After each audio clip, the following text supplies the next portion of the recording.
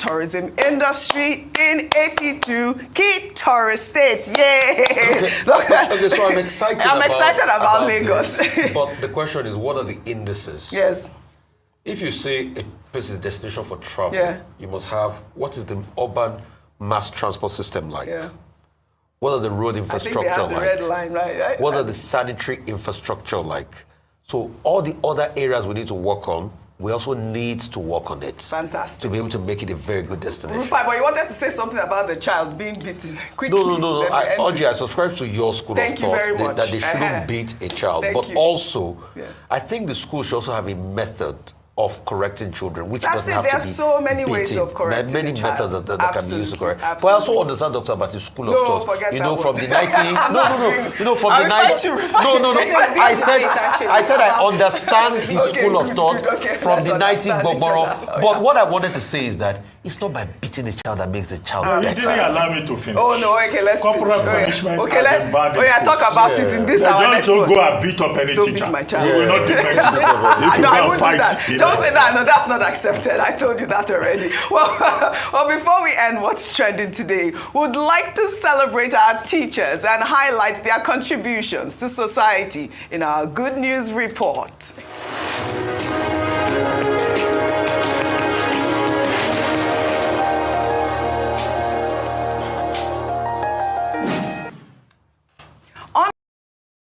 Confessed that they imported the foreign mercenaries who have become bandits. He has confessed.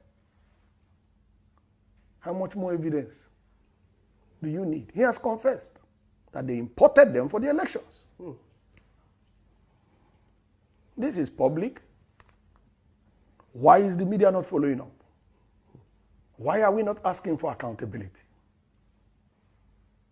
So it seems very clear to me and to so many others. If you're in the public space, you hear people talking and pointing fingers. The ruling party is the direct sponsor of terrorism and insecurity in Nigeria. My name is Martin Onobo. I said it. APC is the direct sponsor of insecurity and terrorism in Nigeria. Ask me for the evidence. What are the facts? Good. I just gave you confession of Kawu Baraje. Okay. That's number one. Number two, Miyetti Allah made a public statement that if you want peace in your state, don't call any meeting. Provide land for Fulanis in your state. Public statement. Miyetti Allah. Miyetti Allah is a collaborator with the ruling party. We had a report that the ruling party funded Miyetti Allah to the tune of 100 billion. I wasn't there when the payment was made, but that's in the public domain. We had an official report that the government of Nigeria was going to establish a radio station in collaboration with Miyetti Allah, where Fufude, the Fulani tribal dialect, will be the language of communication. Now, interestingly, you asked me for facts. We have it on the authority of the Ondo State government that the PRO of Miyetti Allah in Ondo State led the criminal suspect gang that killed Parafa Shoranti's daughter. That is on the authority of the Ondo State government. And they have been arrested. And the leader of the gang is the PRO of Miyetti Allah in Ondo State. We have it on the authority of the Nigerian police that a headsman was arrested with a military rifle in Plateau State. I have the number of the rifle. I can send it to you by SMS. I just need to check my records. I have the rifle number. We have it on the authority of retired Colonel Inyam that the Fulani headsmen repelled in Ogoja were using Nigerian army rifles from the barracks in that vicinity. And that the soldiers came to collect the rifles back. Now, who is the commander-in-chief of the Nigerian Armed Forces? Who should be responsible for the activities of these armed forces? We have it on the authority of General Danjuma. Danjuma has commanded these forces. We have it on the authority of General Danjuma. That the armed forces are conniving with the bandits that are killing citizens. How much more evidence do you want? How much more evidence? We have hard physical evidence. We have testimonies from relevant authorities. How much more evidence do you want to know that the ruling party in Nigeria, the APC, is the sponsor of insecurity and terrorism? How much more evidence? I don't need any more evidence. I am 1000% convinced, and nobody has contrary evidence. The APC, the ruling party in Nigeria, is the direct sponsor of terrorism and insecurity in Nigeria. That is damning. For the fact that the Nigerian government sponsored terrorism has finally been institutionalized under this Buhari's regime. I forgot one point. The trial in Dubai. The trial in Dubai, where some Nigerians were convicted for terrorism financing in Nigeria. The published report said that they were traced to people high up in government. So how much more evidence do we need? All the evidence is out there.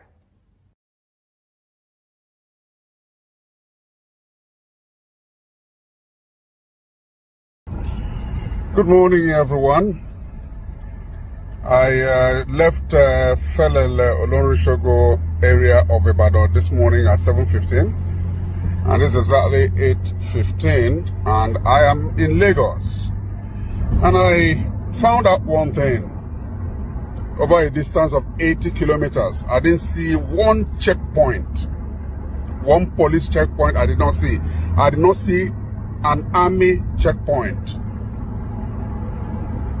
Have you ever applied the Onitsha-Enugu Express Road? Did you ever count the number of police checkpoints or military checkpoints on Enugu-Onitsha Road? I'm still on the road. This is Lagos. Have you ever counted? Why is the Southeast so militarized, so policed, that you cannot go for more than 200 meters without a police checkpoint? I need to ask this question because the delay in journeys and the humiliation people go through needs to be pointed out. I'm saying a distance, same distance from Enugu to Onitsha. Have you passed through Amobi and so on? The boundary between Enugu and Anambra, the number of police checkpoints, collection points, the military. So they humiliate our people so badly that most times everybody in the vehicle is asked to come down and hands up. Tell me now, and I'll believe it. Is this hatred? Is this dislike? This is not good. Let us understand, is the Southeast still part of Nigeria?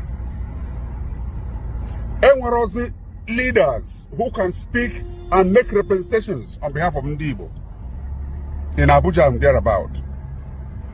Have you seen the state of roads, federal roads? This Lagos Ibadan Express Road is a federal road. So also is Enugu Onitsha Road. Port Harcourt Owerri Road. Have you seen the state? There's no single pothole from Falana in your state to Lagos. No single pothole.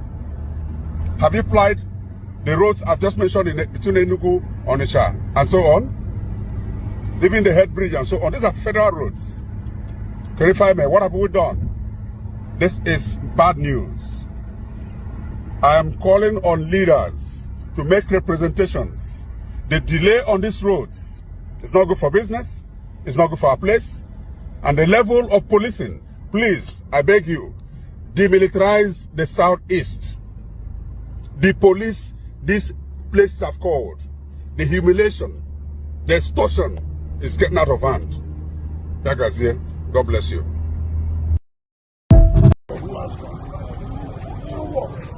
You can't go to a place and seize land and say, we won't allow that. We won't allow that. It's not for lawlessness. If you don't know what to do, then we'll teach you what you can do. What can we do, sir? What can we do, sir? Thank you, sir. We are not land grabbers. We are developers. Developers, what about developers? We have papers, sir. We have submitted this paper to the authority. Verifiable. Hold on. Yes, sir. Approval is there, sir. Yes. You have your cell phone. This is Leader Council. Hold on. Who told you? That's why you make it. Hey, keep quiet. If you are an illiterate, you're an illiterate. Every man in the city belongs in the city. We know. And that was why now went and sold land. This stuff they don't know anything. The Supreme Court said you don't have power. And all they did was to apply to us to please calm them down and give them safe. You don't sit here and to talk. So, do we go back to the area council? Do we go back to the area council and Yes. we're in court, sir. already. Not if you like, go and carry across, and the worst one is go and carry across. Who told you we allow that? We did not harass you, sir. It's a lie, yo. We did not harass them, oh. It's a lie, yo. It is a lie, sir. You know I will listen to you because I'm taking the laws into your hands. We never did. We never did, sir. It's a wrong information, sir. It's a wrong information. Lisa, we don't even know the reason why. Sir, it's okay, sorry. Who told you can talk? If you think that you take something, you are not the only one. You have to be careful. Stupid. Because I came there to talk to you. I don't need to talk to you.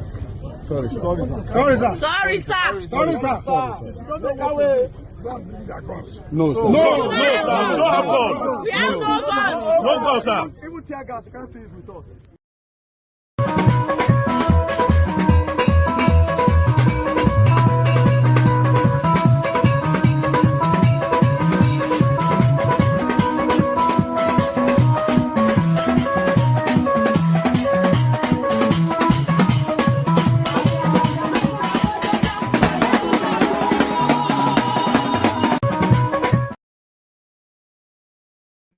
All right.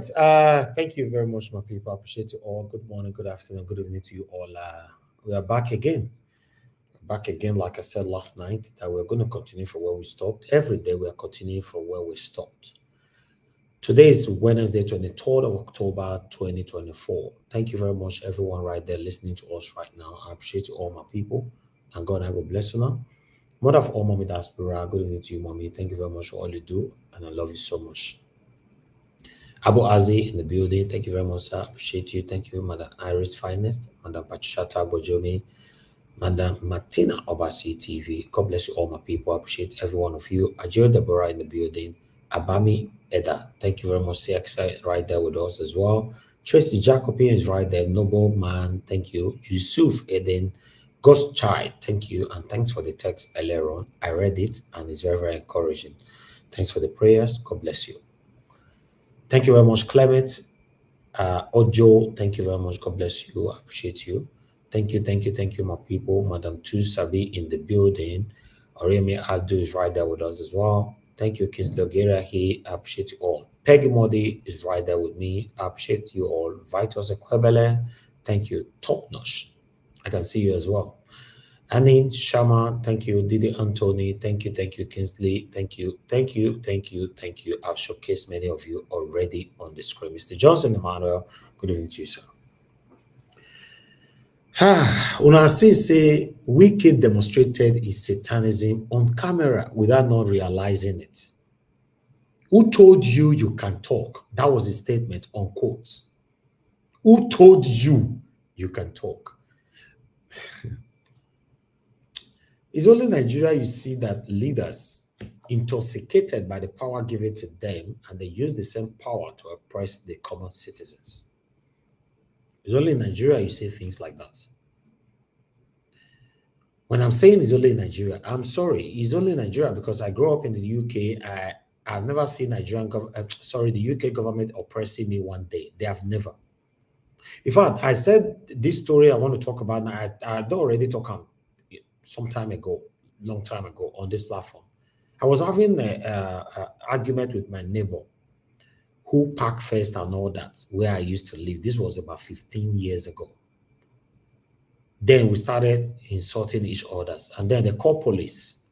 When the police officer, British police officer came in, the man and the lady, they came directly to me, asking me with a jotter, with a pen, asking me what is my name and all that. Then I went ballistic. I called them racist and all that by telling them a white and a black having an argument. You came to me first because you are white. I changed the whole thing for them. The police officer started apologizing. No, please don't take it that way. I'm not a racist. I'm not that. I said, no, but you're not supposed to come to me first, asking for my name and date of birth and all that. And he was apologizing. It's only in Nigeria you see police brutality everywhere. Nigerian police, most of them, not all, intimidate you and intoxicated by their satanic power. And Nigerian government, the same thing. For Wike to be saying, who told you to talk, doesn't mean Wike is better than that person that was talking to. Wike, you're not better than anybody in Nigeria. Now, Tinubu give you relevance. Yes. And the president of the Federal Republic of Nigeria now give you relevance. If not, you're a nobody. Now, see that particular video is currently circulating everywhere as we speak. Now, what will they see with that? What do I know? We bring in here. That's why you see it tomorrow. Nobody can ever accuse Nigeria Wash of misleading anything. Because what we talk about here, both me and my wonderful panelists, we present it first. Then we analyze it. That's all. So you can't blame us. You can't call us out. You can't give us any kind of lawsuits. Or does it mean I don't have freedom of expression anymore? I do, according to the 1999 Constitution as amended. Then coming back to that last part of Ojiokwe, where lecturers are beating up children in the school, I will support Ojiokwe. For me, you know, if you beat my pikin, I don't agree. I don't agree. You can't. No, it's not possible. So you beat my child. No, it's not possible. In the UK, my son did something that I'm not happy about. On the last day in school, before moving to college, the last day, normally the last day in school, there's a celebration that goes out like a send-off. Then they now decided to put him on penalization on that particular day. It means, in case you don't know what that means, it means my son or your child will never have the experience of that last day in primary school. I went there. The good thing about it, I was in the UK. My wife told me, I went there. I told them, tomorrow is the last day in school. And tomorrow, my child will be on time out throughout the whole day. I said, I disagree, and I will never accept that. Although, I want you to penalize my son for his wrongdoings, but not on this particular last day. I gave them reasons and all that. The principal was trying to, insist that no, he's leaving school, he's leaving tomorrow, he needs to be punished, and once he leaves tomorrow, there's no one who can punish him because of what he did and all that, blah, blah, blah. I said, yes, I agree. You can punish him today, but tomorrow is a no for me. And I told them my reason. And they see reasons to my reason. The principal now later called me back, said, okay, Yes, I understand what you're saying. We've decided today, when they finish school at 3 p.m., he's going to be on timeout till 4 p.m. before coming home. I said, that's fine. I'll come to the school to pick him up. But you can't punish him on that last day. You know what that means? Don't ever allow anybody to deny you of your right or intimidate you in the name of punishing you. No teacher, they ever born that teacher. They ever born you. You beat my child. Who sent you? If I want to discipline my child, I'll do it by myself, not you. You don't have any right to do so. And me, I will never discipline any child. I can only discipline my own child. Because I know when I'm disciplining my own child, I'll be very, very cautious about it. So some Nigerian lecturers or teachers, dirty hands. Your filthy, dirty hand, you use that to beat my child. See, now so we take grow that year. No, it's impossible. If you are listening to me right now, in postmodernism, don't let nobody use any kind of cane or koboko. And I know that thing they call koboko, where the Hausa people, they say, they used it on children then, back days. I don't know if they're still using it now. So I disagree with that. For any Nigerian teachers to be raising their filthy hands on any children in Nigeria, report them to their parents and let their parents take actions by themselves. I deliberately waited for that to come in before I'll end the show, end the particular video I made. I appreciate you all, my people. Thank you. God bless you all. What did they happen? Mona buy me coffee. Will I say to press on the dollar sign to buy me coffee these days is becoming a little bit difficult. Will I say what they do for you is becoming a little bit boring, right? You know, they normally say that you don't know what you have until you lose it. Yeah. You don't know what you have until you lose it. Always encourage us. To be honest, encourage us. There are so many things we can do with our platform without not even coming on air anymore. You don't even see my face. There are so many things. In case you're not aware, me doing this, I'm losing. I'm losing money. I'm losing my time, everything. So encourage us to do more for you. Like God's Child, I guess, God's Child left me a wonderful message earlier on. Do your part. Always do your part. Party Solomon, thank you very much for doing your part. God bless you. I'm grateful. Like I said, this is very, very time consuming. I'm in Nigeria now, for example. I know how much I spend on the traffic just to meet up with my my scheduled time to do this broadcast.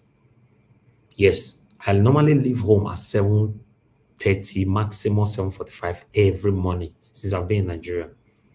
Then I get home sometimes 3:45, 4 p.m. Sometimes I get home at 6 p.m. Sometimes when I say I come on air late, I not query shouts. Either traffic or what will they do? Keep me late. Let's assume I don't have this live broadcast. I don't need to be rushing home. I'll upload video. I can schedule 4, 5, 10 videos from money. I don't need to rush anywhere.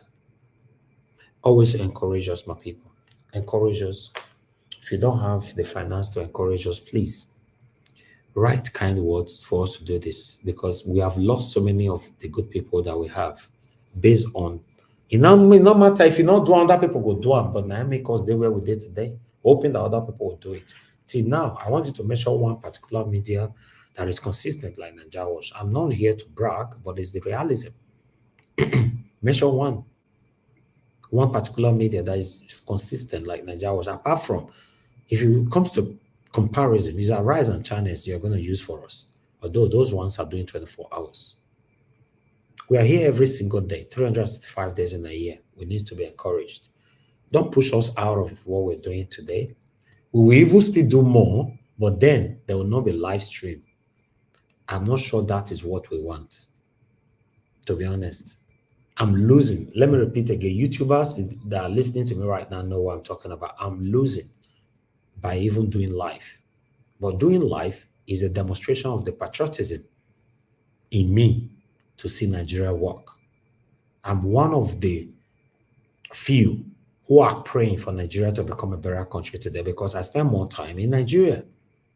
So I don't have any reason to say I don't want Nigeria to work. I want my country to work because I spend more time here.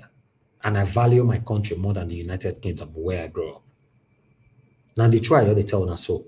I don't talk so many times. Let me repeat it again. I value my country, Nigeria, regardless of the dilapidation, more than the United Great Britain today. So now make me they pray, they work hard, they put in my effort, they doing my own part to see it work. And many of my panelists, callers, joining us on this program every day, many of them want to move back home. Although moving back home is not cheap and it's not easy. God has been faithful for people like us to be able to say, okay, we've established ourselves in Nigeria. Not be today we establish ourselves in Nigeria. We established ourselves in Nigeria. In fact, I particularly established myself in Nigeria more than 15 years ago. Not be today. So living in Nigeria today, that means many years ago, I have been dreaming, I want to move back to my country. I've always loved Nigeria. I will never be part of anybody seeking for separation or destruction of our dear country. Please encourage us to do more for you. When I say this, sometimes people might say, oh, okay, it's a speech of selfishness or for personal gain. There's nothing to do with personal gain here. Everybody needs to be encouraged. Regardless of the amount you have in life, you still need to be encouraged.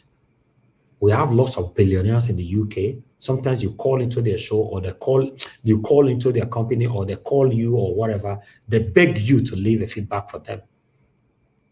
Yes, you know what I'm saying. Even when they have made lots of billions in pounds, they still beg you, please, can you leave us a feedback? I'm going to send you a feedback. Leave us this feedback. Everybody needs to be encouraged. Thank you very much, my people. Good morning, good afternoon, good evening to you all. I appreciate every one of you. Now, God bless you. Now, I want to appreciate you, my brother. Mashallah. Thank you so much for that super chat. I'm grateful. I'm very, very grateful. All this means a lot to me.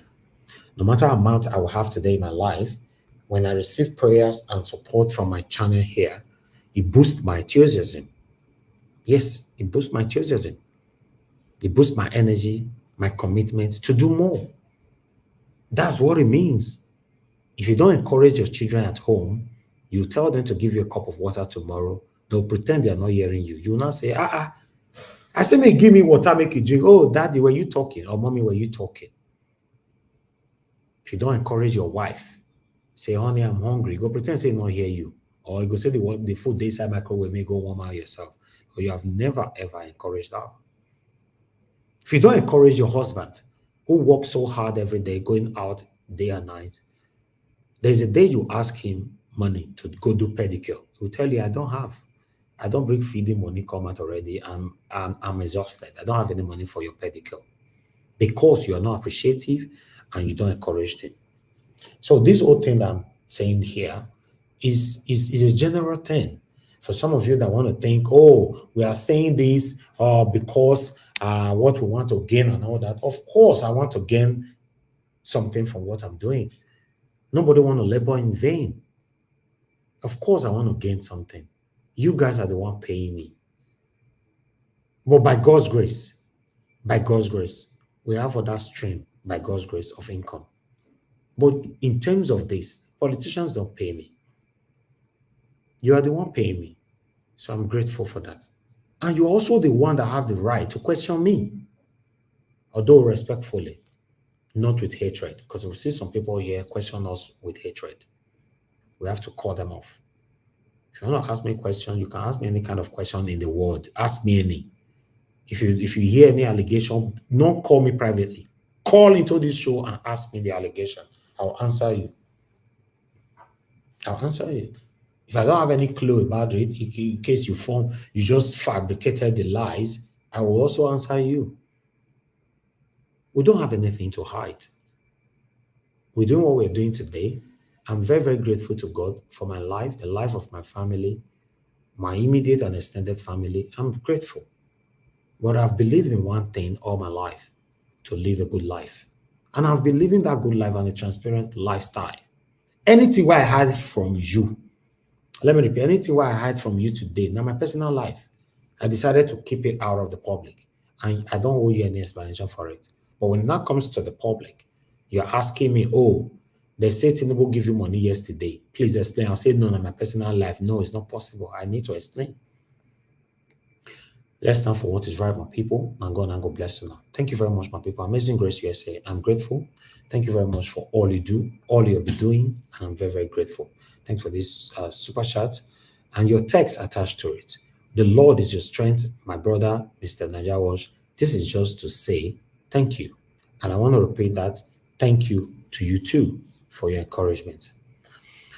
My people, do what you're doing. If you do it right, you get people who support you, get people who pray for you. Yesterday, Madam Amen Bright prayed for me heavily. Many of you pray for me here on the time. I need it. Yes, so I need them. Remember, I say our job is not that so easy. But we just want a better Nigeria. I want Nigeria to be better. That's the only thing that concerns me. Nothing else. I want Nigeria to be better. I want to see Nigeria better in my time. Not be when my time don't pass. My children come to tell me for my grave, say, Daddy, you be fight, but finally Nigeria done better. I want to experience it myself. Yes, Nigeria remains the best country in the world. Some of you might not understand. Some of you will be disputing that right now. So wait till this one they talk. My people, Nigeria remains the best country in the world. Come back home, you get to understand. Now, plantain, I just eat just now. Plantain and better. If I might not call the pepper now. Me not come beside the pepper, some of now way they are abroad. Yes. Just little money like you have the people that will cook for you. You have the people that will look after you. You have the people. Listen, our country remains the best. We're just begging our politicians to do what is right. Our country remains the best. I know some of them will talk now say, I want you to talk. Plantain not there abroad. I know.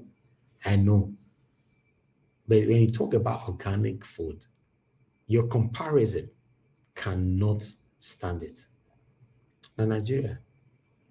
If you see the way I don't lose weight, If you see the way I don't lose weight, because I go gym every day. Now, what I'll post my video of my gym. I'll post maybe I'll do videos. May I post? Wanna see?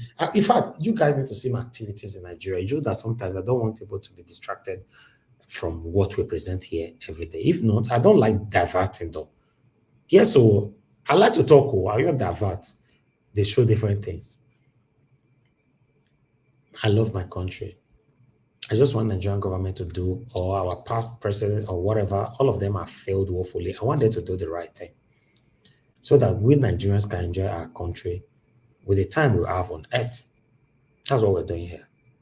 Thank you very much, my people. I appreciate every one of you. Now, God bless you. Now, thank you, Martin Benjamin, my brother. I appreciate you for all you do, for what you always do. My brother Elvis, thank you for your service and your heart, also for blessing so many Nigerian people in this difficult time. God will continue to look over you and your family. A big amen, amen, amen, and amen. When you say blessing Nigerians, do you know that today, God, God they save us. If not, wait till they do sometimes. It reach where person take the poor. Because for me, I know the feature away my eyes. That's just the thing. Today, in fact, I need to put out a poll. Should I start showcasing what I'm doing in Nigeria on video? I need to ask that question on the poll. Because I don't want to be doing this. I don't want people to be distracted. I don't want people to label me to say, oh, this guy is doing this because blah, blah, blah. But with that poll, whenever people accuse me, I'll put the poll on the screen to say, no, not be me. It's people's demand. I'll show you what I do almost every day. When I carry my car come out like this, God, my car was barricaded at VGC yesterday. My car was barricaded.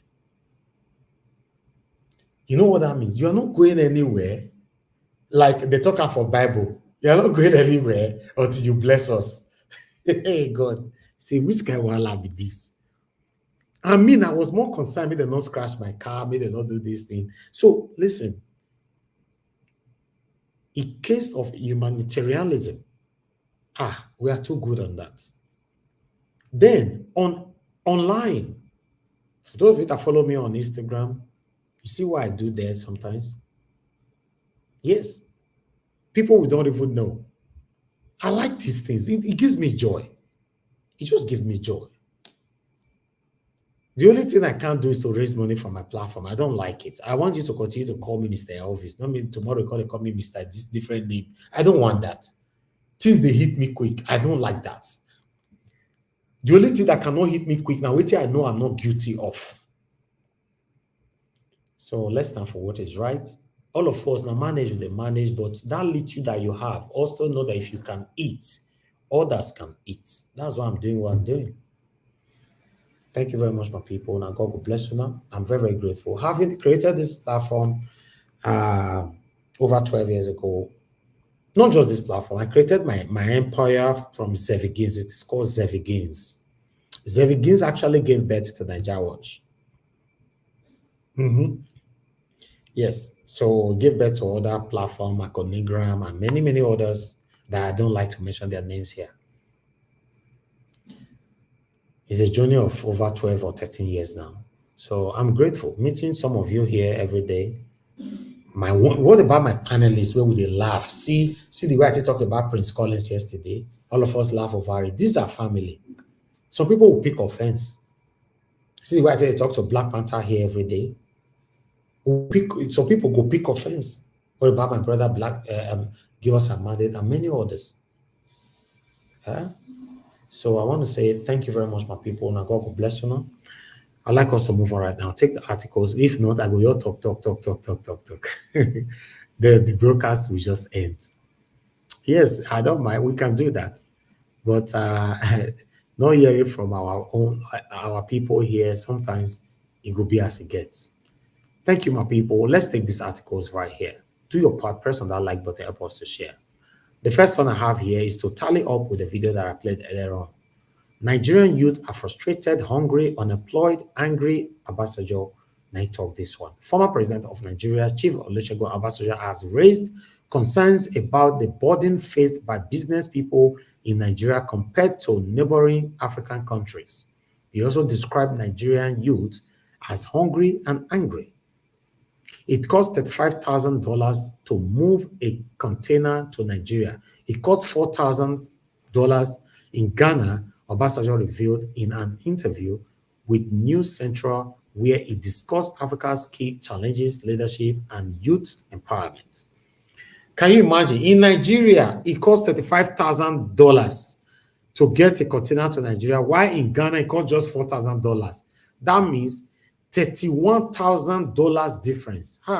We're in big trouble in our country, man. We're in big trouble, big trouble. But I'd like us to quickly move on again to Obasanjo once again. Yes, as you can see here, it's the same interview about different quotation. That one that you see right there, denying Igbo presidency for attempting to break out of Nigeria unfair. Obasanjo revealed more. Ex-President Olusegun Obasanjo has said that it is not fair to blame only the Igbo for attempting to secede from Nigeria. Anyway, what do I know? We'll just take that one out and quickly take about, I think I have one more to go, which I would like to quickly put to your screen. Yes, this one is coming from Channels Television. It means Tinubu sacks 5 ministers, makes 7 fresh nominations. This is beautiful. At least this is one of the things I'll be advocating for. I know that some of us not going to like these kind of things if we want to praise the president for this. For me, it's one of the things I'll be advocating for. Tinubu should sack some of his incompetent ministers, and they have done that. So which you say, make I come on air, say you're not doing well. For me, I'm happy. There's one particular one where they sack, where me who are people. Where they call an Uju, not Uju, they call that one. Say they sack him. Okay. There's a video where people were celebrating that she was sacked. I hope I have that video here because I really want to play that video. Let me see if I'll find that video for you guys. Bear with me. Because the video was with me. It was forwarded to me by one of my admin just a few minutes after I started this broadcast, where people were celebrating that the woman, okay, I have it here, that the woman have been sacked. Uju, whatever. What's her name? Kennedy Uju or whatever. That woman, that talkative woman, Tinubu does sack her finally. Yes, she will be sacked. But meanwhile, let me put it on screen so that we can take it from here. Wait the video again. I be still sending that just now. That's what I'm at the BO, this computer. I not see him. Okay, let me. Hey God, I really want you guys to see this video. Bear with me, guys. I want to put this video on air. Okay, so.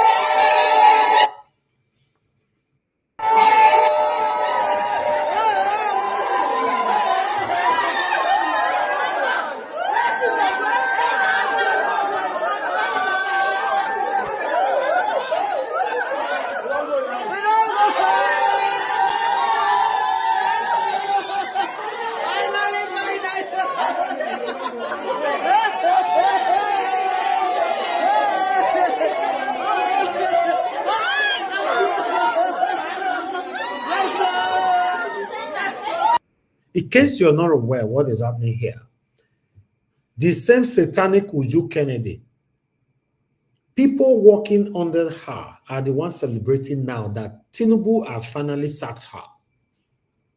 You know that woman is a talkative, she's everywhere, talking like a parrot.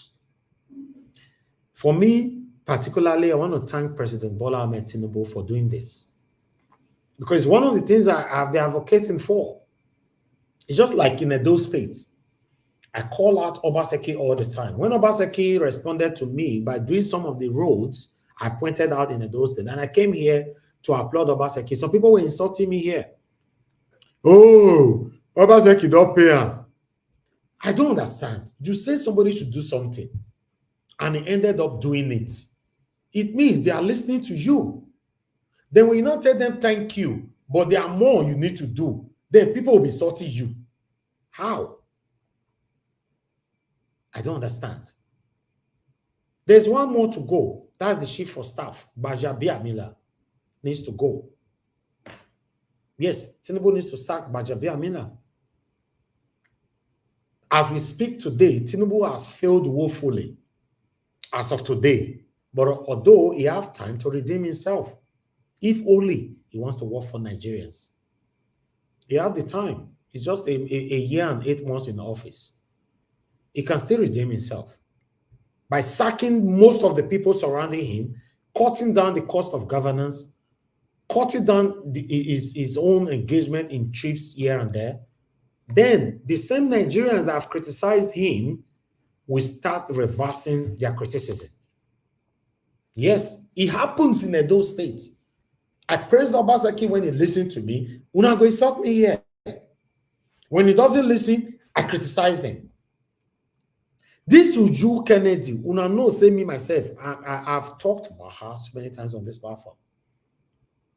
So she has been sacked and many others were sacked as well. I don't really know much about the rest, but Uju Kennedy is more echoed. Her name was everywhere more than the rest, I guess. But we are waiting for Bajabia Miller to be sacked as well. And remember, Tinubu's government promised us that when Tinubu returns back from holiday, Nigeria will change. Remember, we don't see that change in terms of the sacking. In terms of that sacking. Tinubu only just came back about 3-4 days ago, if I'm not mistaken. Then he's already working. And they promised us that when Tinubu returns, we will see the change. Maybe now part of them will see. So let's see how it works. But the Minister of Interior, Olubunmi, still remains the best minister so far amongst all the ministers that Tinubu appointed. He remains the best.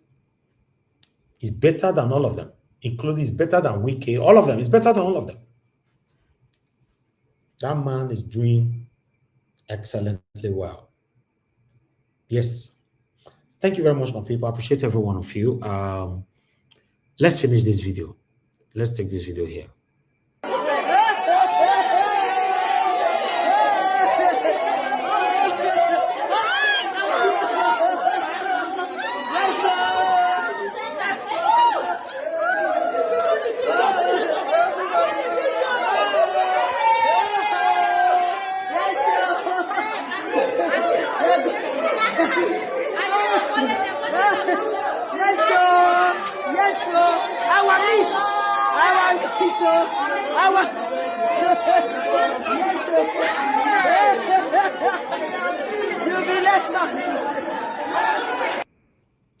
As you can hear, you heard them saying humiliation. Yes, so thank God, though, and many, many more. My question remains, like I normally ask you the same question. What do you want to be remembered for? It's a question to you. Answer that at home. What do you want to be remembered for?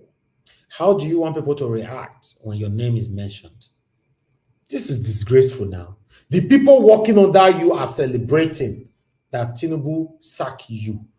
So how do you look at yourself when you look at the mirror? What can you see? And many of you listening to me right now, you are guilty of the same thing. How do you treat your house help, your driver, your cook, your workers? How do you treat them? It's disgraceful for your workers to be celebrated that you lost your job. It's disgraceful. Well, meanwhile, what do I know? Thank you very much, my people. I posted a link for those of you that want to join us. Click on that link. Join us here. Let's talk about the things that you and I. Let's take it from here. Well, meanwhile, I'm going to take some calls because I'm done with my presentation right now. I'll take some calls quickly. For those of you that want to call in now so that we'll take it from here. I appreciate every one of you. I already have my brother Mashallah on the backstage. Thank you very much, my brother, for joining us. I'll come back to you shortly. Let me see if there's any call that's going to come in the next 5 seconds that will take it from here. Yeah, we have the first caller ever on the platform. Madam Origin is with us. Madam Origin, thank you very much, man. Good evening to you. Even before you come in, how are you, Mr. Niger? I'm fine, man. Thank you very much. Good evening to you. Talk to us. Yeah, because you go to your site, we wait for you to come back. Mama Diaspora, we greet you, my God bless you. Thank you for all you do. Thank you for this platform. Thank you for this candlelight. From the sample, you're saying privileged, but still concerned about the well-being of the marginalized, the rest of the Nigerians. It's very pathetic. I know that a few. Where are our able panelists? Where are they? We have panelists that come or make we street matter day ground. It's a hard job. I know I have had hard jobs. Talking about Nigeria matter and all that is going on is very hard. It takes a toll on you. It looked like now I understand, Jonah, why he preferred the whale. He preferred to be swallowed up in the whale than to deal with a matter that he thought, I think why he ran away is that it's like this. There's no solution. Why are you sending me there? So every day we come here because the situation and the people in Nigeria, unbeknown to them, they don't understand. They don't know what's going on. A lot of them, you see how they were worshiping Emperor Wike, Teacher Wike, God Wike. You see how they were saying, please, these are people, you won't know how much they have invested. Part of the people under the bridge are the people in that Abuja, Wike is trying to, maybe you send them into wherever. People, he destroyed their homes. I know of one, a widow, 5 children or 4 children, is homeless in Abuja because Wike destroyed the home the husband built. Emperor Wike.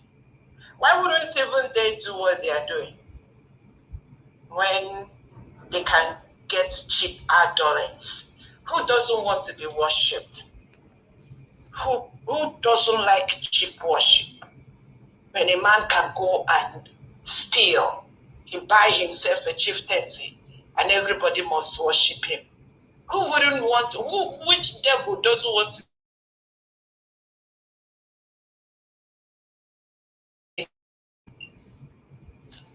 And you sent a clip the man that announced. Mr. Naija Watch, please, with everything you are doing, please. It's established, there is documentation, it's all over. You know, one thing I like about internet is an open market. You can go and shop as much as my basket don't full. The Nigeria government is a direct sponsor of terrorism and insecurity. The Nigeria government is a direct sponsor. So, my dear people, those that are kind in Nigeria, who is going to lead us to ICC to make our complaint?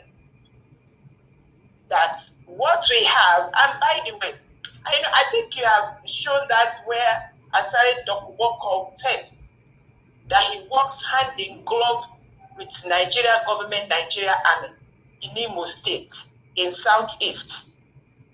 And my question is, because now everybody, please talk for your own. Talk. You heard what's that actor said?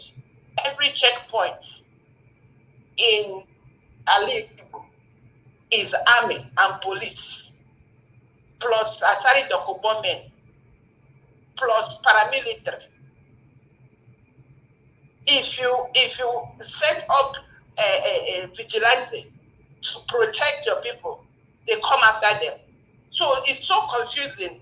Then when they finish, they now say, IPOP that is sleeping, they go and wake IPOP up, say, they don't buy people. It is all now people that are trying to protect themselves. Nobody understands the pain. And I don't want anybody here. Please talk for your own. Talk if you're having it easy in Nigeria. Please stop judging Igbos. When they got Biafra now, they come and want to eat Igbos up. Igbos complain that we are the most traveled. There is no international airport. They say shut up. We say there is no airline. They say shut up. We say there is nothing. And we say our leaders are worse. They don't give us, if we vote, they will not give us the person we want. And they give us the ones that are going to, keep unknown gunmen. The ones that are going to keep whatever and work hand in glove. The only thing they can offer us is IDP camp. The only thing they can offer us is unknown gunmen. So, number two, I want to address Ayo. Ayo said, it looked like, he said we are not draconian society, or it look like we are. Ayo, please, you are worse than draconian. I have never seen a place where the government itself is the one that had terrorists as part of its government. I have never seen a country where the government is the one that, even in animal kingdom, they protect their young. All right, thank you. Nigeria system does not protect its young. Thank you. It does not protect the weak. So, please, I don't know what to say about that draconian society. I think it's worse than a jungle. Let us find solution. God bless you, Mr. Naija Watch. God bless you. I think I've ranted enough. Let another person take. Thank you. Thank you very much, Madam Origin. I appreciate you always. Thank you. Okay. Let's take it from here. We have another person trying to call in. Please quickly do that. I'm not returning any call right now. It's too early for that. If you are hearing me or you know that the line is free now, you can quickly call in. Then we'll take it from here. Okay, I'm moving straight to the panel. Yes, my people, I appreciate every one of you. Now, God bless you now. Somebody actually left a message. My brother, Shola David, he said, Naija Watch, my brother, don't always be carrying away carried away or carrying away with everything little things Tinubu sack 5 and replace with 7 others. I'm not carried away, to be honest. I'm not. I'm just saying things how it is. Tinubu sacked some people, and I like that. But unfortunately, he sacked 5, according to what you are saying. They have not confirmed that, and they replaced them with 7. I just want to say it how it is. You remember saying I'm talking about that they say electricity in Lagos is the best right now. I talk I never read 48 hours, there's this light for my head, they not bring am again. I can't cry for you telling us say, my people, light not day again. I be told say day, not day. So that's it. You understand? So for me, I'm not carried away. I just want to say it how it is. That's what I'm doing. Thank you, sir. Meanwhile, let's move on with our panel list. Mr. Mashallah, thank you very much, sir. Rosie Yosh, I appreciate you. Thank you for the super chat earlier on. Shizoba Shukwa Emeka, thank you very much for the super chat as well. And your text. Your text, standing firm for a cause takes courage. But remember that every step you take, no matter how small, brings you closer to creating the change you believe in. That is true, Shizoba. Thank you so much for bringing that in. And God bless you. I appreciate that text. Thank you very much once again, Rosie Ayosh. And God bless you, my people, for your continuous encouragement. But meanwhile, Oga Mashallah, talk to us, sir. Good evening. Good evening. Yes, sir. Thank you, I greet my fellow panelists, and I greet Mommy Diaspora, and I greet our able one woman that keeps calling and calling and calling. I will never stop calling. Thank you for always calling, because you're always number one to start the program by saying your words. And every evening, I'm always looking forward for you to call. So any day you don't call, we will find your number, find you.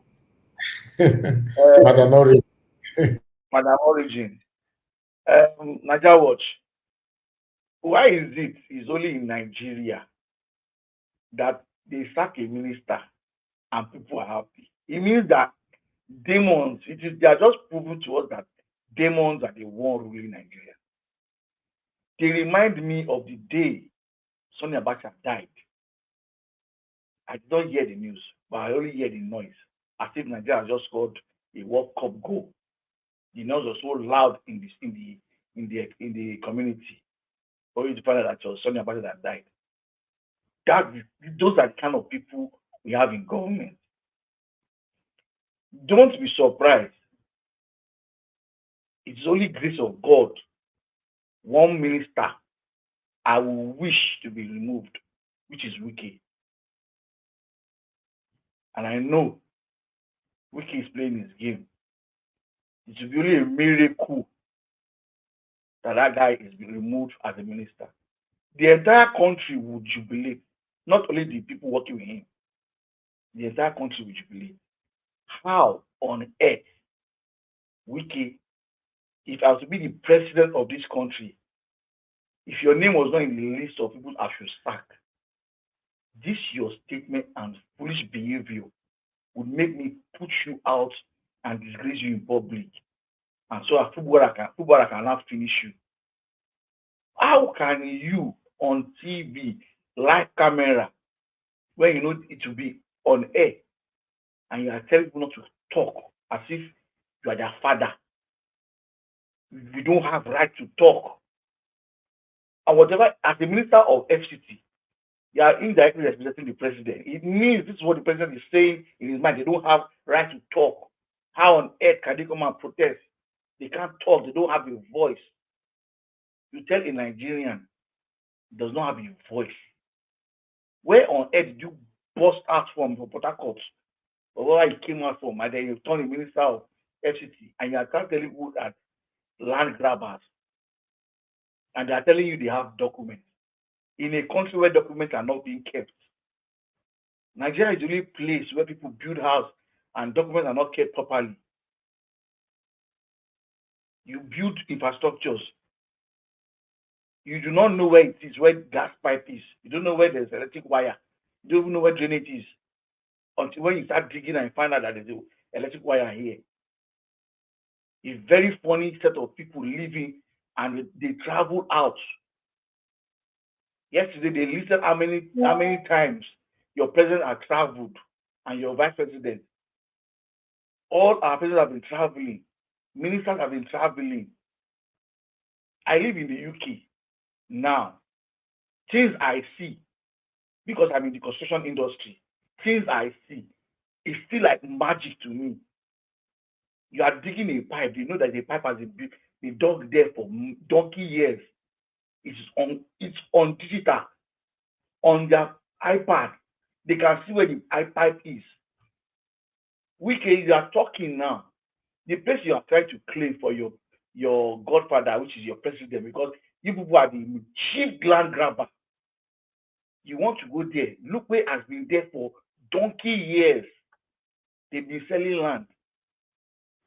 The council has been selling land, giving people land allocation. You come from nowhere now. You are interested in collecting land because that's what people are all about, land. Because your chief executive president is the chief land grabber in Lagos State. There are evidence showing that he has taken so many lands from Lagos State that they can't talk about again, and it's gone. People are playing the same card in FCT to buy for yourself because all the land in the city center has taken. You can't chance them. You want to build estates. People have suffered. Who goes to Lupe? Who on earth? The people in government that have money, who goes to Lupe to go and buy? These are still, majority of people living in Lupe are civil servants that you are refused. You have still refused to pay them the 70,000 minimum wage. You are telling them the money to get land in there. You want to now tell them the land is not, document is not right. They can't even speak.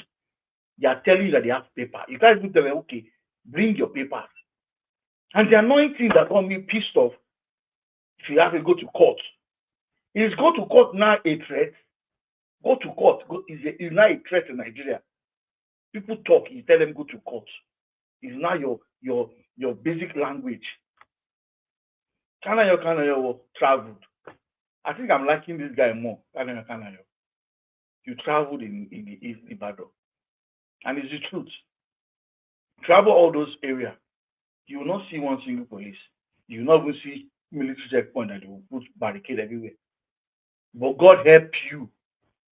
You are going to the east. You pass through Ore, pass through Shagamu.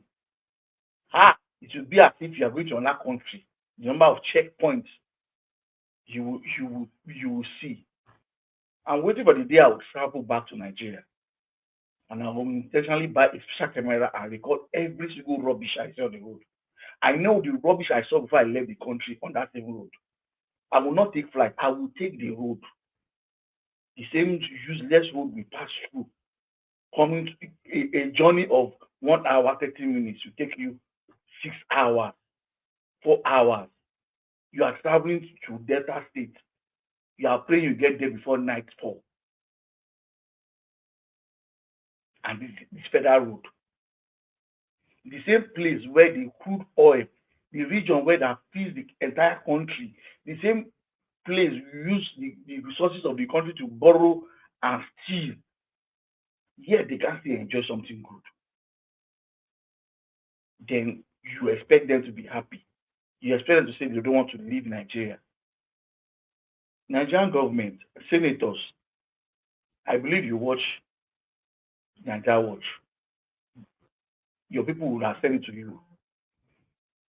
Pick your conscience if it is fair. There used to be a Ministry of Road Infrastructure or so. Where is it? Is it NEMA? I've forgotten the name of the institution. They used to fix road. Which Obasanjo told them that okay, no more toll gates. They opened that ministry. They will be maintaining the road maintenance. Till today, where is that ministry? It is dead. It is dead. Minister of Works, you will say you have not passed those roads because people are flying. Kanayo is in the road. Maybe it's because he has looked at it doesn't make any sense spending 200,000 or 150,000 to fly inside Nigeria. He's using the road. That's how the economy is now biting people. It is wickedness. It is wickedness. I was talking to somebody today that's working in the ministry of, I think one of the ministry in Nigeria, civil servant. Say they have not paid them. They are still paying them 30,000 as minimum wage, 30,000 minimum wage.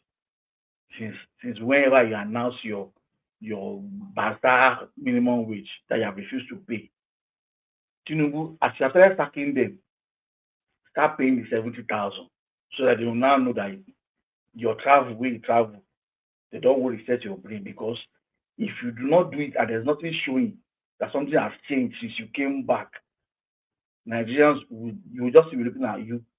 But I'm only waiting for the day, the pipeline that is at a very breaking point now. The day go bust. Ministers, senators, be ready for Nigeria, because everybody is angry and hungry. Thank you, Nigeria Watch. Let me stop at this point. Thank you.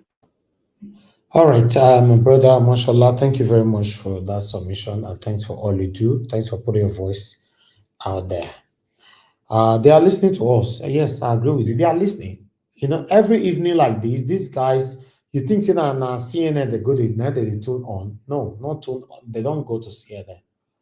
Except there's a world breaking news. These guys are listening to you, no matter how big they are. They are listening to you from their living room. They are picking the put on. They'll say, let me listen to what the people are saying. They go put on, though they listen. The president is listening. The ministers, the governors, the commissioners, the senators, the reps, they are listening to you. Yes. Not just from this platform. They are listening to Nigerians. That's what I'm trying to say. They are listening. Thank you, my people. Thank you very much, mashallah, once again. God bless you. Mama Esho, thank you very much, ma, for joining us this evening. Good evening to you. Please, I'd like you to talk to us.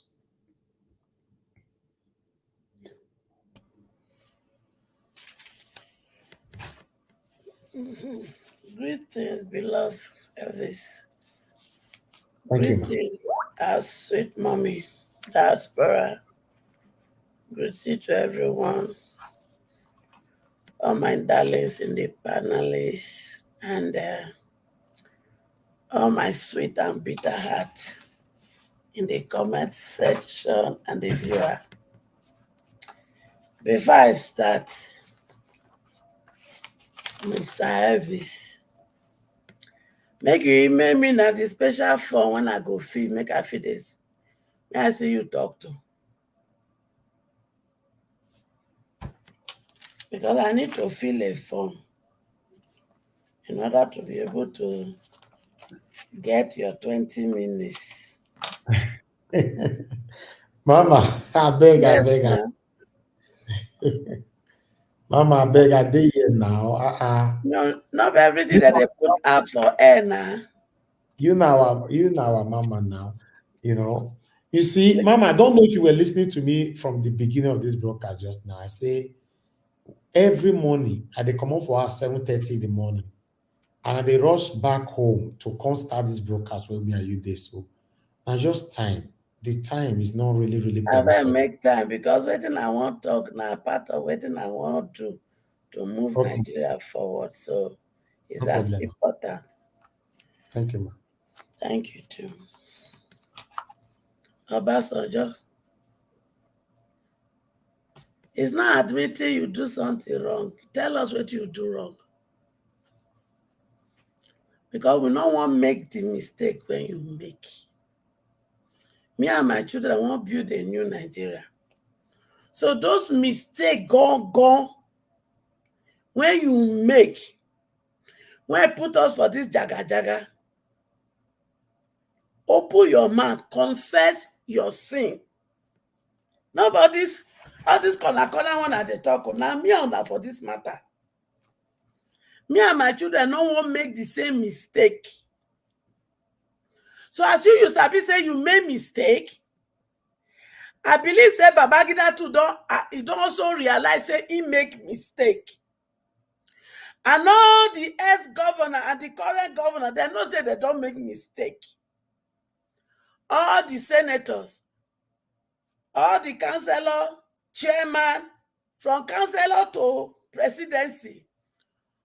All of una when don't serve, when I don't come on, and those when they enter from governor to senator, una go confess.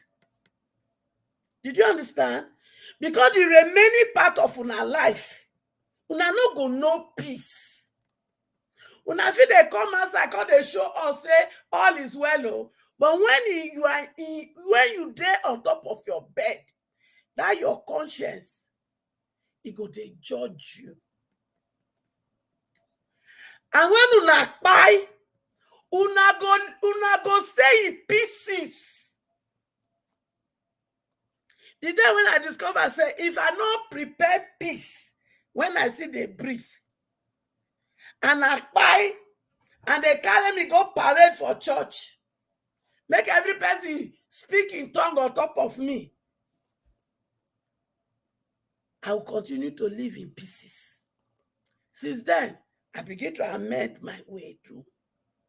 So any person, so since then when they bring a message, a person buy, I not sabi they tell say may you so rest in peace. Because I not sabi whether he work for the peace when he they breathe. And this is to all of us that are still breathing. If you know that you want to rest in peace, the day you breathe your last breath on here, begin to amend your way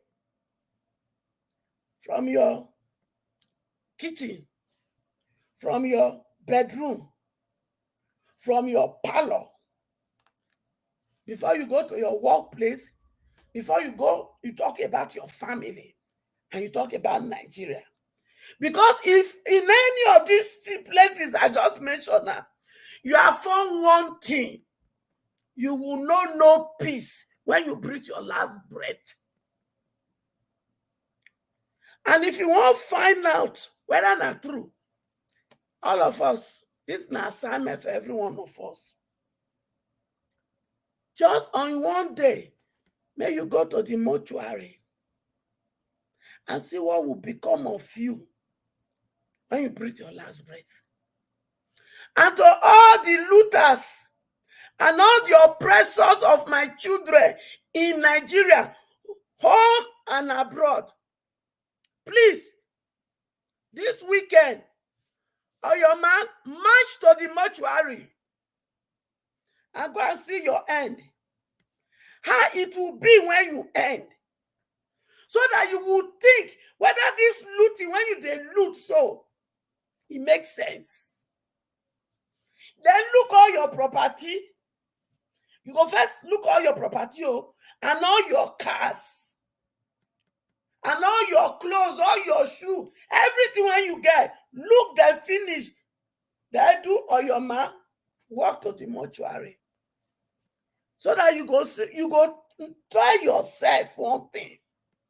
Because those people, when you go see for mortuary, a lot of them get the same thing when you get so. But they go mortuary with nothing. And the final place, na bury ground. Make una go there.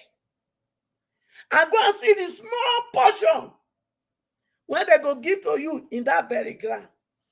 And look at all your houses, all your cars, all your shoes, everything when you acquire. Look them all. And see how many go follow you enter that grave. Because in these two places, if you can go, maybe it go reset your brain. And all the things you want to loot, you go return. And to the children of the looters, by the time me and my children go use our cane on una papa, una mama, una when be their children, you will not be left out. Una when be their wife, you will not be left out. Una when be relative too, una not go they left out. Because some of una, na they make them they loot. Na go tell they say it is your turn. So, like I tell you, you people will not be left out. And to all the people who collect road contract, Wanna do nonsense.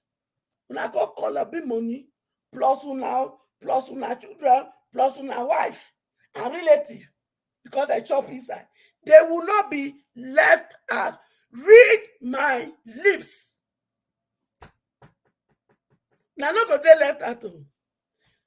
Because when my children small, una teach them one song, and they come home, they come begin to disturb their parents.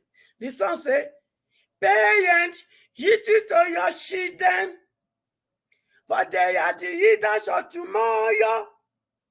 Try to pay our school fees and give us the best education. The children, they use and disturb their papa. They use and disturb their mama until they look for money, pay school fees. They can't give them the best education. Now children don't get the best education finish. The leadership, una they deny. Senior boyfriend. You know, say you teach my children mad too. And not free call you president. Now make they call you senior boyfriend. Thief Tinubu. Yes. I just they hike you up. Because me are the vets for you. You thief my children mandate. And because some of my children see them move follow you. Now I just give you name when sweet. Senior boyfriend. Thief Tinubu. You remember 5 ministers. You put 7. Where you want see money to pay the 2 when you put? We say make you cut down the cost of government. You can increase them with 2. Because you must compensate those people. These ones, you don't compensate them finish. Because this one when you even remove. The 1 year and 7 months I'll be waiting. They don't do their own looting. Unfortunately, they don't know say they go come out, therefore loot more. So you don't settle this category. But we go probe them more. Then this 7 when they come, where they be did, which ministry be the 2 you when you want create? Later, you be Jagaban. You be smooth operator. But yeah, I don't know how many that me to know born for you. Me, I inherited my own from age 60 to the one when they never born. When him mama and papa go do kurukere this now, they go get in belly. My children plenty for you. Shebi you be papa of Nigeria according to those when they call you papa of Nigeria.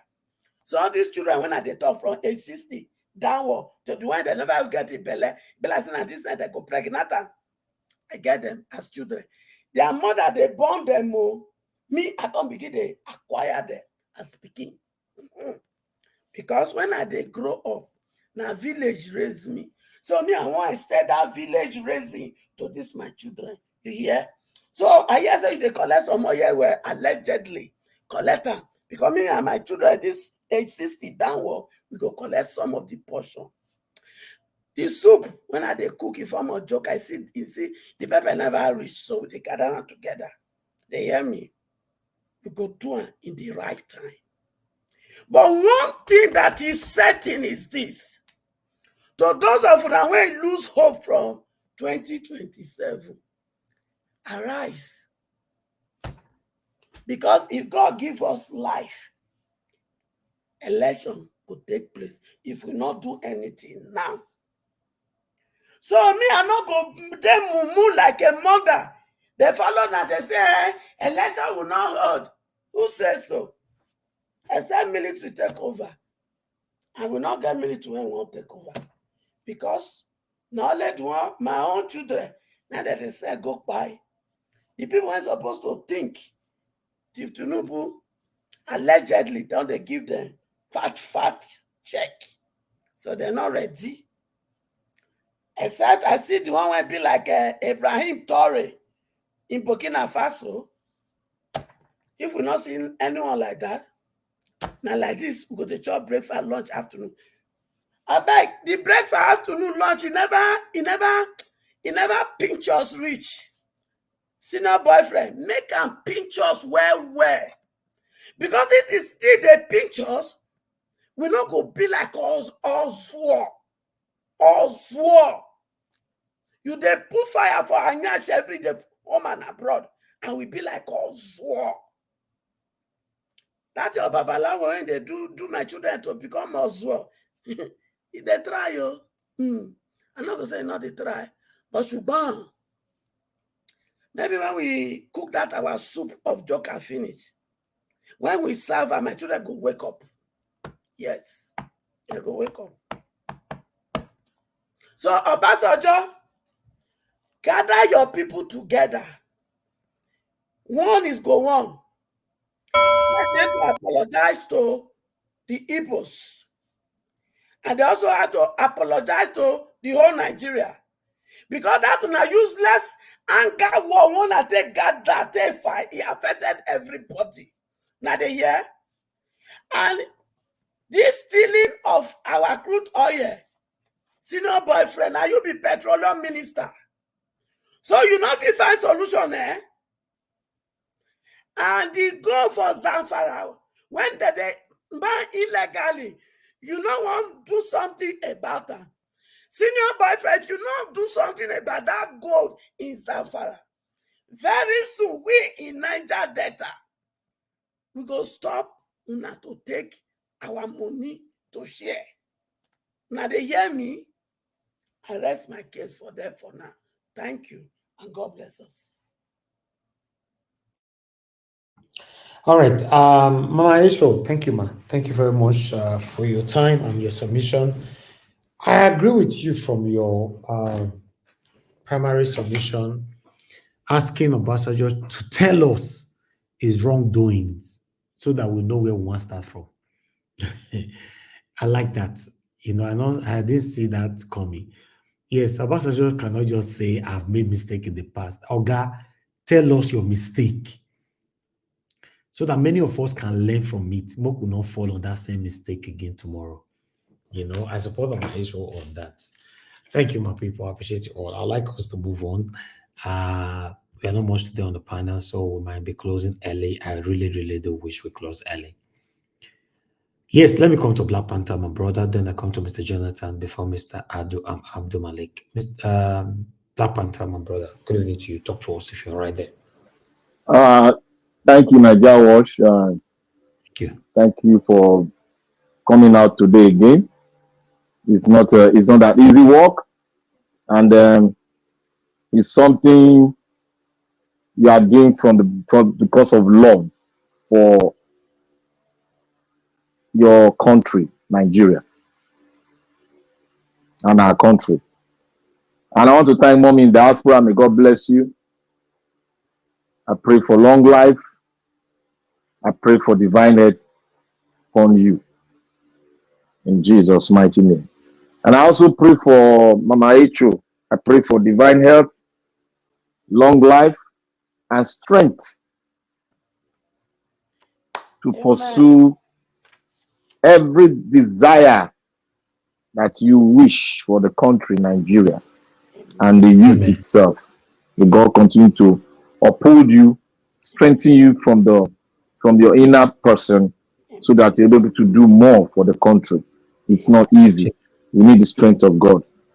I want to thank every one of us that have been coming out here. It's not easy, but we don't have a choice. We don't have a choice. Even when we are sometimes say, oh, I'm tired. You are not tired. You are just trying to make yourself tired because you don't have any other place but your country. That is the place we were born. Some of us were born outside, some were born inside. But your parents came from there. That is your source. Without that source, you will not be existing. So your existence came from this country called Nigeria. I want to thank everybody out there. Madam Rita, I saw your Madam Rita, you didn't press the laugh. But suffer, not find trouble too much. I want to thank everybody listening. For those of you listening, please, it's a time for us to keep the awareness high I want to start from, you know, I said I'm not going to talk on Wiki, you know, but when I'm going to talk, and that day the thing I will say, many people will say, oh, this man, you know, they forgive. You too hard. That is how I'm waiting for the day we start crying. The day he will be off from office, he will start crying because VK can no longer contest for presidency anymore. In the way he's going, he's just trying to portray his wickedness. But I am waiting because I have a message for him on that day when he will be crying for mercy. I'm going to be among the musketeers that will tell him, there's no mercy for you. You have to meet your creator to ask for mercy from him.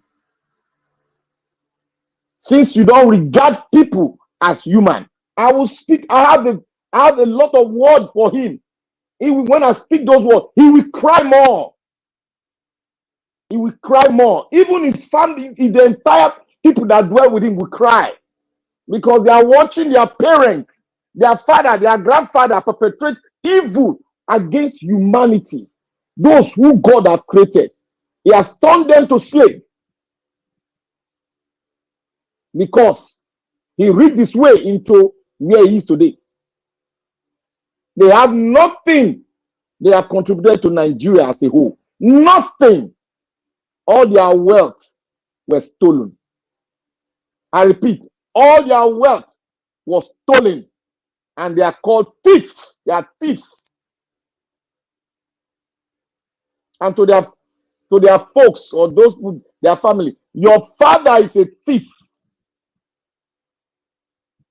And if you want us to explain that, let him, until he gets out of the office, we'll talk on that. Because I'm not going to talk too much.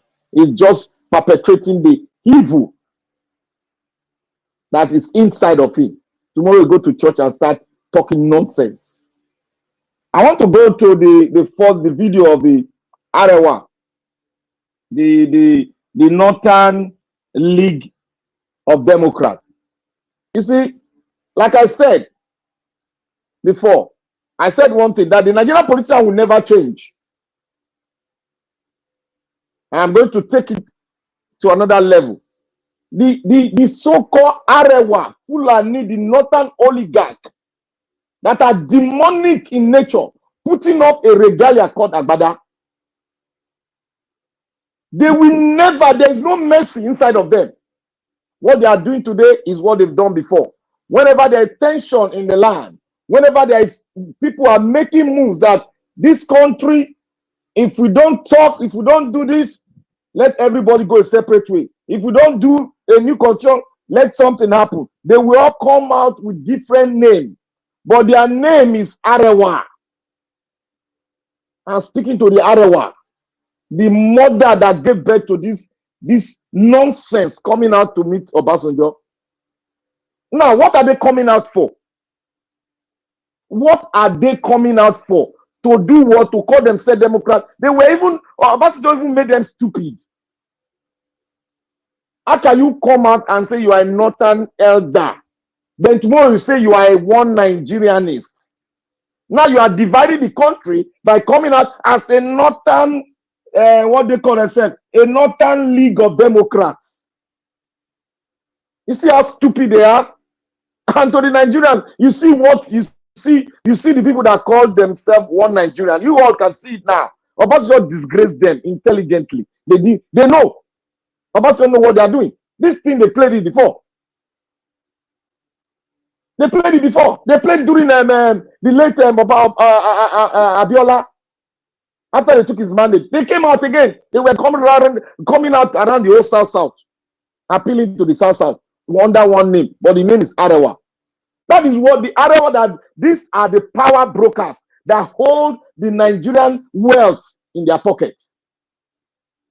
What the South are just doing is just they initiated all the Southern leaders into this Glancoya and very evil demonic platform they are doing.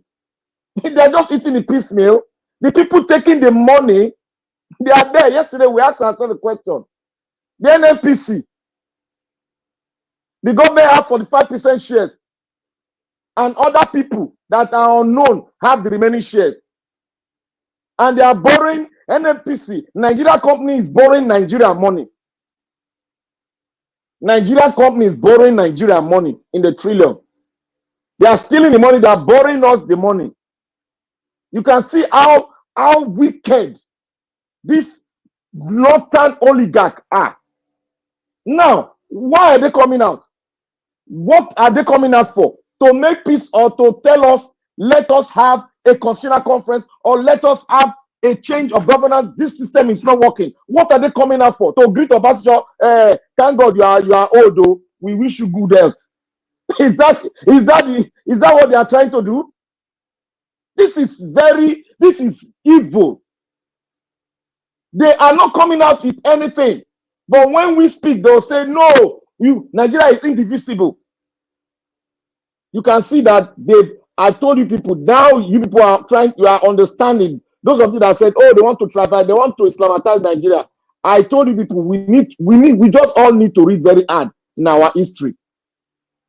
The people you are seeing, the Fulanis, they have no origin in the Nigerian space. That is why they throw out your history. They have no source in the Nigerian space. They have no source. Every one of us here, we came from one place. We can trace our land back, but they have no source. That is why they have no power to do anything about Islamatize. All what they are after, like I told you all before, is your resources. That is where they are after. If you look at all of them, you trace them, you will see that many of them are not Nigerians. Their fathers were not Nigerians. The borders are open.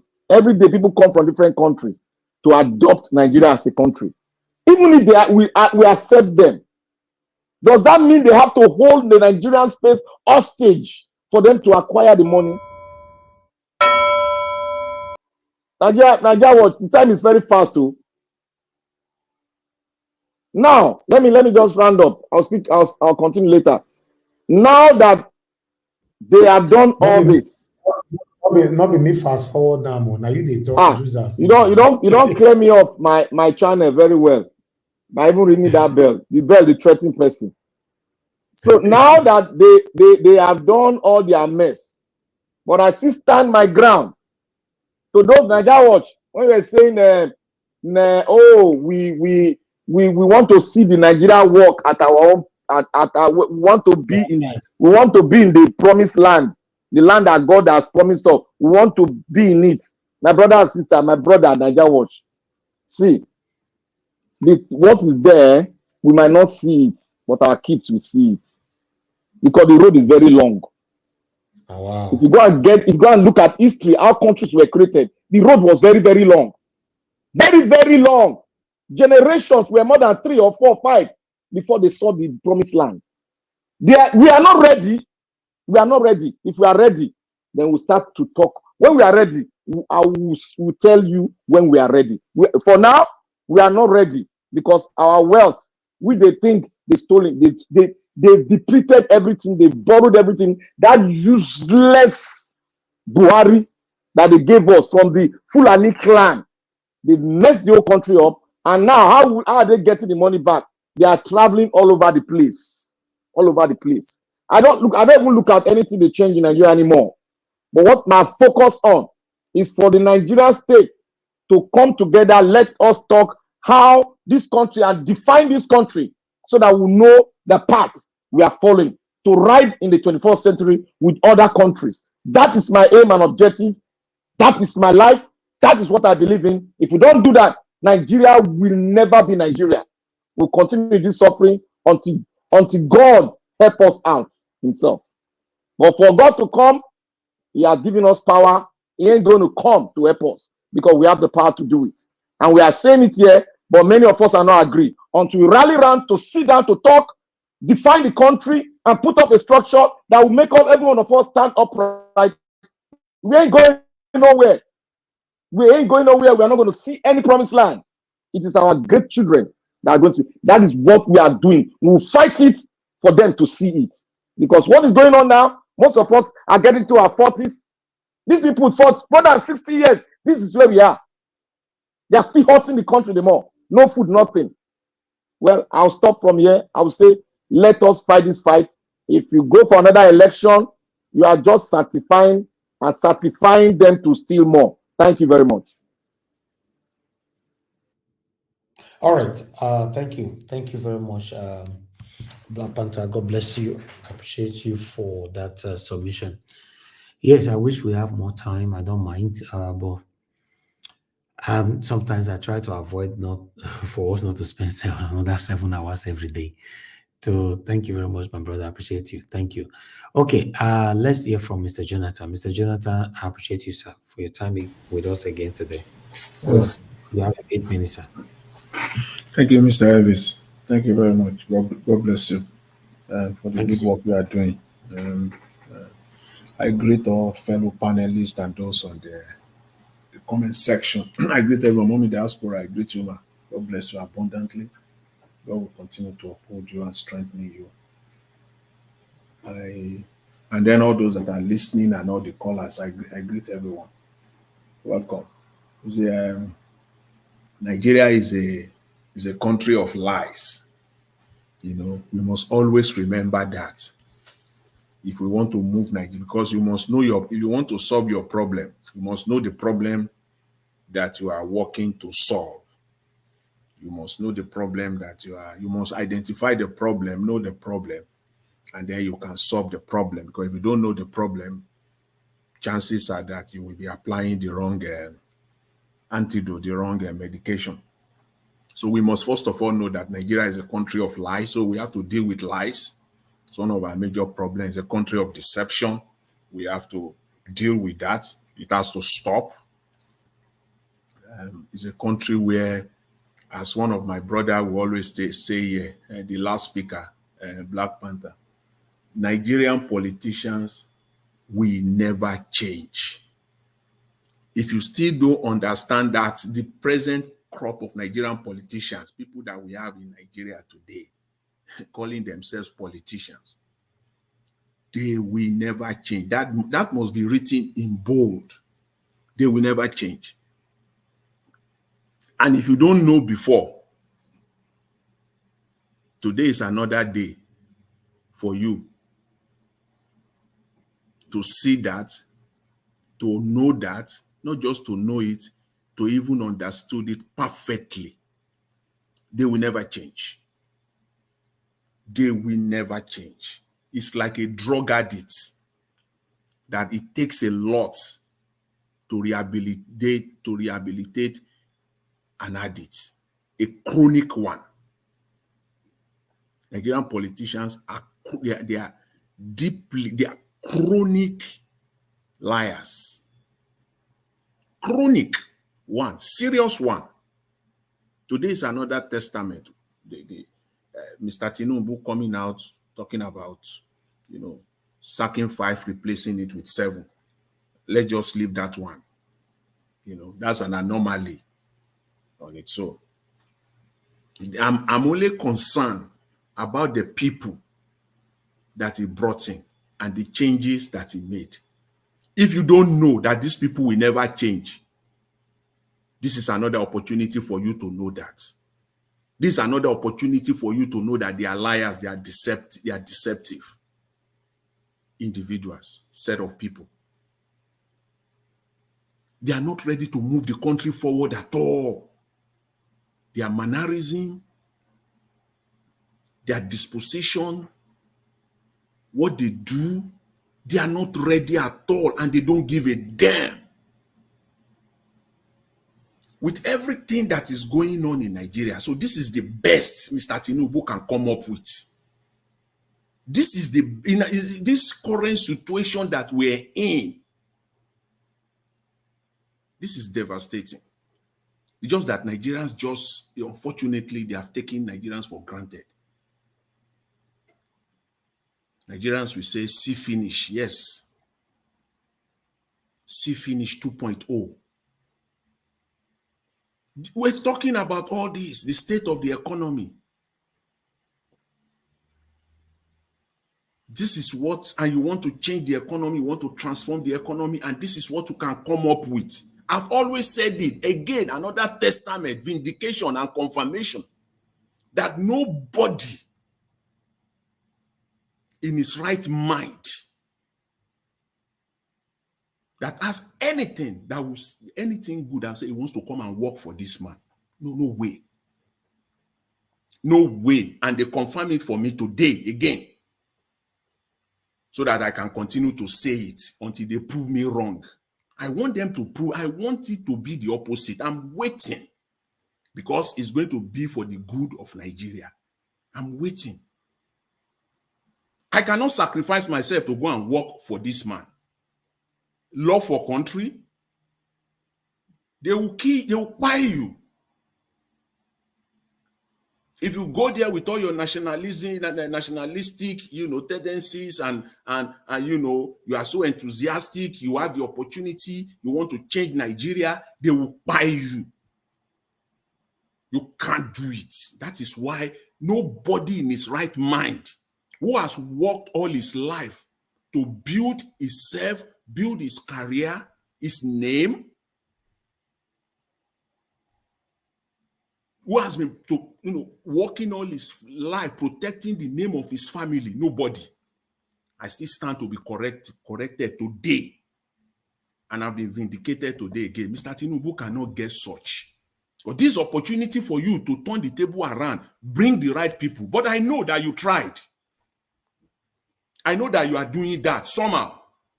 But you can't with all your money, with all your contact and everything that you have. Nobody in planet Earth that we are standing on, all of us right now, nobody who is not an opportunist, who is not looking for opportunity to come and loot, who has a name to protect.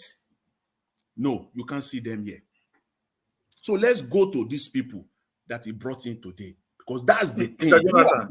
Yes?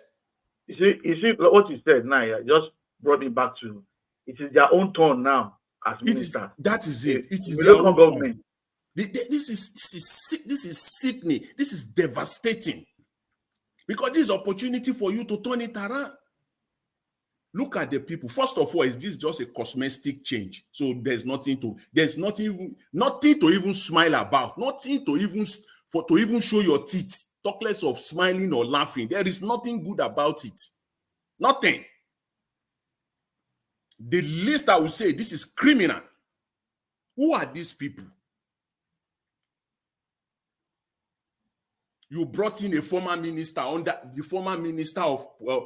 police affairs under Buhari, who has served Nigeria from 2019. You just left last year. You brought him in again as a minister. So there is nobody in Nigeria to work except this man.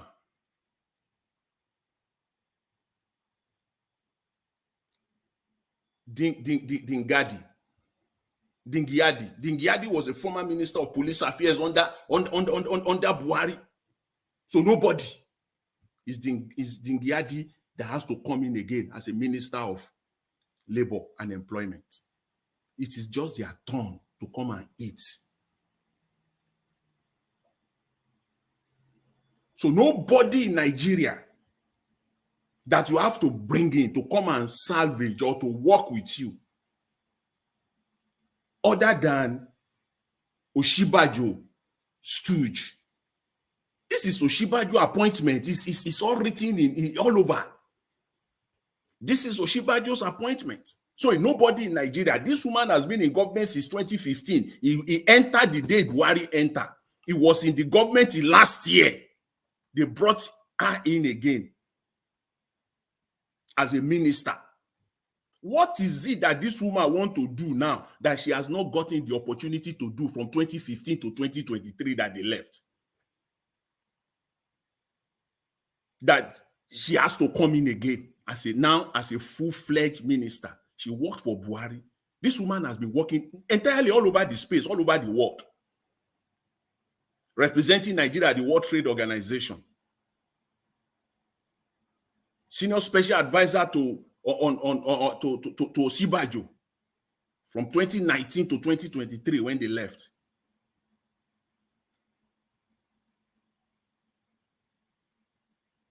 We're in deep trouble in that country. A serious one. Those are the new faces. What we call new faces. That in the real sense of it, they are not really new faces. This is just a makeup change. This is just a cosmetic change. We're in serious trouble in Nigeria, unfortunately. Mr. Tinubu has not started. He's not ready to save Nigeria. He's clueless, directionless, no plan. Because this is a fantastic opportunity for you, a brilliant one for you, to turn things around. But you can't do it. It's a testament that you can't do it. Nigerian politicians will never change. They just can never change. Thank you very much, Mr. Elvis. I'll leave it there. All right. Mr. Jonathan, thank you very much. I appreciate you. Thanks for that submission. I can see you are not very happy. You've demonstrated this over and over again on this platform. I'm not sure there's any Nigerian, concerns Nigerian, both home and in diaspora, that is happy right now with the state of our nation. We kept waiting, this will do it, the other will do it. Then they spend 8 years and leave, and nothing is being done, and Nigeria get worse. And the sad part of it is that when you now add that 8 years to your age, you see how old you are. A lot of us have been waiting maybe when we're 10. Today, many of us are 30, 40, 50, 60, 70, and nothing is yet being done. My people, is very, very sad. I want a better Nigeria. That's why I'm doing what I'm doing today. But it's not working. To be honest, it's not working based on our leaders. It's not working based on the people, the citizens. Like I've said so many times on this platform, that the problem we have in Nigeria is just not the politicians or the leaders. The people, the citizens are also the problem that we are facing today. What do I know? Let's continue to put our voices out there, do our part to see how Nigeria can be better in our time. That's why I'm here every day. Like I said before, it's not that it's convenient for me to do this every day. It's not that it's convenient for Mr. Jonathan to be here every day. It's not that it's convenient for Black Panther to be here every day, or many other panelists that is here every day with us. We just want to see how Nigeria can be better, because most of the countries that we all are residing today, people fought for it. That's why you can reside there. That's why we're doing what we're doing. Hopefully, fingers crossed, we're going to see a better Nigeria in our time. Even though my brother Black Panther submission earlier on said it will be difficult for us to experience that better Nigeria in our time. Probably our children might experience it. I will disagree with that, because I will keep faith, keep my fingers crossed that better Nigeria will come in our time. To be honest, I want to experience it. I like Nigeria more than Europe. I like Nigeria more than abroad.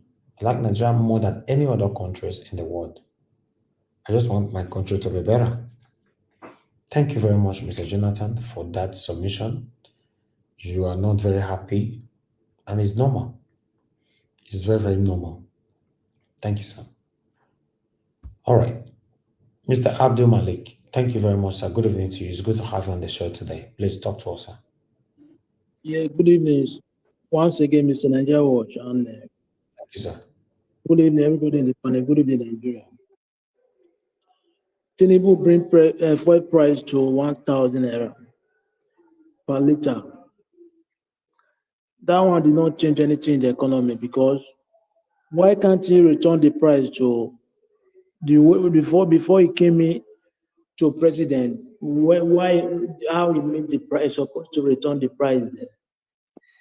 You understand? Because there is no country now in the world that produce fuel is cost like Nigeria. It's not possible.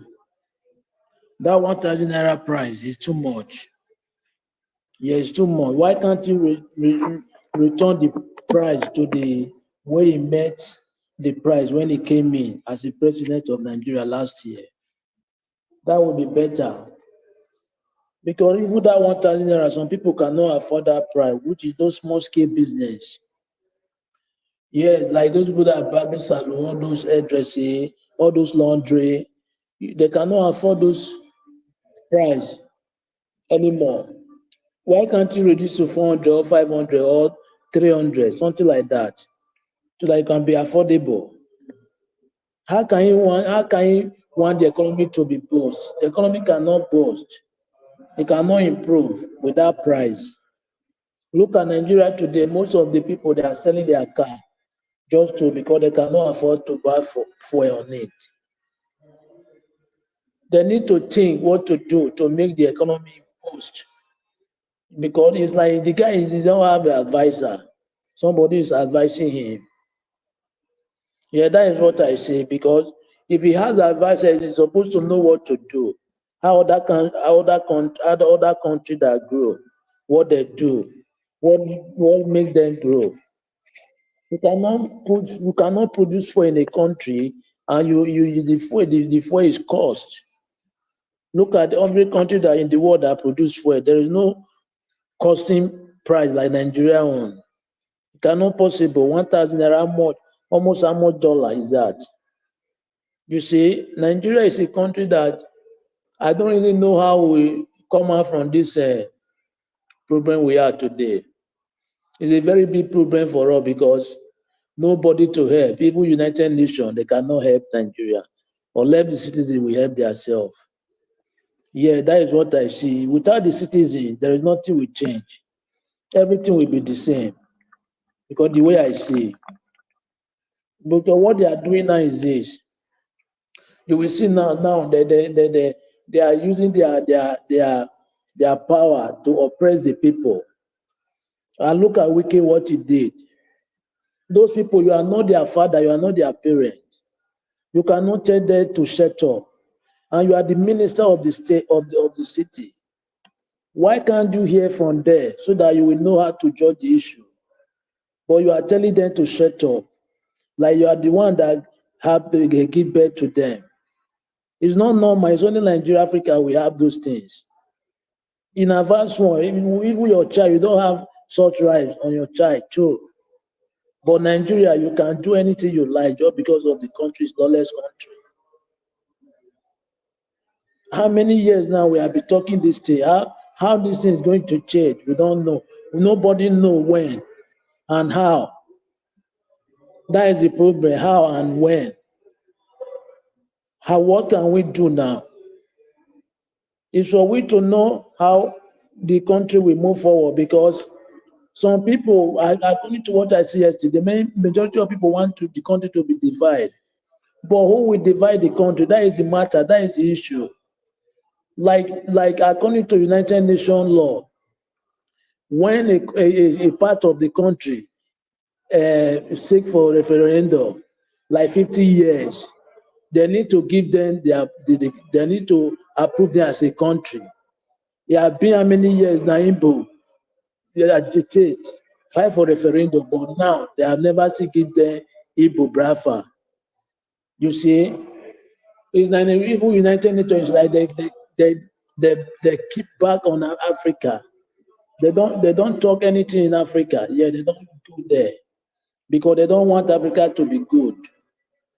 Yeah, because if they know if Africa good, Europe and the Western world, they will fall somehow. The economy will fall. Something like that. Even the African leader, the one that they are leading us, they don't have brain. They don't get it that way. They are using them to oppress their people because they are benefiting from the system. Yes, and majority are suffering. Look at how many Nigeria today, almost 1 million, almost 129 million people now in poverty in Nigeria. Half of Nigeria, more than half. You see how the country will be better. Even the city, even the leader, they don't even get it that way. You are there to lead to govern your people well, but you are not governing them well. Rather, you are selling them out just because what you will get. Now, what can they do now? Somebody now want to talk. We can tell you to shut up. You should shut up, shut up. How can you shut up? You say it's a very big problem. Somebody don't have rights to say anything in Nigeria today. You tell somebody to shut up, you are not the one that have give birth to that person. You tell him to shut up, shut up. Why can't you hear from them so that you will know how you will judge the issue? But you don't even disrespect them not to talk because you are in opposition. We see, there is something I want to say. In Niger Delta today, if really Nigeria, they say Nigeria is one country, Delta State, Bayelsa State, and Rivers State is supposed to be one of the beautiful countries in Africa today. But if you go to those three states in Nigeria, even that east-west road, there is no road. That road is not good. From Benin down to Rivers State, you cannot drive that road. You cannot drive there. Federal government, they are really treating the southeast and southwest bad in that particular country because they don't achieve anything. They don't gain anything from federal government. If you take a look, and they are just south, they are the one that have the resources that survive Nigeria. But there is nothing there. There is no development in that area. There is no development. Even the prominent men in South, I don't really know if they don't get it that way. Why can't they raise emotions so that federal government will go develop their state? You know, common road, that road is not normal. You cannot drive that road. And you are the one that have the resources that survive the country. The thing is getting out of hand. You have been complaining, but there is no improvement, there is nothing, no concern, no improvement, nobody to tell, nobody to help. Just to complain. After they say if you complain, if you're tired, you enter house. Okay, now who will help? Who will help the country so that the country will be good? Who will help? That is the question. Even the people there, the prominent men there, they are all compromised. The chiefs, the traditional people, the religion, they are compromised. Everybody there. But majority, the power belongs to the majority because democracy is the majority of the country. But the young people, the youth, they don't want to do something to make the country better. That is the problem. If anything protest came up, they cannot do. But they are complaining behind something.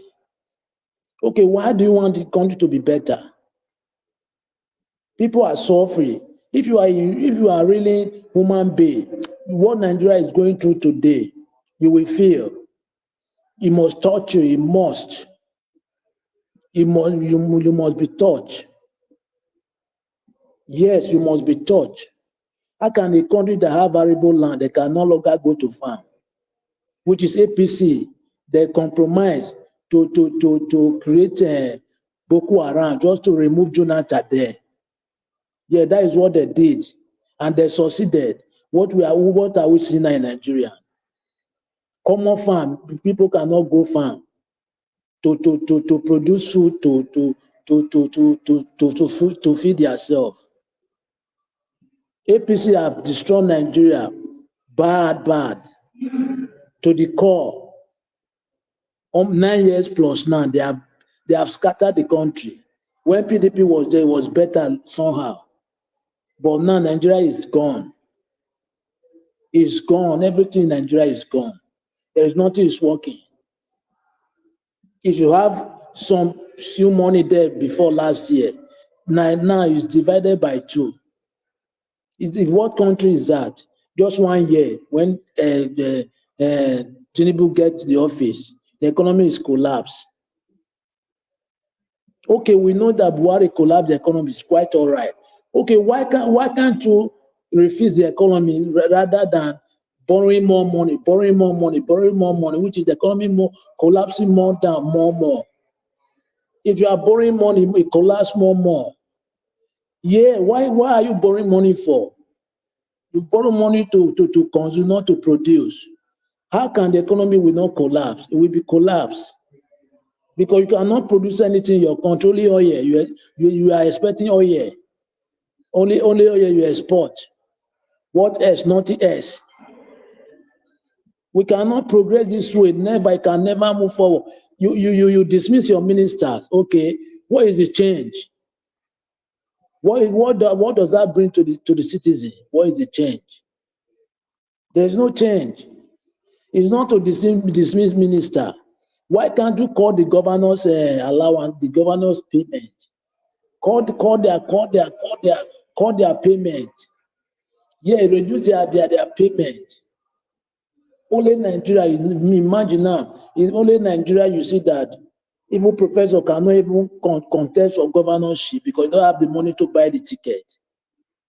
Is it happening in the other Western world? No. It cannot happen. People are buying, but it's like they bought themselves there. If you bought yourself to the office, you must try to get your money before you do anything for the citizen. That is how it works. Yes. But who will reduce? Who will make this thing? Who will fix the country normal? If number one cannot do it, nobody else can do it. Yeah, that is the reason why we need to get the number one man that can fix the country normal way.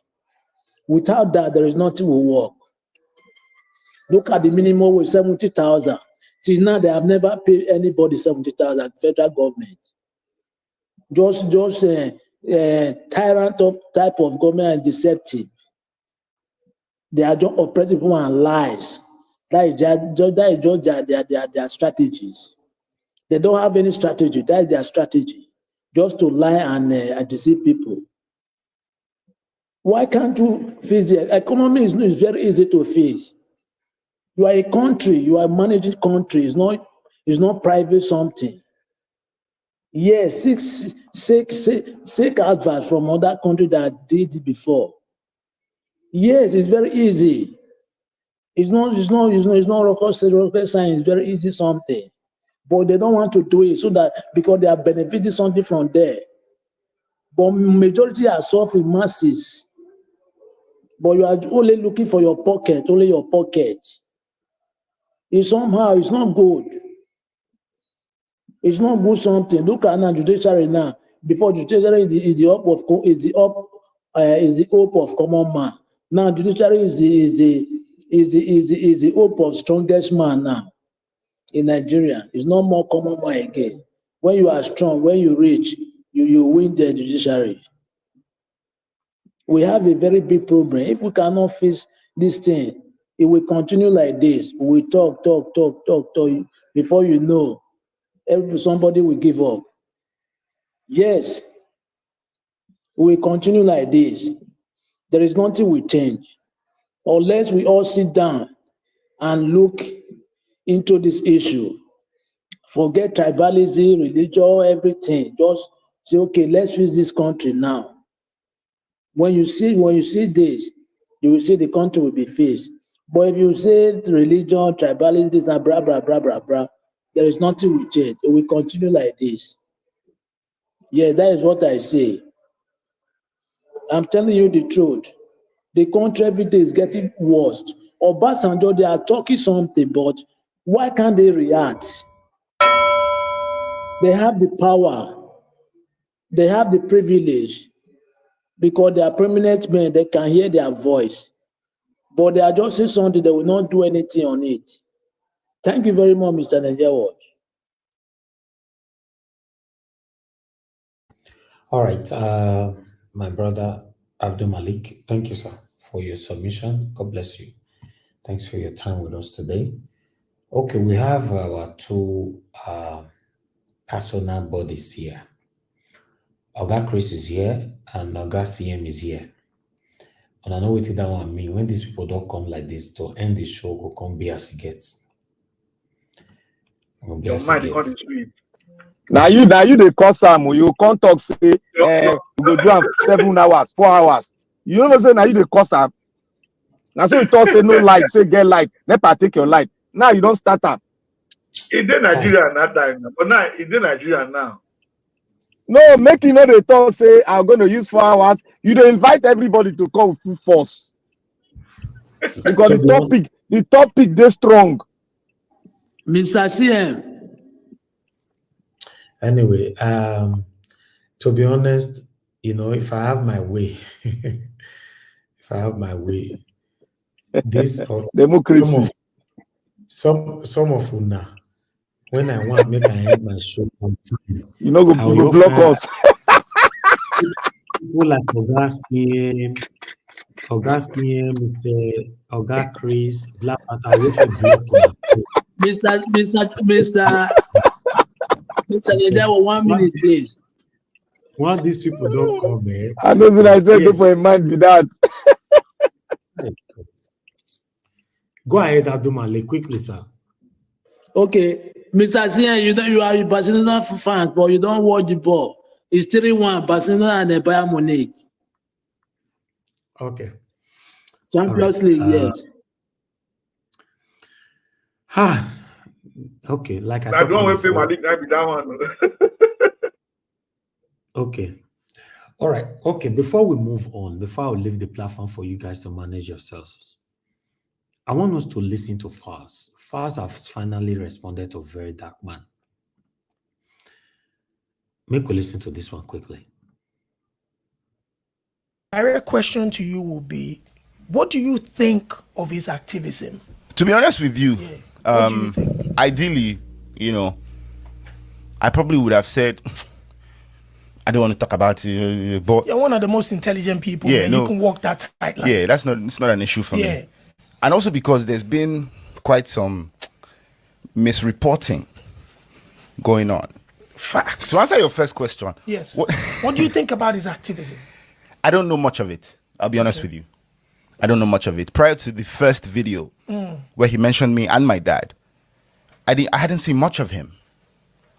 I hadn't seen. Yes. What I had seen, what I remember seeing was, I think this was probably like a while ago, some stuff about people that didn't have NAFDAC and they were selling products. And I thought, okay. That was the beginning. Yes. At that time when I saw some of those clips, I was like, okay, this person seems to be doing something right. You know, this is a good cause. Facts. You know, but aside that, I wouldn't lie to you, I really haven't seen much of his work. Which can happen because social media algorithm takes people different ways. Yeah. Now this person one day thought it wise to turn on his ring light, sit down, and via direct statements, insinuations, and innuendos, allege that myself and my dad connived with some certain individuals to manipulate justice and bribe the EFCC. And adding that the reason I've done this is because I have a homosexual relationship with Bobrisky. Going further to say that my posturing as an activist, everything is false. Yeah. How did you feel about when that came out? Personally, how did you feel? How would anyone feel? It's horrible things to say. Absolutely no proof. Why would you just come and allege all these things? You have absolutely nothing to support all these statements. Falz, let me talk to you. Although I will address you properly tomorrow, but let me tell you something because the video just came out right now. I was waiting for you to still address the content on the audio. You and your father failed woefully to address that. You are focusing on the person that projected the allegation. You see, it's very sad. Address the content on the audio. Did anyone pay your dad 10 million naira as alleged? These are the things you should be talking about. And the person that was speaking on that audio, which is Bobrisky, you should be focusing your anger, your disappointment, your disputation directly to that person, that he, she, not very dark man.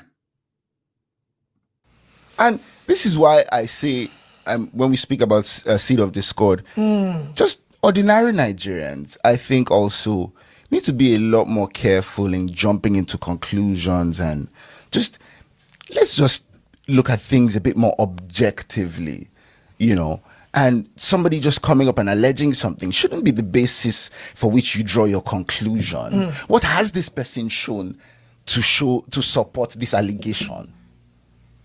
And what a lot of these people are now saying, why don't you face this? Okay, well, now, via my counsel, I wrote to the person that he's alleging or he's attributing all these statements to, and the person has denied that absolutely no money was paid to me or my dad for nothing. All these things are false, basically. So now you have to defend yourself because he who alleges must prove. I've gone to court. False. Very dark man wasn't alleging anybody. Very dark man was playing the audio of Bobrisky. So you should be bold enough to mention the name of Bobrisky. Yes, there's no allegation or allegedly or assumption. It was Bobrisky that was speaking on that audio. So if you went on to speak to Bobrisky in a secret place or however, privately, and she told you that I not talk, say, they pay your papa 10 million. But that audio indicated that Bobrisky mentioned, unquote, that they paid your father 10 million naira, allegedly. So I will appreciate if you can emphasize, focus, elaborate on the statement, on that voice, on that particular audio. Rather, you guys trying to intimidate, suppress very dark man. For defamation of character, because that's clearly what this is. Now, recently it was reported that the court has ordered 500 million naira to be paid, blah, blah, blah.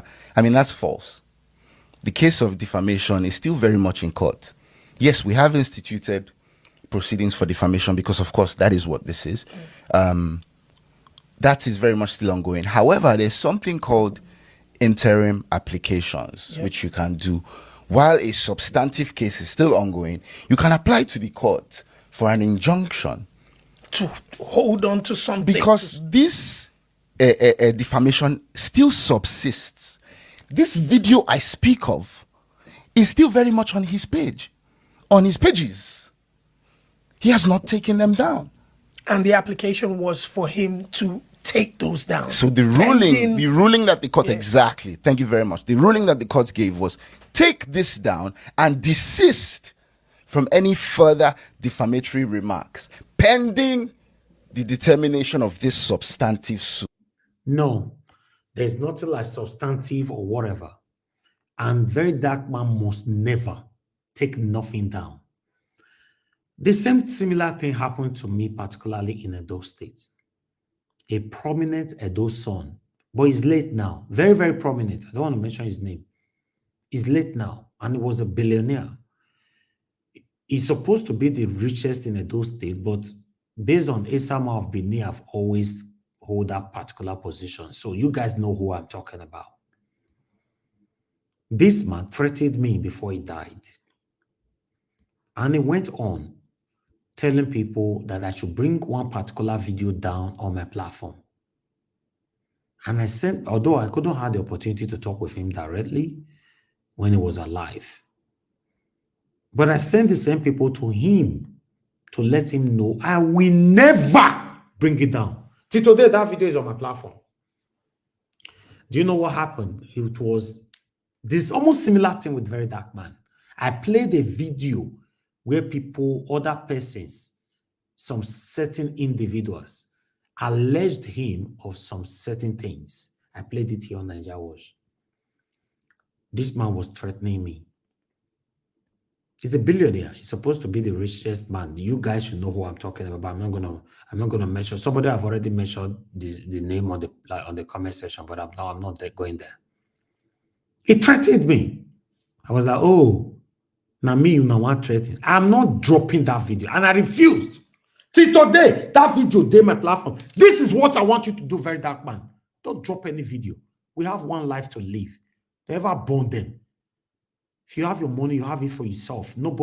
God is not giving nobody money to intimidate other fellow human beings. You are telling very dark man to drop the video. Why you and your father are not even bold enough, brave enough to talk about the certain, unquote, the certain individual that you all are scared to mention he, she name. I'd like us to move on. That is what that is. That is what has been decided upon. Of course, in my defamation suit, I'm going to ask for damages because that is the only remedy available in a civil suit. I'll have you know that there's a criminal angle to defamation. I chose not to go that route. So there is a criminal angle. There's a criminal angle to defamation now. He could very well have been arrested. But this so-called narrative that they are peddling now, because now that's the narrative. Falz, you are a disgrace. I, Elvis Odeadegin, telling you that you are a disgrace. That very dark man would have been arrested. You can't dare. Try it. Falz, I was your big fan though, although it's unfortunate that you, I don't know how you managed to bring yourself down after all that you have done. Even though I'm criticizing you today, you have done marvelously well in the past. I don't know if your activities were hypocritical, but yeah, you've done well in the past. But now you're a disgrace. You're a disgrace. I think it would be nice. You served me a paper as well. I'm in Nigeria. And as soon as I see very dark man now, when I see I finish now. When I see I finish. Nigeria now our own. No more forget that thing. All of us get Nigeria. Meanwhile, some certain people know they come and they intimidate us, like say, we don't know what they do again. Now everybody get Nigeria. We are Nigerians. Everybody have equal constitutional rights. If you are demonstrating and embracing satanism, corruption, favoritism, nepotism to oppress and suppress, intimidate other fellow human beings, is not enough that, or that does not guarantee you that you can oppress all citizens. You can't arrest very dark man. You can't dare. You cannot. It's just like pouring petrol more to the fire. Falz, you can't. I guess this interview you granted, you can see the insult raining already. Just 15 minutes on social media, the insults are raining like rain is falling. What a shame after all your dad have built. Even you, small rat, what you have built for yourself. Look at the mountain is falling. Yes, the mountain is falling. It's right there in the Bible. In the Bible. Humble yourself. If not, you go fall. You go fall, Yakata. That, oh, me and my family want to oppress this guy because we have legal muscle. Come on, man. I know they find trouble, Baba. Yeah. You know, I know they find trouble, Baba. I dare my day. You set your ring light, begin to talk all this nonsense about. No, Falz, you are the one saying rubbish, absolute rubbish, saying nonsense. Very dark man wasn't saying any nonsense. He asked you, Falz, you still they do? It's a question. I understand it's an offensive question. Constitutionally, if we really want to look at it, without any kind of embracement of biasness, it was a question. Falz, you still they do? Then he went on for your father by saying, with all the respect that we have for Falana, if this is true, that's what he said. He never said Falana, although he went on by saying that I've lost my respect for Falana. That's his right. Allegation or no allegation, allegedly or no allegedly, he have the right to just wake up in the morning and set up his camera and said, I lost my respect for Falana. Simple. I felt get respect for you, I not get for you again. So, you get caught, you want to carry me go. Yes, he said that. And for you, fast, the youth have been looking up to you. Hope, assuming you were doing the right thing. But the way they go, so you granted 1 or 2 interviews, your father granted 1 or 2 interviews. To be honest, remember saying your papa don't the old. You have a long way to go. If I were you, you'd have stayed mute. Saying very dark man, saying nonsense. You are saying absolute nonsense. You are saying rubbish. Someone speaking for Nigerians, for the voiceless. You want us to join you to beat him? It's impossible. It's only cowards as a Nigerian that would join any kind of person intoxicated by the power God given to you to oppress Nigerians. Elvis, that will join you. Elvis, he named them for the list when Gist Lover he released for those when they do man. So make them go after Gist Lover too. He named they can't dare. No, if it was very dark man that released that list now, they don't go after. And they got the follow her. They got the look for her. Look at Naija Watch.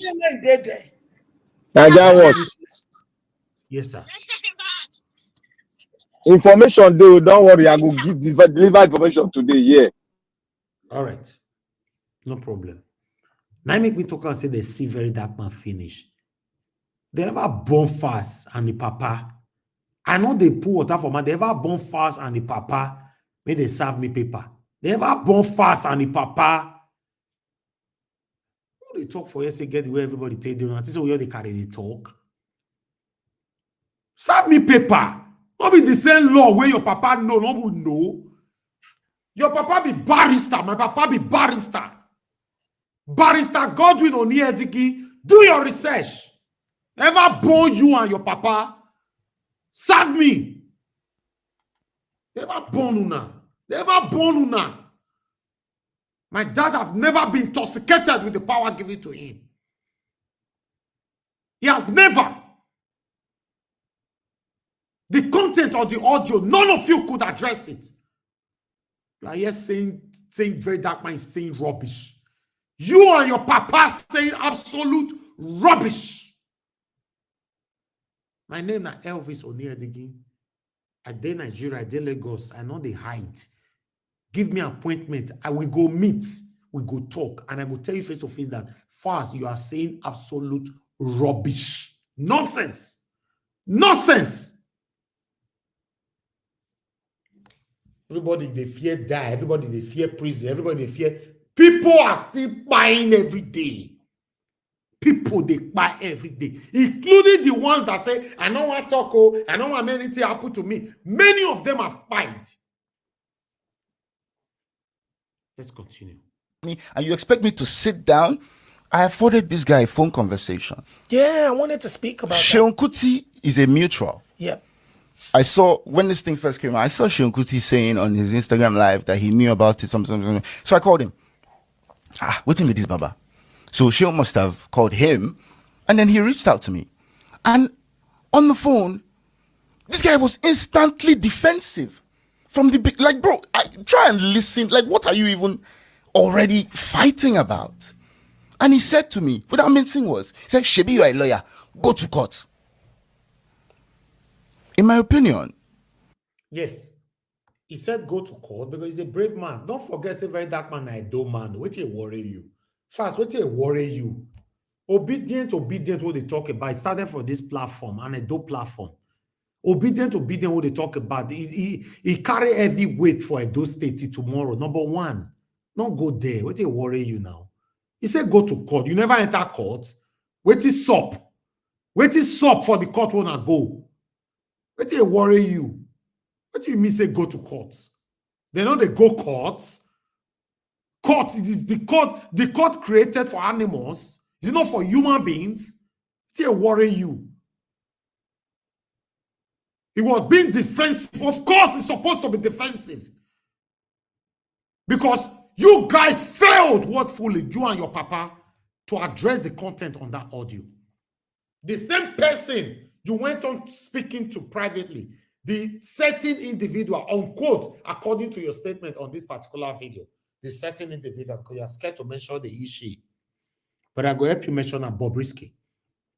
You went on privately and he told you, no, I not say I give your papa 10 million. I don't know where very dark man get this thing from. Oh. Remember, the certain satanic certain individual also mentioned that the audio was false, fake.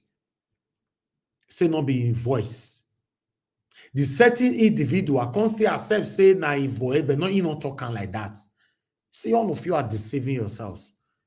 The day very dark man go apologize to you and your papa again, henceforth, I go cut him off. See, worry on now. Don't be only one life. Stand for what is right, regardless of whatever that will affect you. Just stand for what is right. This person during the conversation to try to find common ground. This person, in my opinion, wanted the litigation. Now, what he thinks that does for him, I do not know. I do not know what he thinks that does for him. I don't know if he thinks it will posture him as some sort of hero. Yes, he's better than you. Unfortunately, I have to say it. He's better than you. You are hypocritically demonstrating your what is it called? What is he doing? What is this guy doing? What's the other name I want? I know how to use for what he's doing. Can somebody help me out? People speaking for the people. There's a name we call them. I lost it. What did this guy they do? What did they speak for us before? More talk the truth. They speak for us, but what is it called? Apart from advocating, there's another word. Yeah, they supply you from here. Not advocate. No, not advocacy. Okay. Activism. God bless you. Activism, people cooking. God bless you. That's what I was looking for. Very dark man is better than you. Demonstration when it comes to this particular word activism. You'll be doing yours for decades or 2 decades now or 1 decade. I'm not sure. But I know you played a massive role in NSAS. You and I were right there at Lekki toll gates. We're together. Get the way everybody take there now. What they worry you? What they worry you fast? What they worry you? Small picking. What they worry you? What they worry you? Oh, okay. Very dark man was looking forward you taking him to court. Now you are in court. Tell me what happened. You just say Nigerian government not get sense. Even though they are corrupt and all that, sometimes they get sense. How come they never say Mona go carry him and lock him up? Because they know he stands for what is right. Yes. If Nigerian government want to do the right thing, they always do the right thing. If they choose to do the wrong thing, they always do the wrong thing. On this particular one, they don't say they don't get any angle where they want to cash out. When it comes to activism, very dark man is better than you. You only just came out, but he's better. He has surpassed all that you have merited for the past decade or years. This is not about hatred. I don't hate you. I'll continue to give you a credit in the past. I'm not sure if anything you've done in the past have any kind of hypocrisy on it. But I'll give you that credit because you and I was right there at Lekki toll gate in NSAS. What is wrong with you? Why granting an interview to bring down your fellow Nigerian citizen, your mate? You're a disgrace. Yes, you're a disgrace. My name is Elvis Oniadege. But he clearly wanted the litigation. Without that conversation went. Because as soon as you posted this this thing, I sent you the pre-action notice saying what you've posted is a load of bollocks. You know, absolutely false. I need you to take it down and offer an apology. Within a certain amount of time, what did he do? Nothing. I thought I saw, first of all, apologies. How can you be asking a whole almighty, very dark man to apologize to who? To your papa and you? That's a disgrace. In fact, you are belittling that mighty name. May very dark man apologize to you and your papa. The same apology that you guys demanded from the he-she, and she refused. When I don't do anything. No, wait. Fast. For your mind, you don't reach to the type of people. Maybe people apologize to you now for your mind. Serve me paper. I just want Mona serve me paper. Yes. Serve me know the difference between I will be there and I shall be there. Like that was, you won't buy the market? Of course, why not? Now about our country, I go buy the market anytime, any day. Serve me paper. Anything while they talk, record them. Use it against me. I say you don't get sense. Take me to court. Let the Constitution analyze the meaning of saying you don't get sense. Or rather, you are saying rubbish, talking rubbish. Take me to court. From Sheung. And then I saw I believe I saw an apology from him too. So Sheung Kuti did his because of the things he said on his life, you know, but that's aside. Yeah. He didn't offer an apology. He said, and this was at the House of Assembly when he was invited to this panel, said a few words, some people are taking advantage to tarnish the image of my dad. Absolutely did not mention my name. Fast.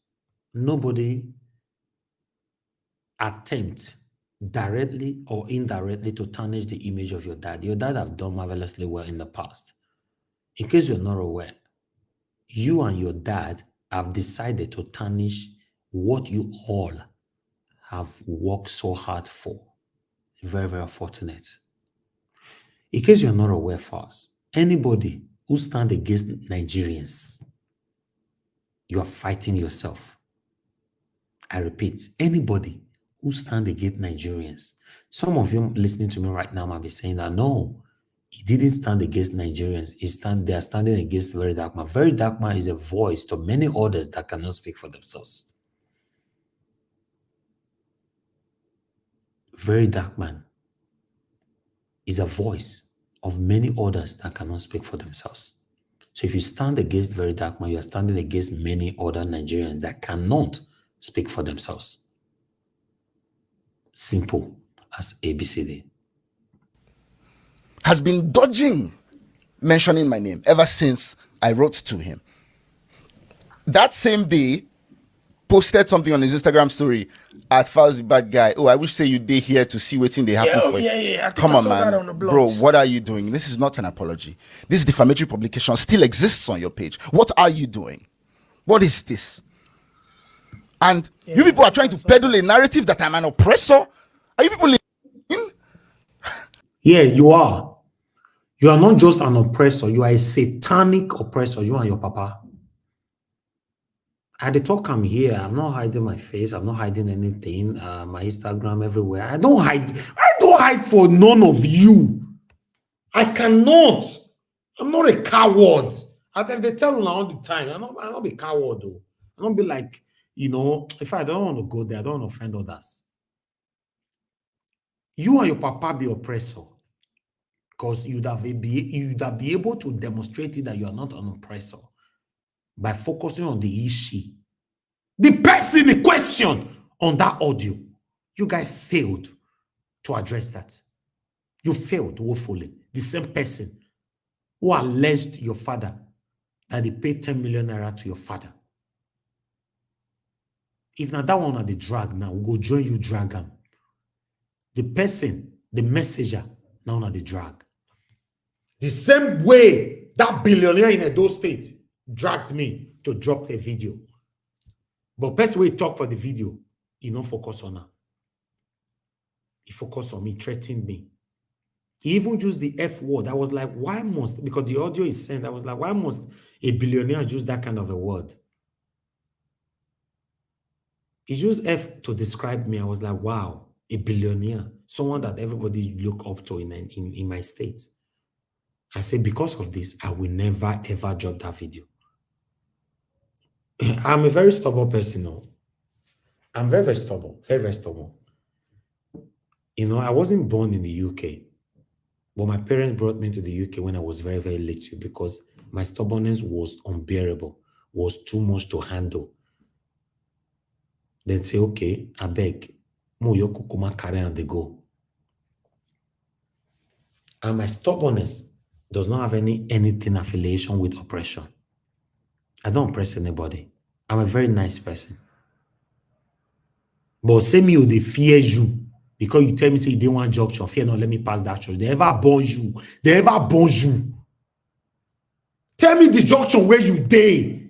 I go pass some. I go give you time. I go come pass some. They ever born you. Now you get the way everybody take day. You get where listen.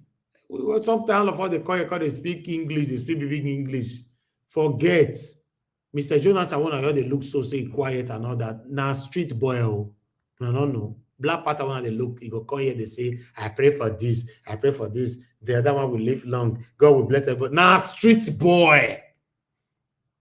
Push him to the wall. He go let you know him be. You're not cowards. You're not cowards. You and your papa not fear address the he, she. Bobrisky. Now you're focusing on the messenger. Because I don't say the guy not go school like that. And the guy is fighting. He just came out. By fire, by force, you guys want to shut him up. That's what you guys are trying to do. Your track record. Definitely. Go to my comment section now as we speak. Go to my comment section. Negative? Go to read comments. Bro, just go read comments by yourself. Negative? You will see where people dey. And this is the reason why a lot of people say things like, oh, Nigerians deserve what they get. I don't like to make statements like that because really and truly, nobody deserves the amount that we go through. Bro. Listen, fast. Yes, I agree with you. Go to comment section right now. This particular video was dropped like 20 minutes ago, 25 minutes ago. The way the insult they rush, be like say ready for now, rainy season now with day. I understand you. I feel your pain. You are trying to convince Nigerians to understand with you, but unfortunately, none is an understanding with you and your papa. Because all we can see that you guys are being intoxicated by the power given to you by God. You can never. We need 50 of Very Dark Man. We need 50 of Nigeria Watch Platform. I've said it so many times. I'm not a jealous person. I'm not the kind of person that look at other platform doing whatever. I'm not interested on that platform. I just want more platform to do what Nigeria Watch is doing. Let all of us speak. Make we speak. I'm not interested. Say everybody they come out. I want everybody to come out. If you have the energy, come out and speak about the plight that is affecting the people. You can't shut him up. You can't. Some of us will not allow you guys to shut him up. Very Dark Man. No. Bro, nobody does. But when you don't take your time to carefully assess scenarios and you jump on cheap manipulation tactics and you then spew negativity at somebody for absolutely no just cause, of course people are going to say stuff like that. People buy into that. What about the audio that he had presumed to have played, which alleged that the other person was saying what they had said? And that's what I'm saying. That audio now has been denied by the person that he's alleging was the author. First, now God will punish you. First, I'll remove professionalism now. I'll respond to that your response. Now God will punish you. God will punish you. That the same person have denied.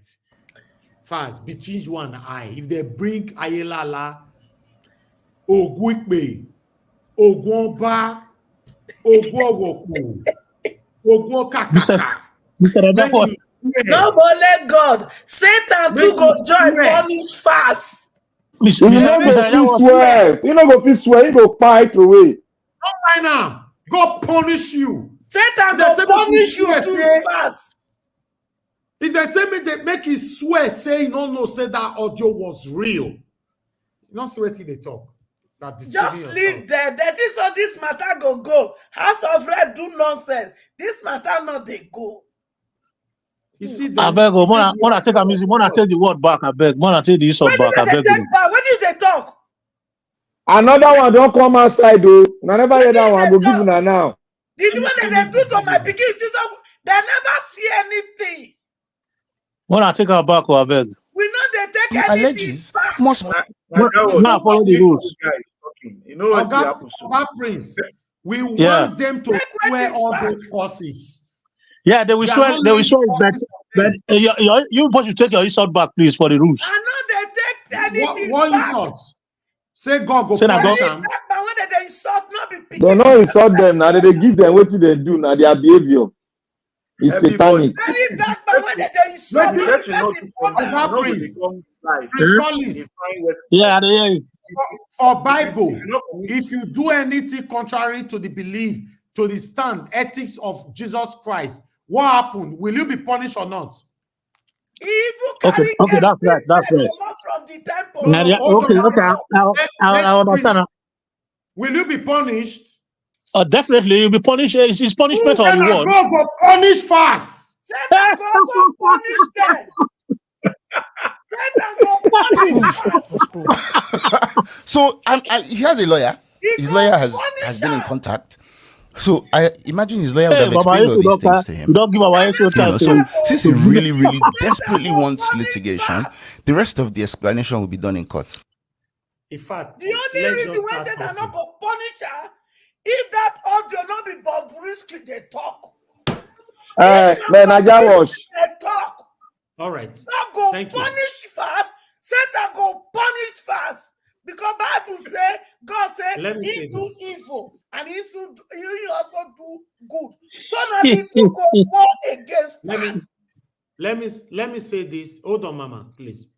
Let me say this before I hand over the platform for you guys to speak. I want to say this. Whatever I do on this platform, I'm not doing it for anybody to like me, and I'm not doing it for people to love me. I'm just being myself. In the process, if I see who is loving me, I'm very encouraged. If you hate me, it's your cup of tea, as long as I'm standing for what is right. Exactly. You cannot use the power given to you by God to intimidate anybody. As you know, people like Prince Collins, Oga Chris, and many others here have been with me since day one of my platform. You all know that my popular saying on this platform is that nobody is better than me, and I'm not better than anyone. Simple, balanced. Balance. Now you are saying that they ask you question about the audio, and you say the person has said they didn't say it. Now, very dark man, they tell you say he not talk as well. So that video where you see say very dark man post not being the inside. Na artificial intelligence, na do one. Exactly. Like that. Exactly. I do what I beg. Now I end my own presentation and submission. God bless every one of you. I have somebody on the backstage. I have to put myself on the backstage to bring Destiny in. Oga Chris, thank you very much, sir, for joining us. You guys can talk till you go to sleep, on this particular episode. I would have loved to be on the screen, but I cannot because I need to bring Oga Destiny in. And God bless you now, my people. Oga Chris, are you there with us, sir? Yeah, Domo, sir. Good evening, everybody. It's good to be with all of you again. Domo, sir. Chris, you go let me wear this on top of fast head. Okay. Yeah, there's opportunity for everybody to ventilate. Good evening, everybody. It's 12 minutes to the hour mark in Nigeria. That will be 12 minutes to 11 o'clock, if I'm right, or 10 o'clock. Yeah. And the same time across all over the world, check your time. It's 12 minutes to the hour mark. Today is midweek presentation of Nigeria Watch. And as we all know, sometimes it is like this, opportunity to vent our anger. I can see Mama Echo is still boiling at over 100 degrees centigrade. Don't worry, there's an opportunity for you to boil over. and express yourself. Yes, that is what we do here on Nigeria Station. That is why this station is different, because we talk without fear of favor. We speak truth to power. We say the way it is. We don't do this because we are going to benefit anything from this. We are not inclined to any political party. We are just saying it's exactly the way it is. From the people like the likes of Mr. Jonathan, Black Panther, or God CM, give us our mandate. All of you, Prince Collins, Eutache, or Moshala, all of you, I know when you have the opportunity, you're going to speak your mind without fear of favor. We are not linked to any religion, any political party. This is why it is called Nigeria Watch. We are watching the activities going on in Nigeria. We don't only watch, we put our mouth where our money is. And the people in the comment section, you know how we do it. It is hot. It is boiling over. Temperatures are running over. Yes, that is what we do here. Today, it's going to be hot. Before, we used to have a program. I think Mr. Collins can allude to that. It is called The Debate, and that takes place every Friday. It's usually hot, hotter than this. Every Friday, it boils over. And I can see Madam Rita and Destiny Wonsu. Sorry, I missed both of you in earlier on, and Abdul Malik. It's good I can see your name now and I can call all of you. And the people in the comment section, like I was saying, please keep the commentary flowing like you did yesterday, like you did for yesterday, like you've always done every day. And special shout out to Abu Azi for all you do. Thank you for holding this panel with your left hand and still typing with your right hand. The same accolade goes to Irene, the finest of them all. Thank you so much for all you do. And all of you, the regulars and the non-regulars on the comment section. And those of you that listen to us, even if you don't have the opportunity to contribute, you stay for 7 hours, 5 hours, 6 hours, no matter the time we decide to spend here. I want to say big shout out to all of you. And the godfather or the godmother of them all, depending on the one that appeals to you. That will be Mommy Diaspora. Thank you so much, Mommy Diaspora, for all you do. We appreciate you from the depth of your heart. And personally, I want to say thank you for all the prayers. They mean so much to me and to everybody that's on this Nigeria Watch platform. I understand that some of us have spoken before. I know Prince Collins has not said a word, or CM has not said a word, and I think Wonsu Destiny has not said a word, and of course, the returning Madam Rita. All of you have not said a word. You've had the opportunity to spend your 8 minutes, and after that, all of us will have the opportunity to go around for 4 minutes. But like I said before, somebody's temperature has gone up to 150, and that will be Mama Hecho. Mama Hecho, you want to boil over and express that temperature. Yes. Just use 4 minutes. Use 4 minutes to boil over so that we can come to the new people on the panel.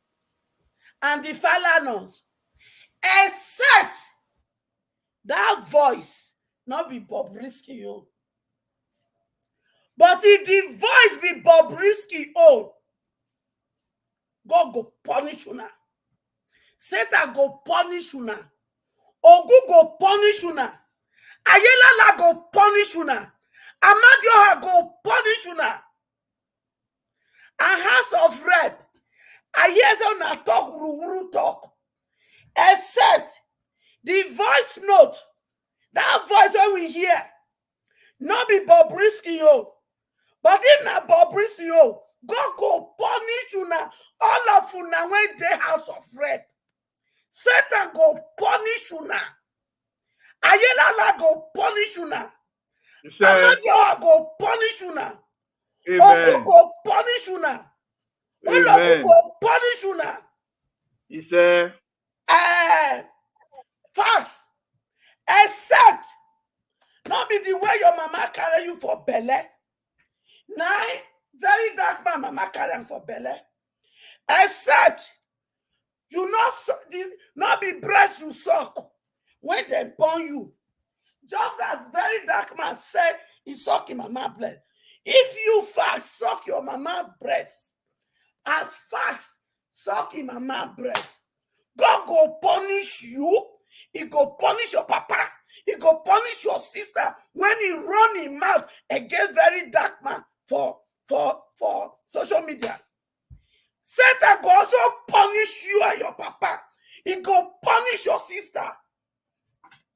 Ayelala go punish you. He go punish your papa. He go punish your mama Jonah. And he go also punish your sister. The Falana, all of you. Ayelala go punish you now. Ogu go punish una. Amadioha go punish una. Oloku go punish una. Except una no, they no born very dark man the way they born you fast. You and your sister.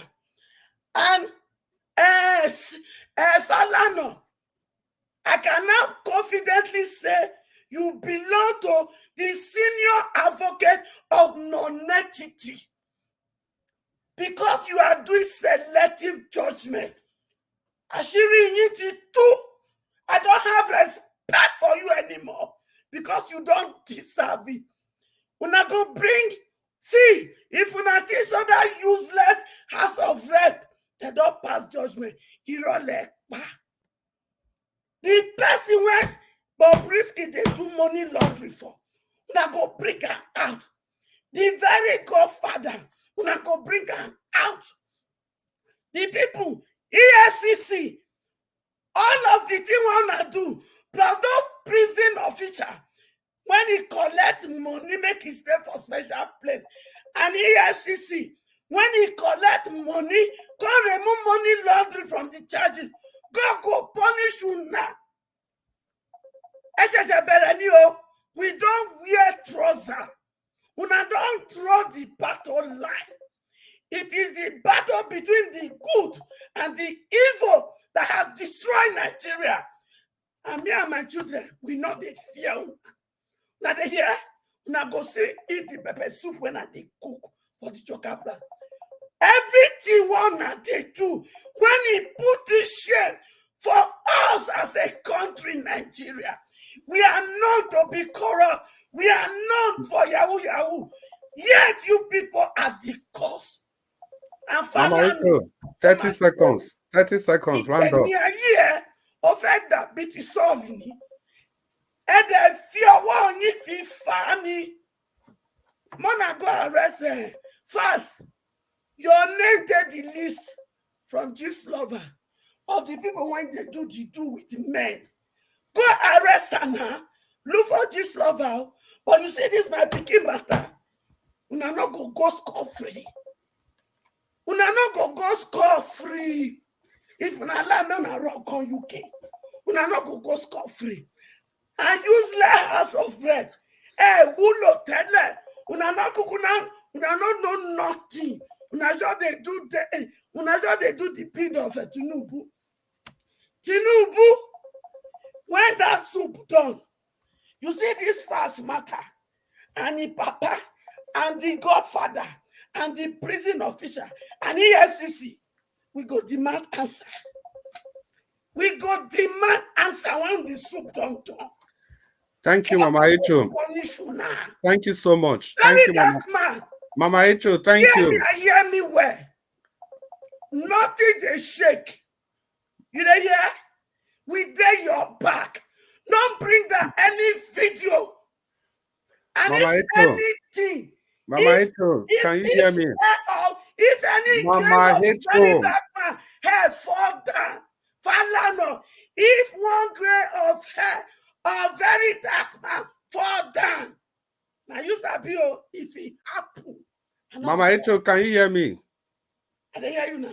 Okay, thank you very much. Now you they hear me. Thank you, Mama Echo. Thank you very much. Thank you, Mama Echo. Mama Echo, thank you. Mama Echo, thank you. You have made the point. We'll give you opportunity to talk again, Mama Echo. Please, relax. Mama Echo, it's okay. Please calm down. Please just calm down. Listen to you. They do emperor. You they do emperor. When a weekend, you they do emperor for FCT. You they talk to Nigerian like you, and then they do yes sir for you. Now employer you be now employer now you be. You come they turn yourself to Puga where a weekend. When we cook that soup, you to go chop it. I rest my case for now. Yeah, thank you very much, Mama Echo. Black Panther, you and the ones who no, they tell me I calm down. Calm down for which level? Now time with No. When you they talk, she be like so now they argue online. You think no, Black Panther, listen, there are rules. I give her We time. know there are rules now. She don't hear you now. You go Listen, relax. listen. You know, if you tell me I calm down like that, okay? Now me give her time. Make she start to the talk. Please, no Even vex, if no not be her vex. time. My Yeah. head just dey hot as Even if not be her time. And moreover, Nigeria no was still a vex. ring bell for the background. No Okay. vex, no vex. No, not be vex. I just express myself. That's it. So and the next person that has not spoken out of the new people that are just coming will be Dr. CM, if I'm right. Dr. CM, if you are there, please open your mic. And before you speak, Mama Echo, thank you very much for that presentation. And I'm sure the temperature would have fallen down to like 100 degrees. Dr. CM, let's see how hot you are. Are you as hot as Mama Echo? Let's hear you talk to us. Thank you. So, good evening. Good evening, everybody. Good evening, Chris. I greet evening, each and sir. every one of you. Okay, I think I'm coming out very well. All protocols duly observed, please. Actually, there are a lot of talking points anyway. Of course, we know it's so many, but I want to sort of touch on one important thing. Like a little chicken being snatched away by a kite very high up in the sky. The chicken will be crying. He said, I'm crying not because make the thing will hold me, make him leave me, but make the world hear my voice. There's a video Niger Watch played by Kanayo O Kanayo.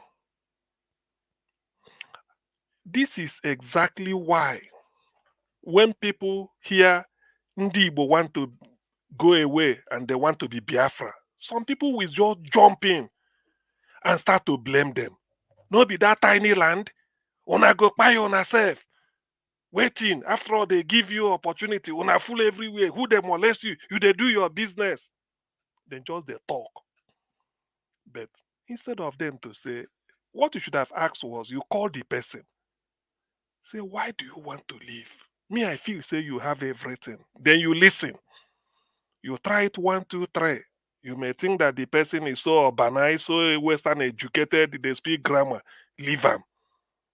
Find way. Go to the southeast. Pretend that you came to buy maybe corn where then they roast for road.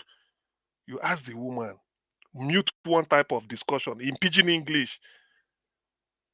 You go hear what the woman will tell you. You no go know. You travel, just travel by Enugu Onisha. Check. The real people, they will tell you. Now look at the Nigeria we are in. Professor Michael Zekome, God bless him. Most of his clients, he said, are in the east, southeast. During festive period, they invite him. That's what he wrote in an article. He said he used to travel, come and they witness this, come and witness, you are my attorney, you help me during this case, if not for you. You know, he has them, so many friends, and people go to him because he knows the stuff, not really because Ozekome he should be the top 1, 2, 3, 4, 5 in Nigeria. You should mention him. And a lot of Igbo businessmen go to him. Intellectuals, if you really have a case, he knows how to do. If he presents your case, he will win. So he said when he was traveling from Agene border, his area, snaking around or Asaba, immediately entered Onisha. He said it was like another country. Almost 100 meters checkpoint. Everywhere. He went to Umuahia, went to Okigwe area, Enugu, everywhere. What compelled Ozekome to come and put up article in a national newspaper and said these people are under siege? This should be over 5-10 years ago or thereabout. He said they are under siege. He should not have known, but he traveled. He saw it. Somebody like Ozekome is not a person that talks flippantly. After Professor Nwabo is a constitutional law expert, I think he should be Ozekome, constitutional law. He argued it. He said, what did these people do? Do you know the humiliation they will suffer? When you get to that checkpoint, they will order everybody come down. Hands up, put your hand on your head like this, as if you are doing frog jump, but you are not doing frog jump. You walk past the military checkpoint. Then the driver will drive empty. Only the driver will drive empty and then park the other side. And they will say, stand in a straight line. All of you will enter again. After collecting money, then they go. This is happening in Nigeria. Most of the people they are doing this thing did not see the civil war. But what they are seeing now with their eyes is why they want to fight with their own war. Frank Fanon, a writer, said, I can't quote him exactly, but he said every generation will address the challenges of their time. The challenges of Ndi Igbo today is that in the country they are being humiliated. For what? There are economic consequences for this. If not that Kanayo, he said he traveled from Felele. I know Felele, but I know all those areas. I've been to Liberty Stadium. He said he traveled from there. No single pothole. Forget about the road. It could be because of contract. No single pothole from Ibadan to Lagos. Left Lagos 7:15. Arrived there. Left Ibadan 7:15 in the morning. Arrived Lagos 8:15 in the morning. 1 hour smooth ride. No single checkpoint. The first express road built in Nigeria is Lagos to Ibadan to empty traffic from Lagos. That is among the first built in Nigeria, dual carriageway, very old road. No single checkpoint, no police, no army. It's just that you are flowing, just like the way water flows, you flow. But come to Anambra, Imo, 500, 100 to 200 meters, army will stop you. Force you to come down and put your hand, every hand on the head, they just go. Humiliation. That's what we are going through in Nigeria. After seeing this type of thing, when we talk, people will just say, these Igbo people, no, nah. Waiting be on. Waiting be on. Do you know that today, Ndi Igbo are saying, even if it's only Anambra State that we will build to answer Biafra, we are leaving. We don't want this. Do you know the implication? This is the implication. You can't expect me from UK if I'm going home. I will buy toilet soap like Imperial Leather. No, I can't buy it from here. If I arrive, I buy it in the East that we use. Go to Onisha. When you buy it, if you stay on Onisha, there's a price for it. Tablet soap. You buy it from the kiosk near your house. You don't stock all this type of thing. Provision store.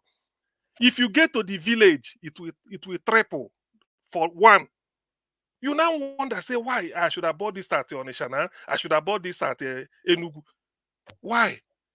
He said, but why? He said, when we go to main market Onisha, the largest market in West Africa, you buy wholesale, put it in pickup. You know what is called pickup? Carton of St. Louis sugar. That is not cocaine. Huh? Carton of Imperial Leather is not cocaine. Maggi cubes, Knorr cubes. The one, we know provision stores in the village where you can quickly go and buy Omo, Elephant, all this sachet of washing powder. They will tell you that didn't you pass Newi Junction? Don't you see the army? Police, we have to share the money. They will add it to overhead cost as a businessman. That's what you do. That's what you do. Today, Nigerians are suffering because most Ndi Igbo abroad cannot bring in container of anything. Do you know how much they used to clear 40-feet container? It's approaching 40 million. Nobody has that money. Therefore, the seaport in Lagos is virtually becoming empty. That is Nigeria for you. So when we complain of all this, you now wonder, are we really in the same country? If I can suffer like this, can't I be on my own? We are suffering in silence. And when I hear this thing, that's why when I hear all these things, I said, look, I wish, I told Nigeria what I said, Nigeria Watch, I wish, if not because of all this pie we hear, I would have told you, these guys, go to the southeast, use your camera, secret, film it, you come here, you'll be shocked. This is Dr. exactly Tim, round up. Thank you. This is exactly what we see. Thank God, can I show it? So next time, when somebody hear me mention Biafra, please let the person just quietly drink his medicine and go away. Otherwise, if I give him that medicine, I will give overdose. What sort of country are we? There is no civil war. Look at the humiliation we are facing in our own country. In the end, if you are searching for whatever, what it means is that Kanayo, travel from Ibadan to Lagos. If he has 100 naira in his pocket, when he gets to Lagos, the same 100,000 naira or so will be in his pocket. But for us, every checkpoint you must give money, or else they just finish you there. What did Ndibo do? Because we want to live. You see, from today onwards, I belong to so many platforms. A new generation of Ndibo is out. We want to leave Nigeria by fire, by force this time. Thank you. Thank you, Dr. CM. Dr. CM, when you started, we were only at 60 degrees, but now you've climbed up to 120 degrees, but not as hot as Mama HO. Today now we're to Mama HO start time, which was very good, and Dr. CM, you followed in the same direction, which was also very good. And thank you to both of you for your wonderful presentation and the energy that you used in doing the presentation. I just hope somebody will be able to match the energy of Mama H.O. And on that basis, let me call on Prince Collins. Prince Collins, open your mic and talk to us for the next 8 minutes. Thank you, sir.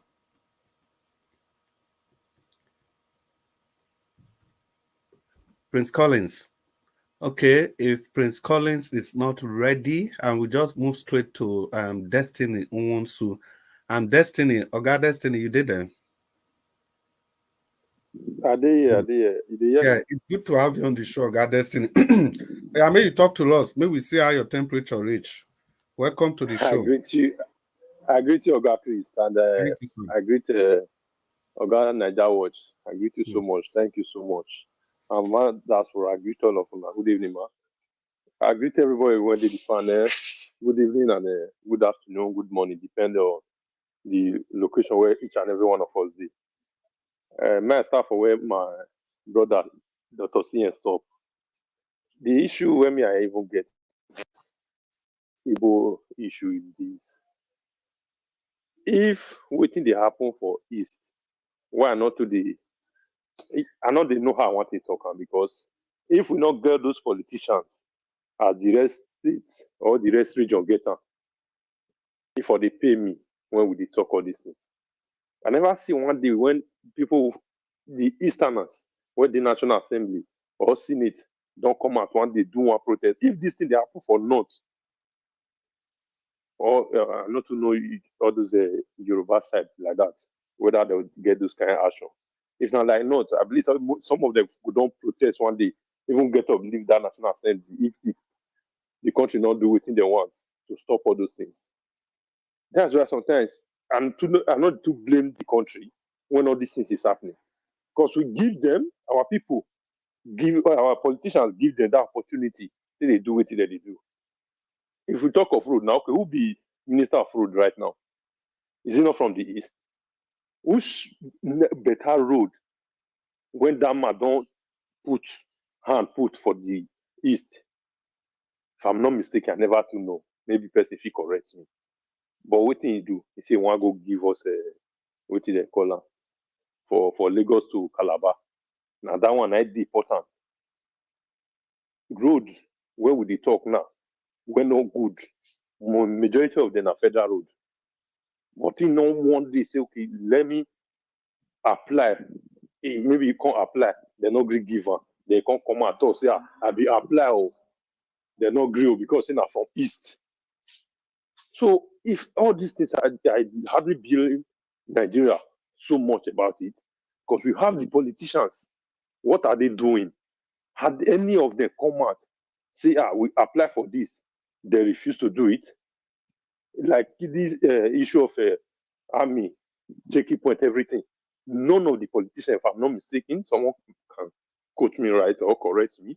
I never see any politician who don't talk about that seriously, apart from one time where they harass Enyinaya Baribe. Finish. No any of them. So if we are blaming, let's blame our people. We are the problem. So forth. I never see any governor where they'll come out one day talk, say the allocation went in the collect. The federal government deny them of that allocation because it's from the East. All those senators say they deny them anything where the rest senator they collect. So if we are saying some kind of things, let's also blame our people. Because if there is any problem, they are the ones selling us out. I never see. So all the whole problem come for our people. Make them one day come outside, leave down National Assembly for the motion where they bring come out, where they not be granted for them. If they won't bring any motion at the motion where they always favor them. Finish. All that Tinubu don't bring out budget. They'll say no because we plan, we talk, say see what we want. You know, give us for this. All the senator for the East will not support this your budget or will not support this motion where we not bring come out. Nothing like that has ever happened. So why should we blame on the federal government if our people is not there? That is a different case. So I leave that one. For Wike, they say now what you sow you reap. So now we give Wike the opportunity to misbehave. So they talk to us anyhow. As they talk that nonsense where vomit come out for a mouth now, go check. The people where even the supporter, if you not take time for that conversation, I go plenty of people where they condemn. So when you expect it tomorrow, we cannot do worse. Because we give those people, charlatans, the opportunity to misbehave, to the rule they talk anyhow. We know they caution them. We know they say, no, this minister or this governor, what you do, so you have to. Or the next election, we no vote. But when they just give us some small peanuts, we're not going to carry you for one month. We'll go sell the vote, sell everything. So everything where we pass through for the country, now our problem, now we the cause for ourselves. Although we know say majority of the drink, but if like APC now not see like 20 votes, they no feel rig the election. You know, guy, want it possible. Why we not feel protest those kind of protests for the election? Say, man, no, it's no. Let's do it this way. So if we are discussing, let also sometimes blame we ourselves that is doing it. Because not be every time. All these people, yes, they're bad, 100%. But if we not give them that small opportunity, they know if you do what they do. And for fast, you say if you go in comment section, why comment section no catch fire? Where you see people where you did expect, say they go do something as it's supposed to be. You open and say that will not be voice of Bob Whiskey. I don't really understand why would they do like this for that country. Say the guy deny. Okay, video enough you come and say deny owner, so that make everybody rest. Hence, you know, not feel who person will bring out your name. And your papa even confirm and say, man, yes. You tell and say this person call you. So how would they know say call you if he's not talking for the audio? Now they tell us in that country, people where you did respect sometimes. I want to start all these things, say all these kind of people now. You take them serious. It would be difficult. How will you do that kind of thing? If you want to punish, start from the right source. Then we'll know that yes, you are saying the right thing. You are doing the right thing. But coming up here telling us this guy deny this he or she. So for that, you take everything and put it on VDN. Does not make sense now. Let's be realistic to ourselves. Sometimes this, in fact, in the open they talk say Nigeria they deserve what you want. If not be people like them, like the cause and when you not stand for what is right.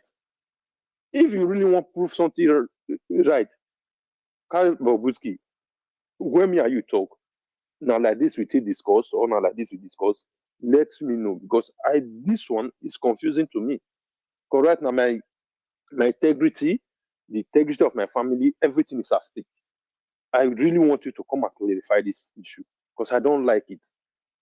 Then we will know, yes, that you are fighting for the right of your family, the integrity and everything. But for you to leave the person that brought the video and you said, according to your dad, agree that this guy called you or this guy, I don't know, called you, then definitely everything is true. Why will you be coming here? Oh, Nigeria, you are though. But the other day now, they say Senate Abi come and say they will do their investigation. This one, because if they do the investigation pass like that, they know say everything go open. Everything go open. So now they don't get the opportunity to close everything. But Whiskey talk say they put on for say where men dey. National Assembly now come and say they give one special say. Okay, who can they lie now? Who can they lie? There's definitely all of them now, not truth, but mostly for their seen it. But when Bobrisky come out and say yes, they put me for there. Unana come out because the interview where do now, where do with this guy, that one now not be voice. We see and when he sit down they talk, say now there they put on. So Nana come and say now special said they give only that interview says suppose let you know. But here they don't confuse themselves, say not be we. Which kind of this country be this one? Useless said that. Useless said that. Tomorrow they respect it. Thank you, bros. No, round up, 30 seconds. Again, I don't like all this kind of that. You they call yourself Edda not just did that country. Not they respect any that when of this sense. Carry white hair, put for head. I don't even know what they call it. I can say for the other not the useless. Thank you. Well, thank you so much, my brother Ogan Wonsu. And the way we me and Sam say this fast people matter. You get what you talk, you're now saying fast you want almost talk say we deserve the kind of leaders we get. Now true. Now true the guy talk in the sense that people wasted they call it Papa activists. Since what Papa do during Buhari time. So you don't suppose maybe people don't understand the campaign way Papa being on. Yeah, we don't understand, say you don't fair do activism, but that time don't still pass. It don't still pass. All through Buhari period, all those destruction and everything, none of them figure out themselves. Maybe we even leave Buhari, look at Tinubu, look at the way things be now. They don't figure out themselves again. But when they see lamb, everybody come out. May then destroy the person. And again, Oga, so you see that this thing where you talk about, may then still blame the Eastern politicians. Yes, that one still doing it. So, but I think the argument is this. Now, two different arguments. The first one might be this. There's a deliberate action, as in by the federal government, deliberate action. Say, okay, as the one share for every region of the country. Let's even assume now, say the three major regions, make una leave those people where una they call minority. As they share, they give north, they share, they give southwest. They're supposed to they share eastern zone, give them. So the point with that is that no matter what the politicians do, whether they just go Abuja or go they sleep, but by virtue of the eastern region where they be, they're supposed to get their own share first from federal government, ordinarily. So now that share, now people they even talk about. Now that share, so now people they talk about. And in all sincerity, some Eastern politicians they talk, although the voice, even if the voice not reach, then they talk. They talk. But be that as it may, we not go feel just say there is no injustice towards that region. We not use small this thing to cover the main injustice. The main injustice is there. For example, the whole money where Buhari borrow for 8 years. This money where they borrow from China, borrow for use oil where they underground for Niger Delta, they borrow for 8 years. None. No projects. Okay, they even start this project for Southeast, made them complete them. For Southeast, made them complete them. The other project where they talk about, so not be politicians, lobby put. Now, Federal Executive Council. That's Federal Executive Council. Don't forget, if they sit down, 18 of them, nobody from the Southeast did. Federal Security Council. If they sit down, 18 of them, nobody, they represent Southeasterner. Then, lastly, the same, Dr. C in 10 seconds, the same Buhari talk openly. Say, make people no expect, say, people will give them how many percent? The 5% and 95% dichotomy. My sitting president talk down, and you know the way Nigeria be, my brother, may we face the truth. You know, body language. President don't talk that one. So everybody don't know. All the ministers, every politician, at that direction, all of them go, they walk towards. And make I round up with this. United Nations, where they want to develop, they bring money come Nigeria. Buhari say make they focus only northern part of the country. So these are the kind of things we are talking about.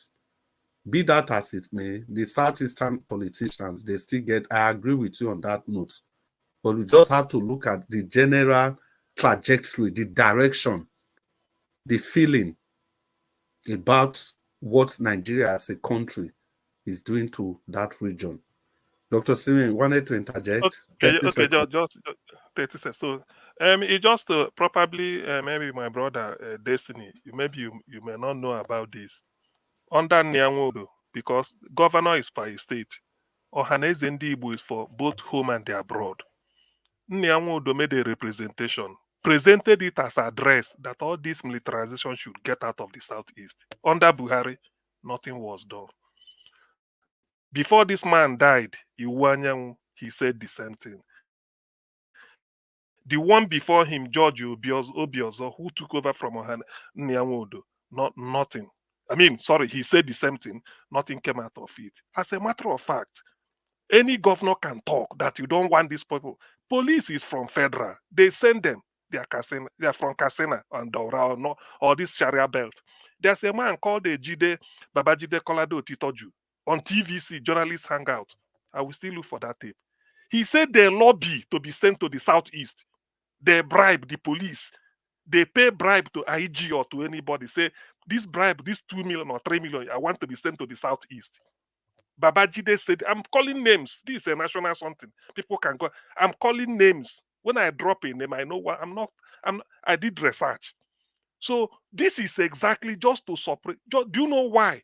Because they felt Ndi will bolt out, the rest of the country will follow them. And we must have to go. Just go and note it. It's on the calendar.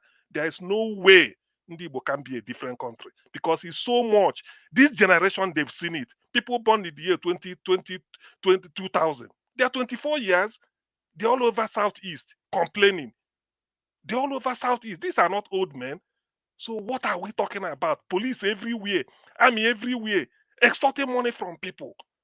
In now that you can buy a bag of rice, 100,000, so 120,000.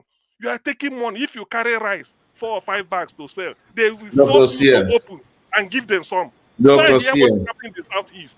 Dr. CM, what are the current Southeast governors doing? Both the current and the past. What are they doing? They are the main players here. See, in fairness to them, they complain. Do you know what I'm saying? They complain?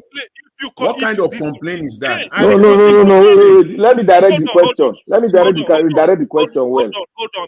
Because let me say it. You call the commissioner of police in the state to your office. He will come. Dr. CM, please make it very short, 30 seconds, because Madam Rita has not spoken, Prince Collins has not spoken. After that, we can now go and all of us talk. Okay, yeah, I think let me, in fairness, let them talk first before we enter argument section. Exactly, yeah, let them talk. To be fair, thank you. Yeah, Prince Collins don't talk. Prince Collins don't talk. Okay, thank you very much. Thank you very much. The first round never finished now. Black Potter, I don't talk for first round, Abi. Oh, you don't talk for first round. No, Prince Collins. Yes. You never talk first round. You never talk. You forleave me. I know it. I be one remove Black Panther. You forleave me. No, even you said no now. Now we go tell you now. You be late comer now. Which one you talk? But I don't feel Dr. Prince, you never talk. Sorry, you never talk. Never talk. I remember. I don't feel announce the people we want talk. I do. No. I was confused. I thought he had spoken. Okay, Prince Collins, you go get ready to talk. But after Madam Rita talk to us, Madam Rita, we want to appreciate your presence with us today and thank you for being so patient and being so gentlewoman or a lady. Thank you so much. And please open your mic and talk to us, Madam Rita. Yeah, good evening, Mr. Chris, Mr. Elvis. Good evening, my lovely mommy diaspora, Lamehi. Everybody in the panel. It's been a while. I missed everybody. I know you guys didn't miss me. I know it's only Mr. My lovely mommy diaspora that missed me. But it's okay. That's fine. As long as she's And the that's only what one we talk, who missed Abi. me. That's what Madam we talk, Rita, Abi. Madam Rita, we were Okay. announcing your name. Don't If we are worry, don't greeting worry. people on the comment section, we always greet you as Nani, well. Nani, Nani carry enter studio today. Oh. We they greet you. We they greet you as well, even while Wadomo, Wadomo. Good evening, everybody. Mr. Malik, Mr. Jonathan, my senior brother, Prince Collins. I'm sorry, the text is very small, so I can't really read them. I'm not wearing my glasses now. Dr. CM and, everybody in the panel. Good evening. It's good to be back. I think when Mr. Elvis started this program, I was off and on, so I didn't really follow. I just watched a little bit of bits and pieces here. And I just came in, I think when Falz was perhaps completing his submission, whatever the crap he was talking about. So I'm just going to just point out on what I heard. When I saw the picture of Farouk Lawan, trying to enter his SUV and all that. Yeah, I mean, the story of Bobrisky's, what they call it, Bobrisky's little mansion that they call jail, it tells you, where Farouk Laran was. And I've always said it, Emefiele is the same thing too. They're just, Farouk Laran, you can see him, he was eating, drinking kunu, eating fried rice and chicken. So he was just in a, he couldn't just go out. So he's not looking like someone that came out of prison.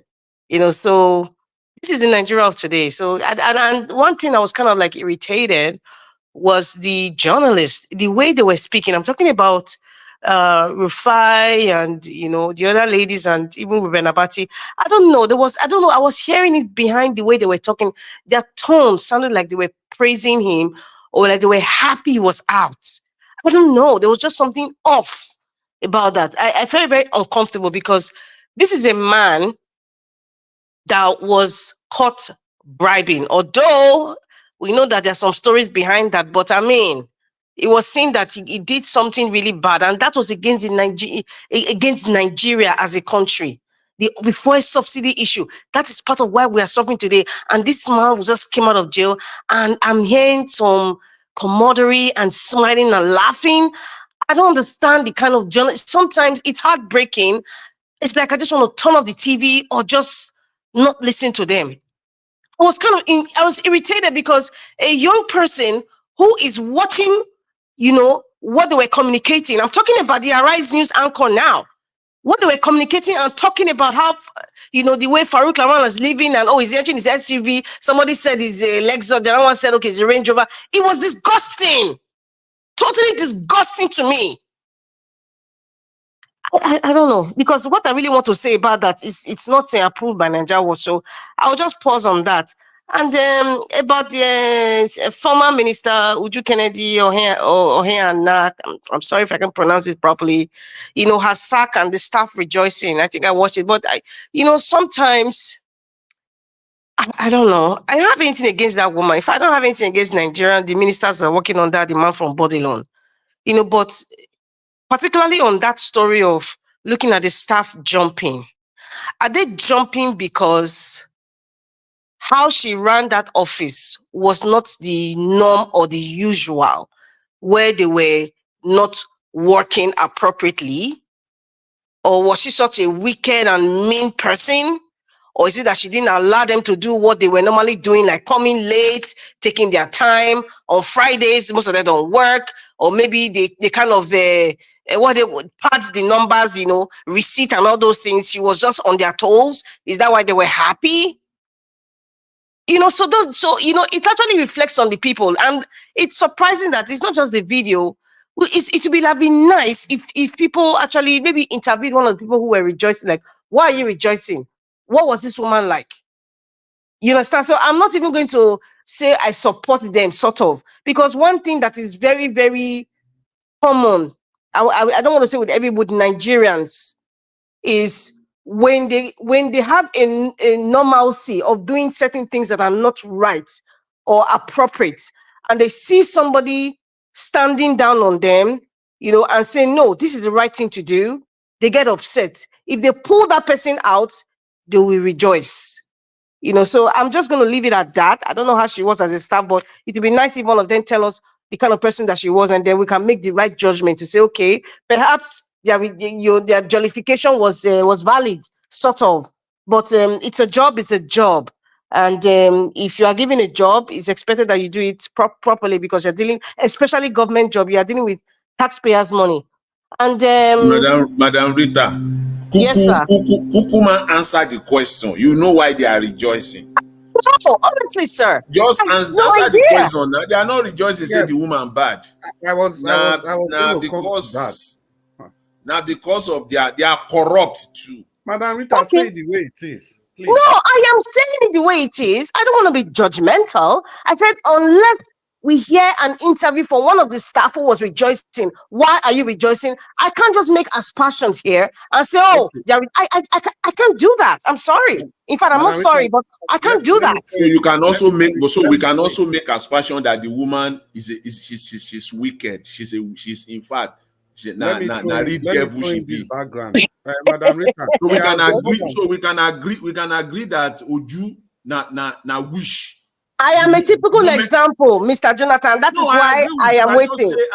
Myself. You are trying to hide this thing. Just say it the way it is. No, Mr. Jonathan, listen. It's okay. I know we are Nigerians. I am using myself as an example. I have been disrespected and insulted by people who support Governor Obaseki or from the PDP camp severally. And those things don't bother me. But I stand by my truth, because truth is authority. So I would say that, oh, they don't like me, or they think I'm some sort of problem to them or a headache to them, which I'm very happy. It means that I'm doing something right. But in this, that is why I'm kind of saying, okay, the way people are rejoicing about Madam Uju, perhaps she's somebody like me. Perhaps she was telling them the way it is. Why are you coming in late? Why are you dressed this way to work? Why is this file not done? Why are you delaying this file? They see somebody who saw, perhaps they will hate her for that. Or maybe she was just one mean boss that was rude and disrespectful to people. I cannot make that judgment unless I hear one person that was interviewed to say, okay, this is how she was as a boss.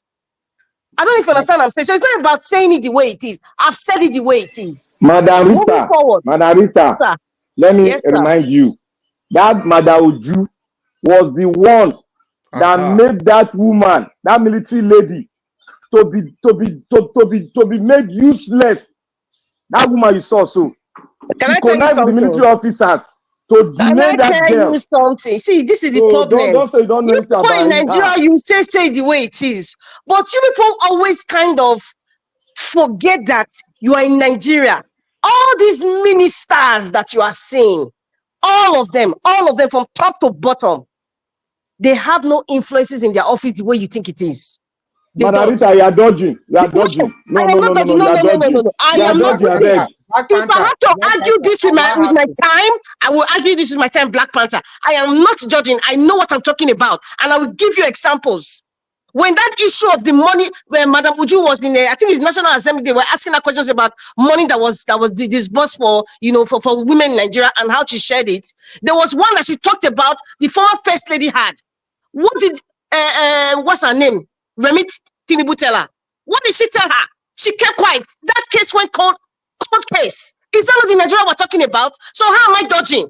Many of them do not have influence at all in any major decisions in Nigeria. I am saying it as it is now. Are you guys trying to deny that? Is it not Nigeria? Hello?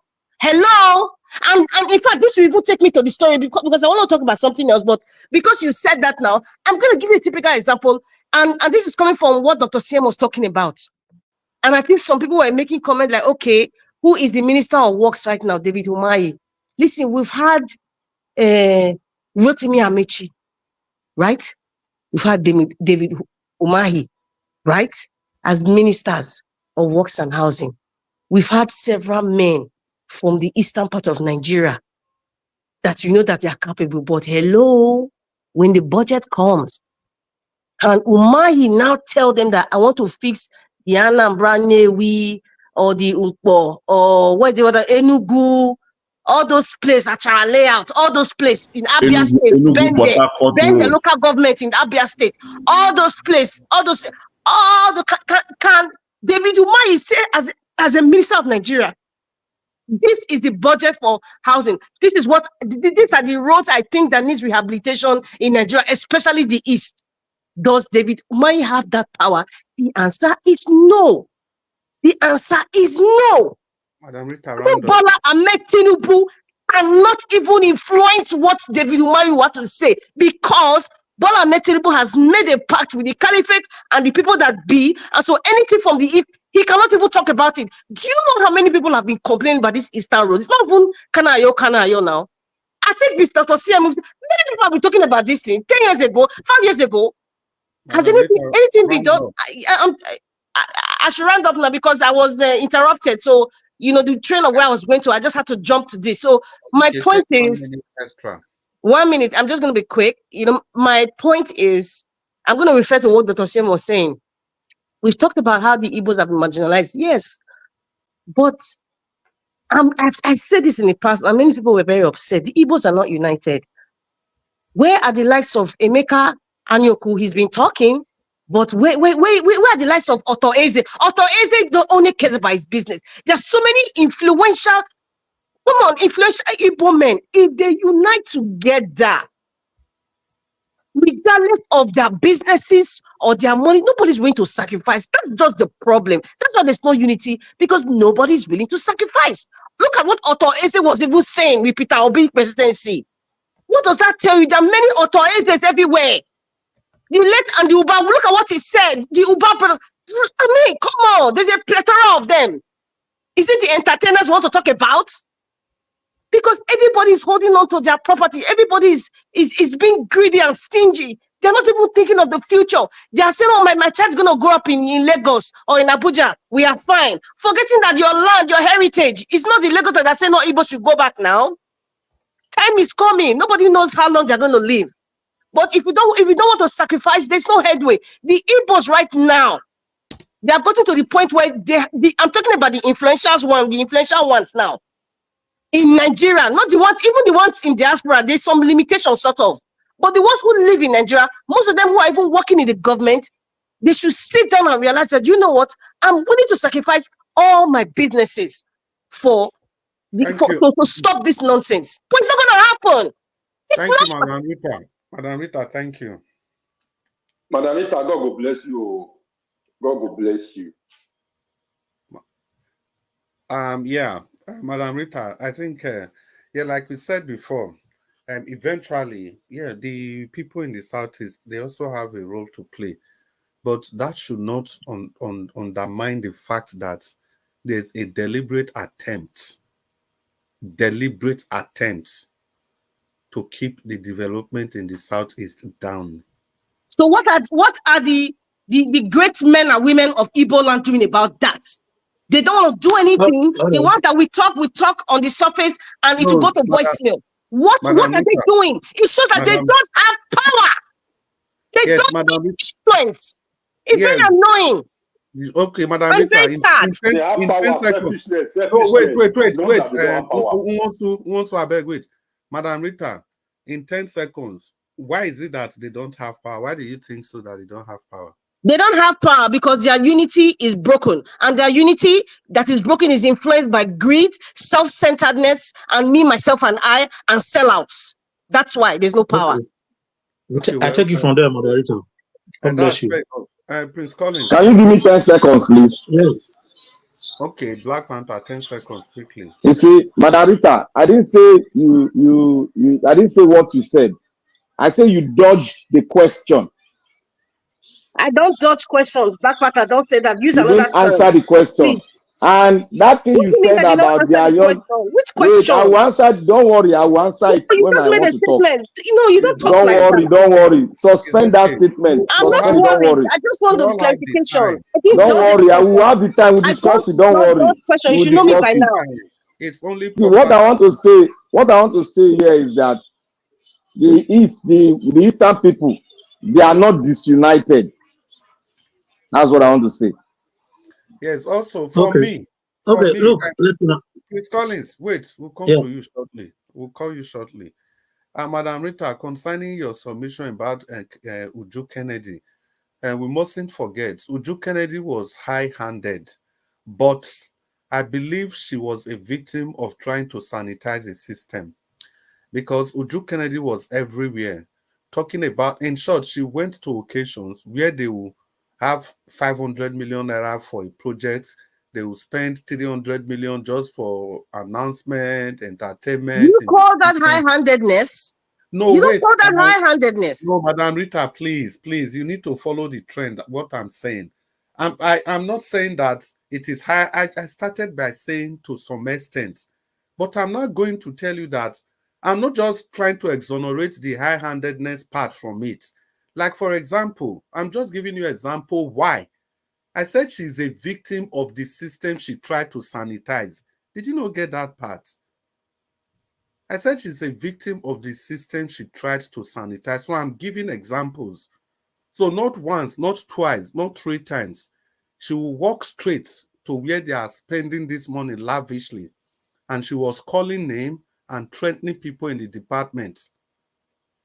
Then let's not forget that it was this same Uju Kennedy that spoke to the Ariwa people in Niger State when they tried to marry off those children that lost their parents. She spoke up that why should they do this? They are supposed to send these children to school. And the whole of the Northern Caliphate, they rose up against her, and they gave Tinubu an ultimatum to sack her immediately. There was a lot of negotiation, left, right, and center, blah, blah, blah, blah, blah. It was at that point I knew that she's not going to last in that appointment as a minister. And after some time, what does that tell you? What does that tell you? Yeah, that's what I'm saying, Madam Rita. The interpretation of that Madam action. Rita, that the man for body law doesn't even have power. Don't you guys get it? No, Madam Rita, you need to get it. You need to get it, because I've just told you she's a victim of the system, and I'm trying to give explanation why she's a victim of the system. And you are still asking me, what did you tell me? She's a victim of the system. That was what I expected you to say. She's a victim of the system. So after that, you can imagine.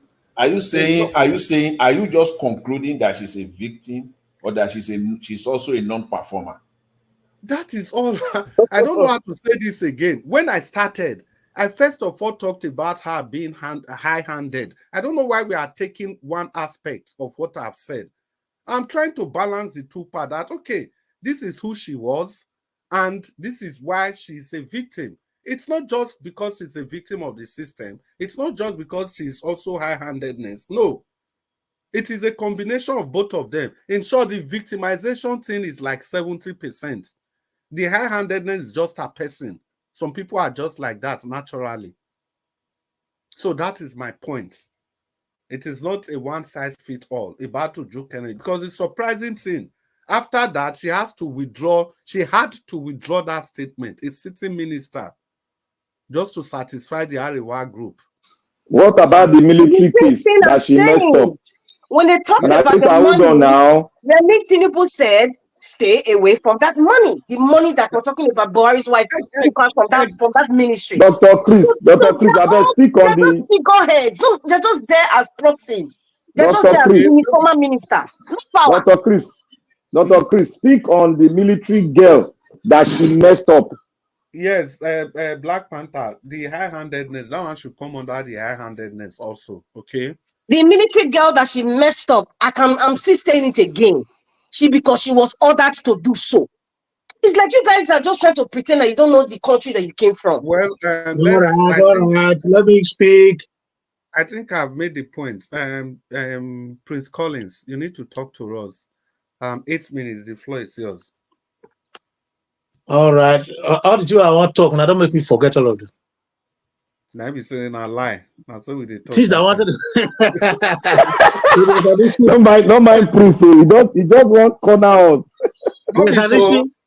There's an issue that Sister Rita was talking about, and I wanted to interject. I've actually forgotten it anyway. That is well.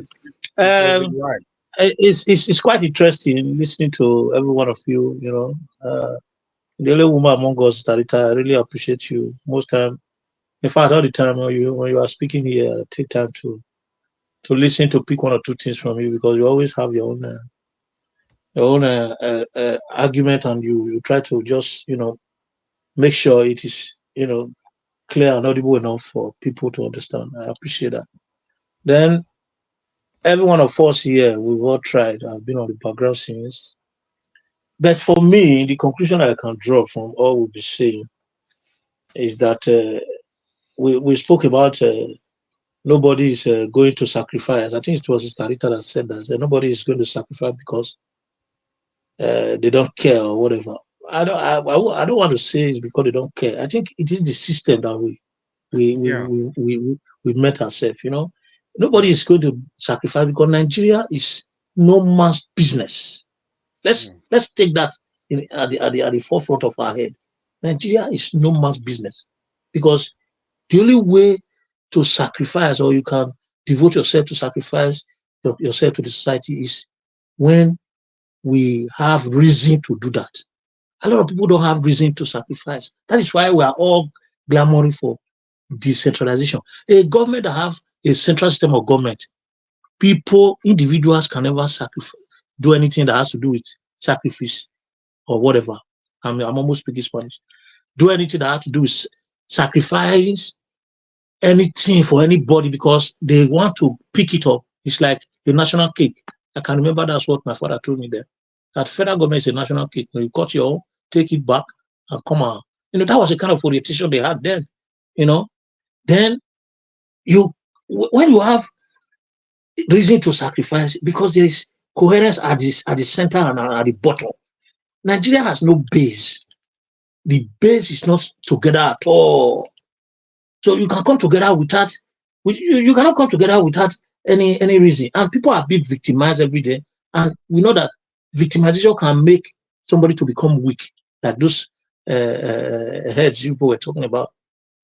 Victimization can reduce your capacity and capability, because you will be confident enough to do what you are supposed to do. And Nigeria is a camp of criminals. Let us not forget that. Disunity is all over the nation, not only in the north, not this, only in the south, not only in the west. It's all over Nigeria.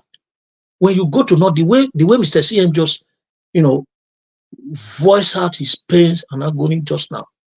Multiple people, millions of people in the north have that kind of thoughts. They are passing such pain. Imagine people that their families are being wiped out by insurgency. Let us not look at it one-sided. Imagine where you go to a community of about 500 people and gunmen will just come with 50 bikes with pump action and all sorts of weapons and drive everybody away.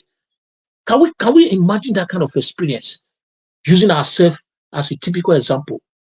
If we pass through that kind of pace and agony, is it worse than what we are talking about, bad roads and all that? No. People are passing through hell. People are even praying to have the worst road and have peace in that Nigeria. But they don't have it. People are being displaced from their home and they take them to ID camp and they go there and displace them again. Do you know the kind of pain? I said this yesterday as if it's a joke. It is not a joke. People are in pains all over Nigeria. Because we Southerners, we know what it takes to live in peace and harmony. We have appreciated it. We have seen it. That is why we are clamoring for it on a daily basis, because we are much more aware than these people in the north. People are suffering. People can't even have access to water. Forget about light. They can't have access to just water. Now, if we have this kind of society, if we live in this kind of society, what we get is what we have been seeing, what we have been seeing as regard the issue of Falana and his family, because there is no safeguarding issues for anybody. You see, if we look at where we are right now, apart from the fact that Nigeria have no good system or structure on ground to take care of the people. The government is not doing anything to eradicate corruption. You can't blame Falana and the son right now, because Nigeria is not structured to remain a good person forever. In Nigeria, it's never structured that way. You are in a system whereby corruption is everywhere. One day, you must fall victim of this corruption. There is nothing you can do. It's only when you are dead that you'll be free from such society. Only death can take you away from that society, because no matter how genuine you are, you must be penetrated and become a victim one day. Or you want to see, you think people are just, too good to be nice to this extent that they are. No, the system is not built to be so. Nigeria is like that those that are caught are the criminals. If you are not caught, you are the angel among others. That is the way Nigeria is. Until you are caught, you are a genuine person. I don't blame anybody that is into corruption. I don't blame anybody at all, because the system is not built for you to remain. In fact, government have to support you. Any institution, in any institution, the government have to play its role to make you remain decent. What are some of the factors that will make people remain decent or maintain good character? You have to talk about subvention. You have to talk about social security. Nigeria don't have this kind of things. Apart from strong laws in the developed world, social security plays a vital role in societal building and uprightness. When somebody that no eating his money, you are telling him to be decent. Come on. An angry man, you are telling him to behave well. How can? When there's no food in your stomach, you are calling me to come on. I don't have anything in my stomach. You are telling me to come and judge you and give you an objective judgment. It's not possible. First of all, I need to take care of myself.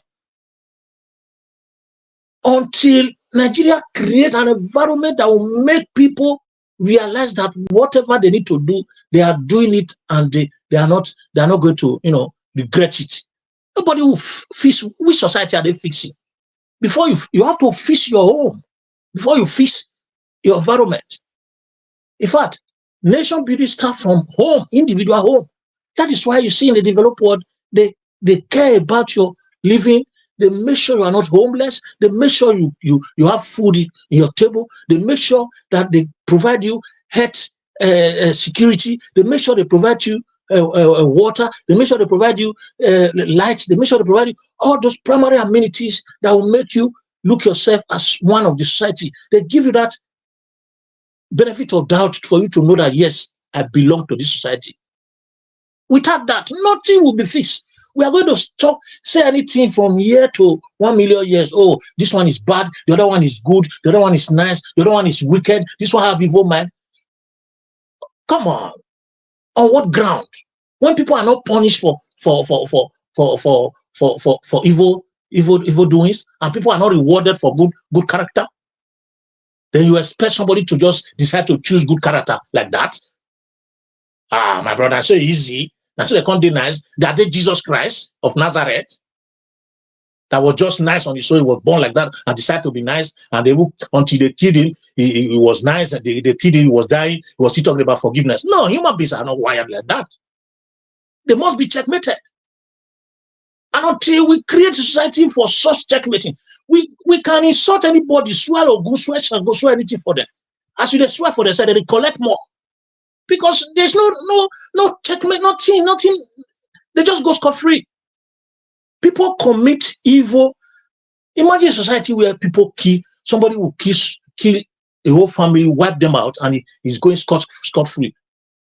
Look at the developed world. If a policeman mistakenly fires his arm, he's going to jail straight away. Can we remember what happened many years ago as regards black, whatever, what was the word? Black Lives Matters. It was one person that was killed. But here back in Nigeria, people are being killed on a daily basis. Thousands are being killed on weekly basis. Somebody will go to society, go to a community and wipe up everyone. then they will just drive back and go into the bush, and security are not doing anything about it. We are talking about somebody that is just compromising here at the corner. Nigeria society is built for what is happening now, and anything that will change it, for me, I have not seen it. Until we do the right thing, Nigeria cannot be fixed. If we talk here to tomorrow, next tomorrow now, before you know, we are talking about Falana and his father issue because another one has not come in. If another one comes in tomorrow, we forget about Falana's issue because other issues are on their way. 30 seconds. 30 seconds. So, for me, the emphasis must be doing the right thing. It's either we decentralize and do the right thing by restructuring, or we go on our separate ways. This system right now will never work. Nothing will make it work. Thank you very much. Yes, Prince Collins, it's a very wonderful submission, to be honest. I think, I don't know what else to say. See, the point is this, like those people you just gave example of, take for example, Southern Kaduna, you have bandits come and buy people. Maybe they're in their farm or in their house, and then the next argument somebody is going to put forward is that the people self, they're not supposed to they go farm in the morning since they know say bandit day. Or this their door self not strong rich. See the house as it be. Yeah, I see that that's the reason for the killings. Yeah, they're supposed to get iron door. They're supposed to just do this one like this. They're supposed to just see. I think you talk everything finish. It is the government that sets the tone. They set the tone. Every other thing is primary. Whether, like some people would say, even we Nigerians self, now will be the problem of this country. No. All these are collateral damages. Like you talk, where system we don't already dabaru, you expect people to just start behaving normal. That is why I keep saying that this argument say the people, no, the government had to, there must be a plan to develop all the regions equally. There must be deliberate, okay, out of this is the budget for this year, 600 billion from Ministry of Works. Out of this 600 billion, 100 billion will be channeled to roads across the 6 geographical zone. Out of this 100 billion, each of this geographical zone is going to get 15 billion. That comes to like 95 billion. Those are the kind of things we are saying. That one should be there on the table, but there's nothing like that. So the one we are saying that the Southeastern politicians, they need to talk, they need to do this, they need to do that. They don't. No.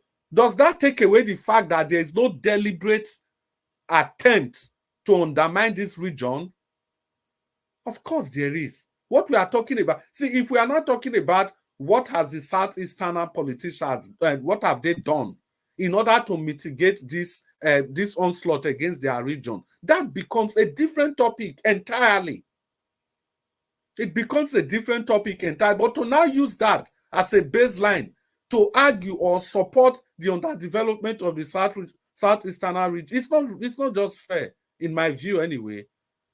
Well, we've come to the second segment of this broadcast. Before we do that, as you know, guys, we just need to appreciate the people in the comment section for the past 3 hours, and they've been there. What am I saying? For the past 5 hours, they've been there writing and contributing to the discourse.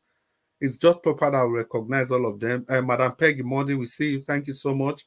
God's Child, thank you. Johnson Emmanuel, Madam Patricia Enofe, it's good to have all of you. Kinsley Ogeriaki, Oriyomi Abdul, Vitus Ekwebulum, Anthony Eze, Madam Ijedima, Jejelaye, Doris Odion, Sky Media Entertainment, Ikponwoso Amorige Peter, Michael Abba, Everline, Simple Cooking, Timmy Ndibe, Mercy Omorige, and Mercy Foster. We see all of you. Patrick Cosmos, Grace Holmes, Jennifer Codby, Senator Dam, and S.O. Now, do well for remaining on the broadcast with us today. And of course, Mommy Diaspora, thank you so much for everything you do. And thank you for coordinating the comment section. As we move straight to the second segment of this broadcast, please, ladies and gentlemen, I beg all of you now, may we remove Oyibo matter. Make we use the like and the share button. I beg. Make we use the like and the share button. Make we use the like and the share button and the $sign. In this way, we are trying to relate with YouTube algorithm.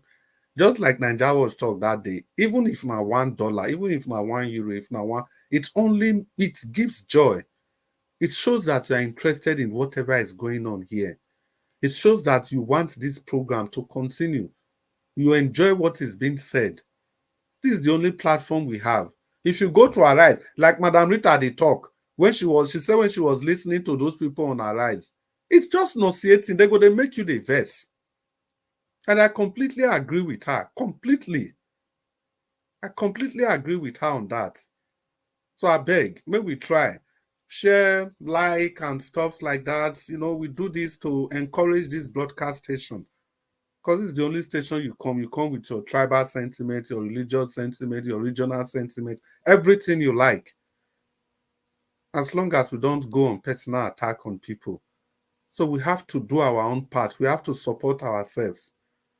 Well, thank you very much, the people in the comment section. And once again, as we come to the second segment of this section, please, it's just for 4 minutes so that it can go around. Then after that, since it is talk and go home, then we all start talking. The first person I would need to call is Mr. Mama Hecho. Mama Hecho, are you still there? No. I was the first here today.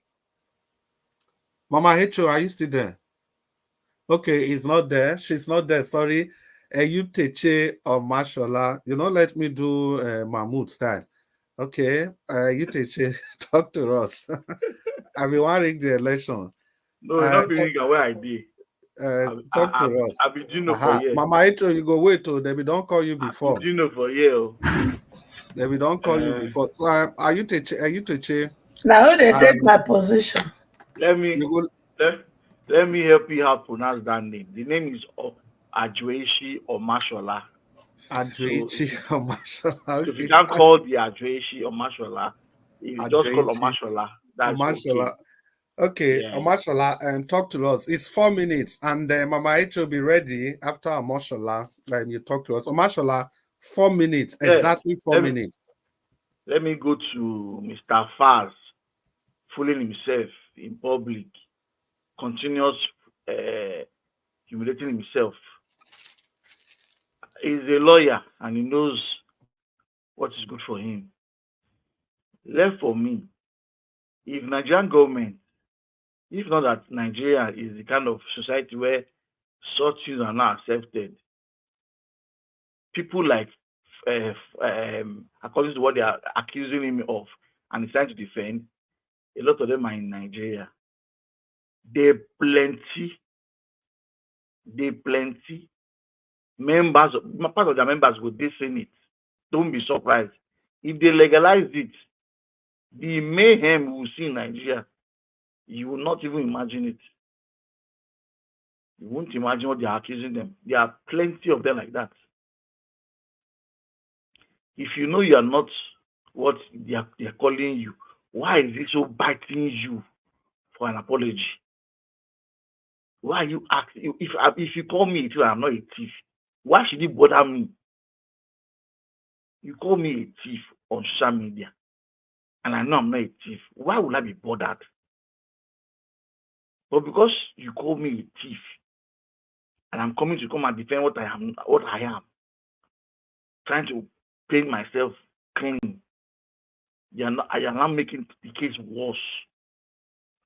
The person in question, that very dark man you are trying to accuse and push everything on, just played a video like Nigeria Watch will play a video here. Assuming it was Nigeria Watch, he was sent this video and he plays it here, and all of us now say, fast, you two, they do this kind of thing. Will you put all of us on this panel on the street? Then you must be crazy. Thank you, Omoshola. That where you get that now, from. In fact, thank you. In short, Mr. Jonathan, I joined you to tell him thank you. That was brilliant. That was brilliant. Now, okay, now that one make Nigeria Watch they shout because he knows what he was saying. Yeah, yes, that was very brilliant. Thank you. What did you say, Omoshola? I missed it. Sorry. Let me help you out. Mr. CM. Yes. Such video should be brought to Nigeria Watch. Very dark man. You are in Nigeria. Nigeria Watch is in Nigeria. Every other evidence you have, bring it to Nigeria Watch and let us all talk about it. So that Falana and family will sue every panelist. And then he'll be ready to pay pounds. Because they have refused. His father, Falana, you are hearing your generation is not killing the country. Your client, your major client is in government. You have refused to talk now. When Jonathan was there, you were ranting left and right. Now you've gone cold. The other lady, Naranju, that they've sacked, they can sack you because she's a very arrogant person, number one. Sometimes on TV, you see her very arrogant because she's a minister. You talk to people anyhow. Then Wiki, I want to come back to you. You have just keep showing to Nigerians that you are really a hooligan that went to school. A hooligan that went to school. Your classmates and classmates and professional hooligans are in government. You are talking to people in Nigeria. You're telling them, you know you have talked, go and bring gun. What has gun got to do with what they are saying there? If you're not a real tout, if you can come and catch my name is there. I didn't put guy name. Find me out. Why are you people just behaving so stupid? Generation of hooligans that went to school are now in government. You have chased all the professionals out of the country. The country is now, they've left it for you now. Rule it, we can't see. Today, I just talk about it was of PDP. Even though PDP has been stealing, it can't be this bad. They just gave you people 1 8-year tenure, APC rule. You grant the nation. They give you a car. The car that you have been managing and managing. You reach your turn. You sell the part of the motor finish. Thank you. Thank you. Thank you, Amoshola. Thank you very much for your presentation. I like that perspective you came from. Mama Echo, please talk to us. 4 minutes. You see, Falana, I will not cause una. If to say una pursue the substance, which is the video recording. Falanas, that video recording, una for take and go forensic examination as Bobrisky. He said not being dead there. But you know say not true. Because your son, facts, he confirmed say he with Bobrisky, they talk when he is supposed to dey prison. So the lawyer wanna read. When he reach my pikin very dark man, una brain, it can't be empty, abi? But you know what? Me and you know say, not be waiting a very dark man talk, na be the cocoa. The cocoa be say, why he release that audio? Because if they dig deeply, you Falana, you know Bobrisky godfather. You know her. You not go fit tell us say you don't know her. And you then involved in Bobrisky case. Therefore, you know the godfather. All these things one they do. Una know say Bobrisky really open his mouth. Plenty table go break and plenty head go scatter.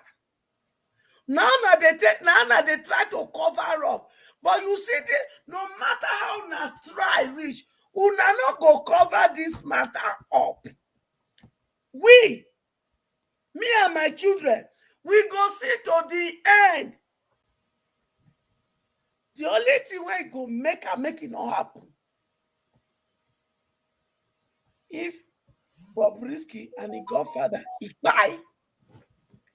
But if Bobrisky and the godfather not buy, and una too not buy, then we go get to the bottom. Falana, your generation enjoy Nigeria. Your generation was the generation when Nigeria naira was bigger than pounds. When Nigeria naira was bigger than euro. When Nigeria naira was bigger than dollar. Your generation was that generation that they would travel abroad to go school. Before they come back, job done, they wait for them. And flats, as they call them those days, you don't they wait for them. Brand new car, they wait for them. So una generation chop better for Nigeria finish. Una no work on my children not go enjoy Nigeria. I think so you were honest in protecting the law. But it is obvious, Falana, it is obvious that a selective justice you have been practicing. And you be using pro bono to cover us. They say, breeze blow, foul nyash open. Tell me, Oluloyo, Shebi, they call you out. Why don't you go and arrest him? If you are not tribal, Sir Falana, how much was petrol during good luck when una with my senior boyfriend, Chief Tunubu, plus Goti Daddy Gio, Adegboye of Redeem Christian Center? How much was petrol? During good luck, Jonathan wanna enter street. Oh, regret Boboni, where una hair not correct. Una be wicked elder. Daddy Adegboye of Redeem Christian Center. You are a Goti pastor. You are a Goti G.O. Now Jesus talking. He said one a sheep, one a goat. He said, I will say to the goat, depart from me, ye workers of iniquity. Daddy Adegboye, you are a worker of iniquity. Repent. Why are you not protesting? Why are you not doing 1 million march? Because now you're Yoruba person I did there. Oh, Rigbe, you are a wicked Daddy Gio. Repent. We want to see your 1 million march. Daddy Adegboye, you must bring out your 1 million march against my senior boyfriend, Chief Tunubu. Falana, you go do your own, no? Because now Yoruba person dead there. You know, not say tribalism go kill you now. And you worry. All of them, when you enjoy Nigeria, now because my children not going to enjoy Nigeria, I will be a thorn in you people's flesh. And you worry. First, it's a shame that at this your age, you are supposed to fight for justice. But you don't follow the footsteps of your papa. Practicing this thing. And in fact, this lover say you did do man, your name did the list. Go and arrest this lover. Make sure you sue. My picking 5 million that they look for. This lover go give you 1 billion. And that your sister, when he run his mouth, he also defame my picking. So we go also land una own. I want to be 2 billion because a lower gone. The money wanna collect for all the wuru backyard judgment wanna do. You go call collector. And you will need that for you. But when you don't ban Nigeria, you will not rest in peace. And in this remaining part of your life, you will not know peace. Obasanjo, what did you do wrong? You must confess, because we don't want to do what you did wrong. So if you not tell us, we may do it. And because you did it wrong, now I make Nigeria be like this. So for us not to do it, confess, tell us what you do wrong. Go and meet your counterpart, Babangida. Go on. All of you now gather on ourselves together and tell us what you people did wrong. And you will return soon. Thank you, Mama Echo. Thank you very much for that presentation. Yeah, I think it's just about saying it the way it is. I completely agree with the parts where she talked about what did they do during Buhari's time, during Jonathan's time. They came out. I think I made that earlier in my submission. It is at that junction I say yes, we ourselves we deserve the kind of leaders we get, as Fast talk. We deserve the kind of activists we get. This man has done something in the past. It's okay. But since after that Jonathan tenure, since Buhari came in, is it not clear to all of us, we that are still surprised, say, this man was an activist? We don't see the trajectory. It's all about tribalism. All through Buhari tenure, all of them keep quiet. With the evil way they go on, so for Tinubu tenure, all of them keep quiet. Keep quiet. Mr. Chris, something Yes, just came to my mind. Sorry, I just want to interrupt. What is the, how come Sorore is all of a sudden muted in this the very dark man case? That rings a bell. That rings a bell. No, I don't know if he has said, I think he has said something. I don't know. But if it was with Obi, it will have been back to back. So if we say something just for the sake of, okay, you're under my media house, but we all know what we are talking about. Mama Echo, na your pikino, we they watch, we they look. Now, you don't say that this family library can come out now. So yeah, well, So all right, so this one where you on camera. Just 30 seconds, I beg. So Wore was in that damage. I beg. Make una not vex. Make my fair. Mama Esho, I beg not vex Mama Esho. My fair applaud my dear sister moderator. I missed her so much. I missed her voice. I missed her submission. I believe you. Where's my black soup? Hey, Sister Rita, where's my black soup? Mama, I told you we will have a private discussion. Okay, I did wait. Mama Echo, 30 seconds. Where is Showore in this matter? First of all, Una. Wait. When they do alcohol protest, I hear say, you are there, you are not here. They can't even put her for wanted list. He can't dare that wanted list. He come for October protest. What do not do? Nothing. He don't come back, come sleep, come enjoy his wife and his children. That is what he's doing now. Mama, now you dey talk this one. Madam Rita, Mama Echo is okay. Madam Rita, let's move on. Maybe during your time you expatiate more. Mama Echo, hope you are still at the background. I dare here can't wait today. Yeah, there might be more coming. I dare here. Yeah, the next person that will be talking to us, Abdul Malik. You did, yes, sir. Yeah, good evening, Mr. Chris, once again. My brother Abdul Malik, God bless you. Good evening, sir. Talk to us. 4 minutes. Yeah, good evening, Mr. Chris.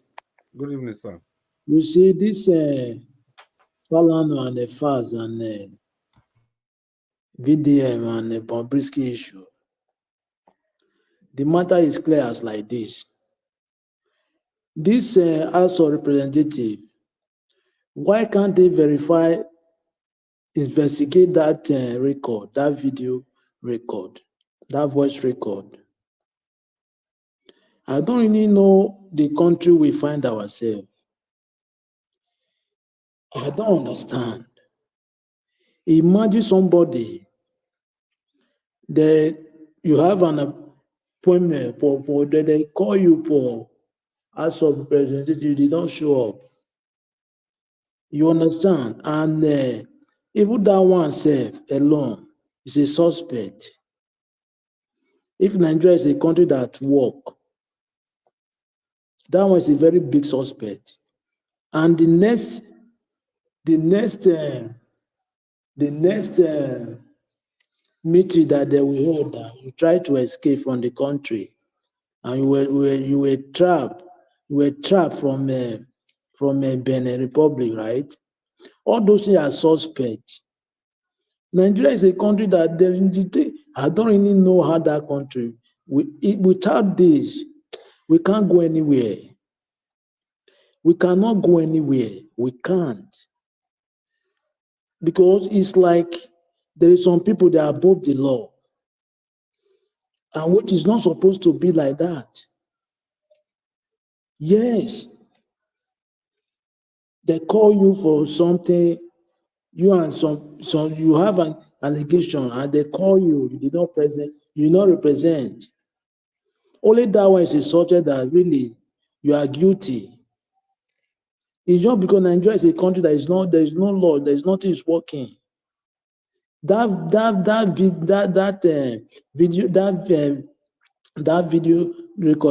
video record audio, they're supposed to verify that, investigate that record to really know the truth of the issue. According to VDM, very dark man say he had the second one. He had never released that. What type of country we find ourselves? How can we move forward in this way? This kind of attitude, this kind of mentality. The leaders we had, the people that are leading us, they are not supposed to be in that position because they don't know how to govern the country, to move the country forward. They don't know. Look at Nigeria today. If anybody that is still supporting, based on the hardship in Nigeria today, you are supporting APC presently. Even though you are not in government, but you are supporting those people, karma will come to you. Karma will come to that person. Because the hardship, the people, what people are going through now in Nigeria is somehow. It's very difficult something. Even though you are not in government, but you are supporting APC and PDP because of your self-interest, karma will surely come to you. I'm telling you. Look at what they did against Jonathan. They create Boko Haram just to destabilize the government. Today now, what are we saying? With Boko Haram, we cannot go to farm. There is nothing is moving in the country. Now, man, I see. Mr. Chris, thank you very much. Yeah, my brother, Abdul Malik, thank you. Now, so the thing can be very painful. It can really be very painful because there's no way any person would tell me that Boko Haram was not created to unseat a president that came from a region that is not supposed to govern the nation. So you tell me we are all one. Since that time, now what have they done with the Boko Haram? Nothing. They are all there till today. We knew what happened with that Boko Haram story. I beg. Mr. Chris, sorry to say, there is one man I watched today night, whether Channel TV, right? He said it openly. He said APC, they are the sponsor of Boko Haram. Yeah, I watched that. He said it openly, not one time, not two times. May we even leave that one. On what basis the principal of that school? On what basis did they Shetima? On what basis did they promote him to become a commissioner after that event? A commissioner in that state. On what basis? What did he do? The school where he be principal, they come kidnap girls. The next thing they say, they make that man commissioner.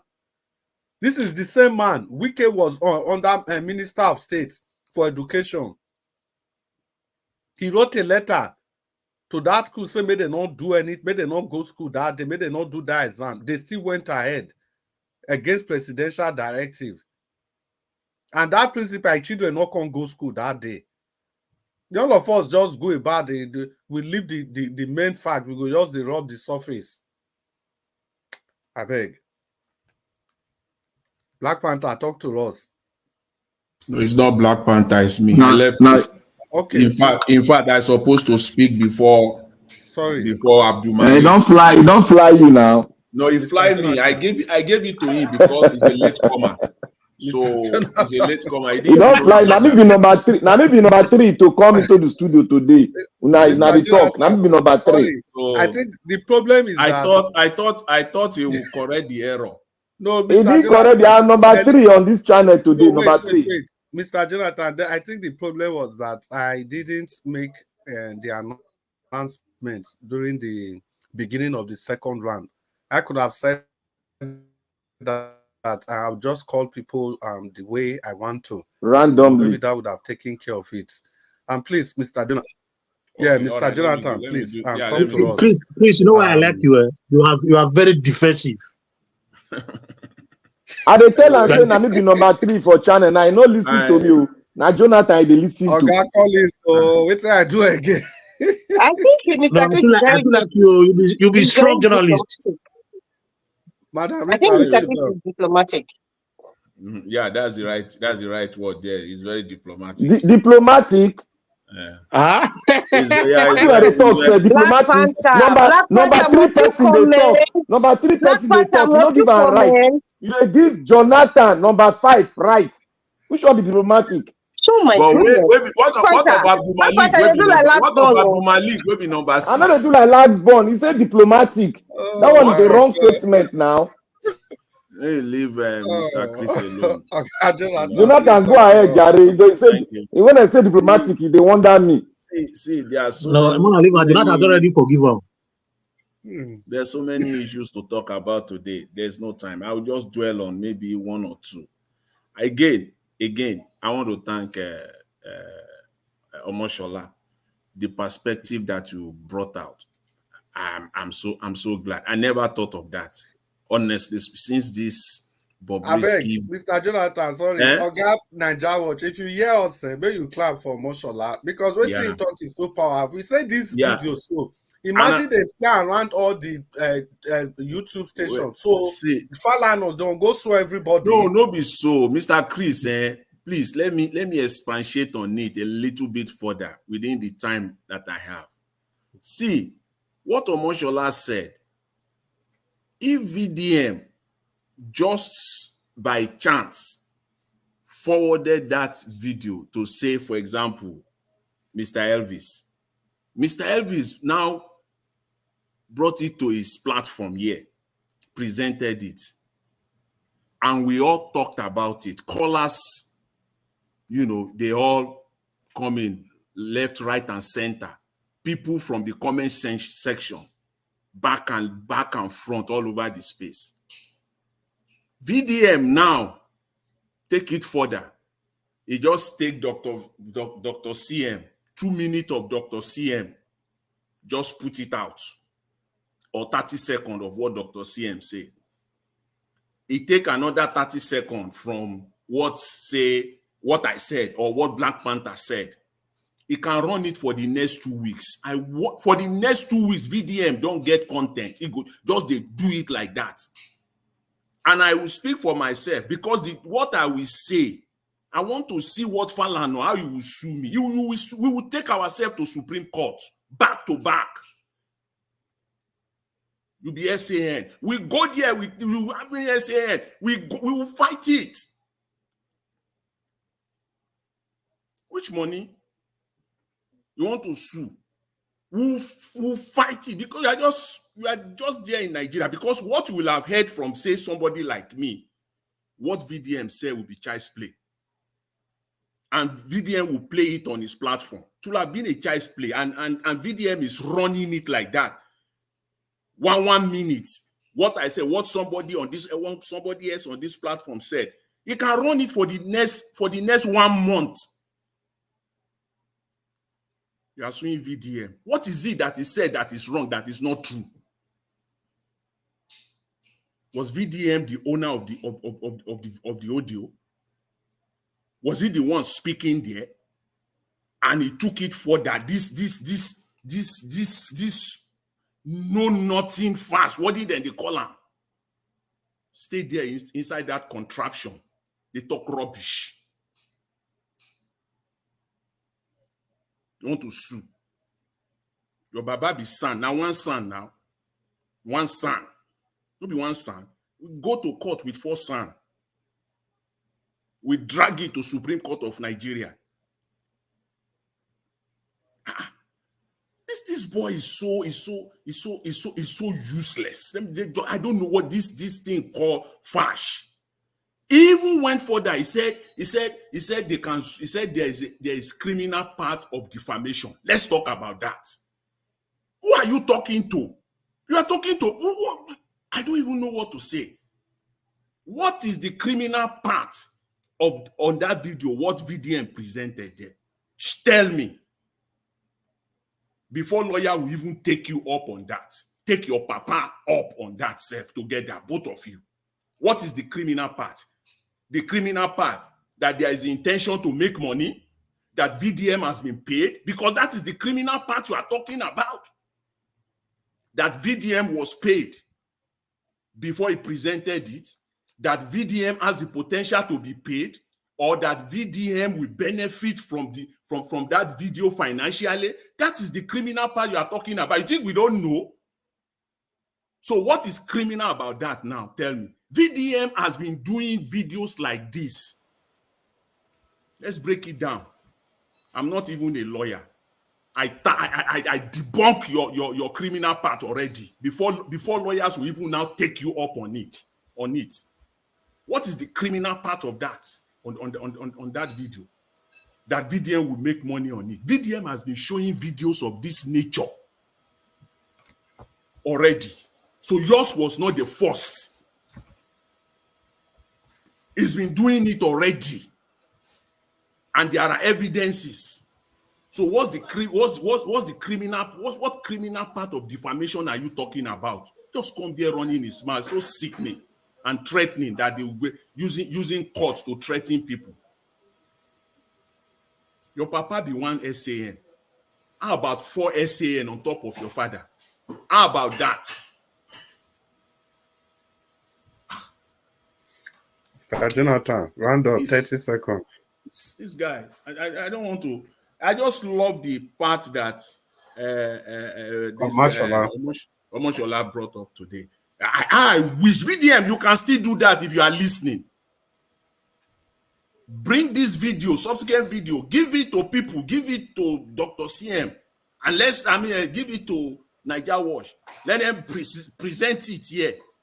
Whether I will take everybody here to court, and then you are taking it one by one and showcasing it on your own platform. Whether I will now come and take everybody here to court, I'm waiting for them. Rubbish, Thank you. useless. Make them Thank go you very there. much. I beg. The thing where I want to talk about the South is this thing. These people don't take my time. I know if we talk about it again. No, Oga Jonathan, you talk about time. If we don't go round now, I beg. This Hausa people. The only thing I know for Hausa language, I go use them for this boy. Hausa people go say Maram Fani. Let this Maram Fani get off the space. Well, people reverse. Thank you, Mr. Jonathan. We'll come back to you. The first time, I hear Jonathan talk something like Hausa, a word like Hausa people. Well, Nigeria was talking earlier. I say everybody now street boys. Black Panther, please talk to us. Black Panther. Everybody go enter. Everybody now from streets now. We go like tomorrow no day. Now, Panther. Thank you, Mr. Chris. Mr. Chris, you are not a Democrat. Forget Thank that thing where they yarn you. Thank you for me. You are not a Democrat at all. Forget that thing.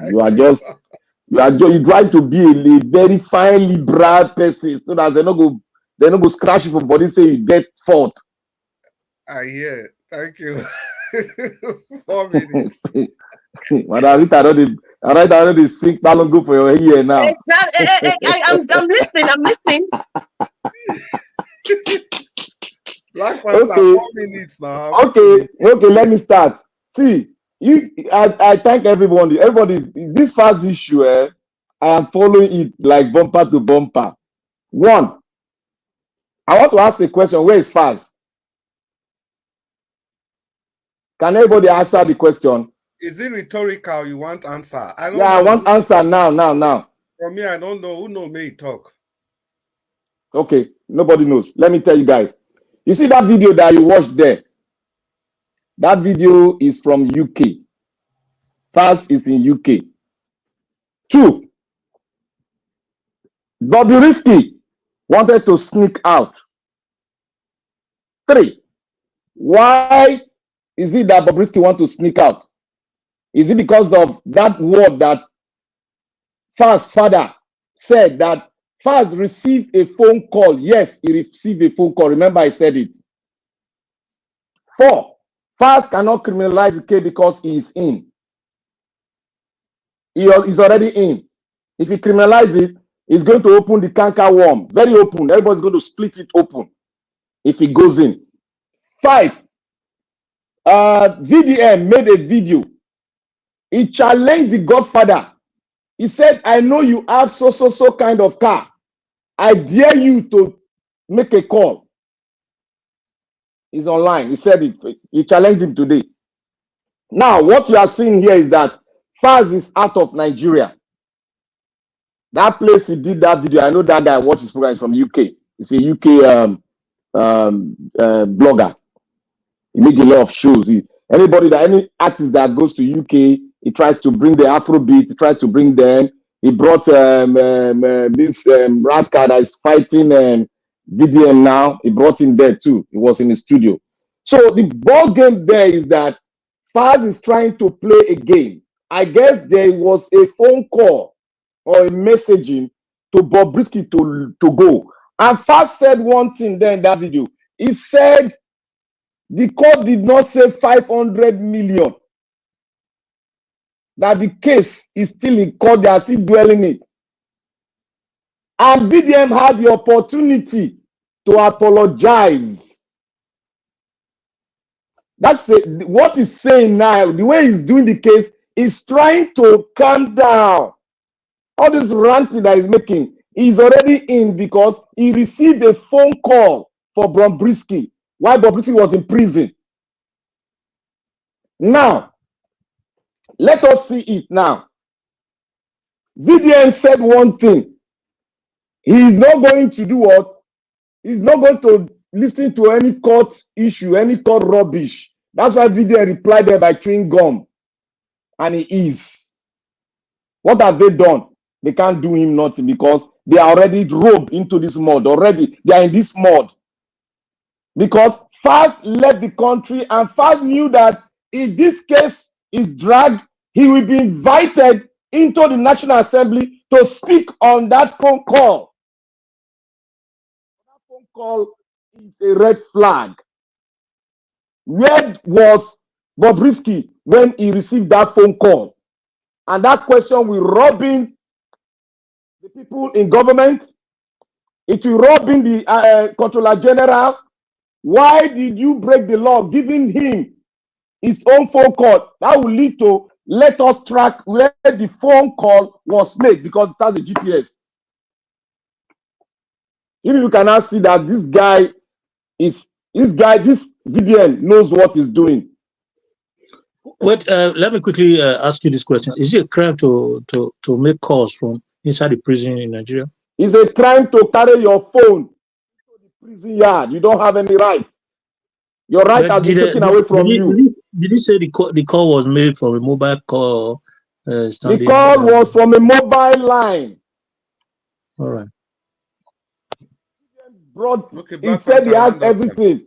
So what is there is that this first case, all of us should just calm down. See that second video that VDM is holding on to that he doesn't want to release. He knows, we all should know that this guy has a point because he sent a message to the Godfather.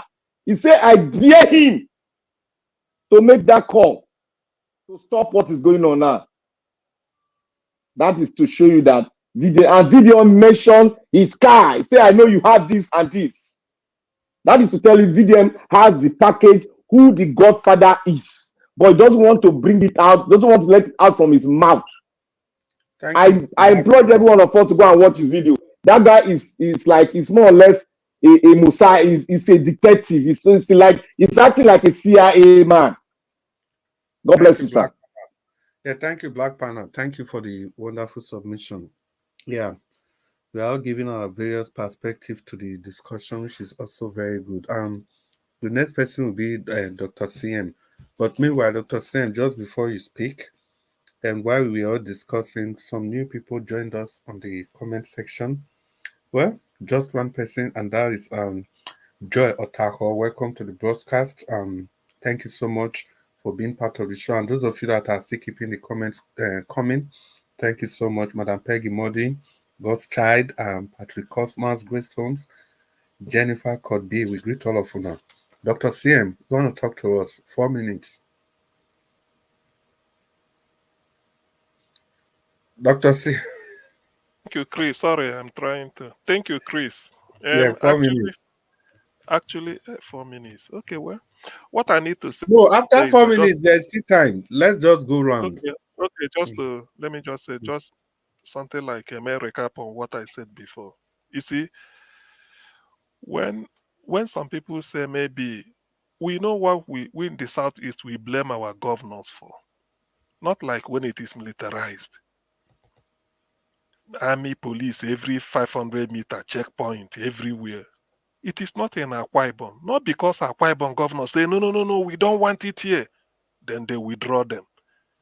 Then it's not in Benue. Benue say, we don't want it here. Or it's not in Ondo. They say, no, it's deliberate. Ndi Igbo has made representation of Haneze severally. I've mentioned 3 president generals. That is one of the things Nnamdi Kanu was preaching, that they should. In fact, one of the requirements he gave them while in Kuje prison then was remove all the checkpoints from the southeast. They know it's deliberate. I mean, all these ones, they're just doing it. I said, Babajide Kolado told you, say they bribe. Say they bribe the IG or senior people that they want to be sent to the southeast. In those days, if you are doing youth service, I don't know what they do now. Some people pay just to send them to a particular state.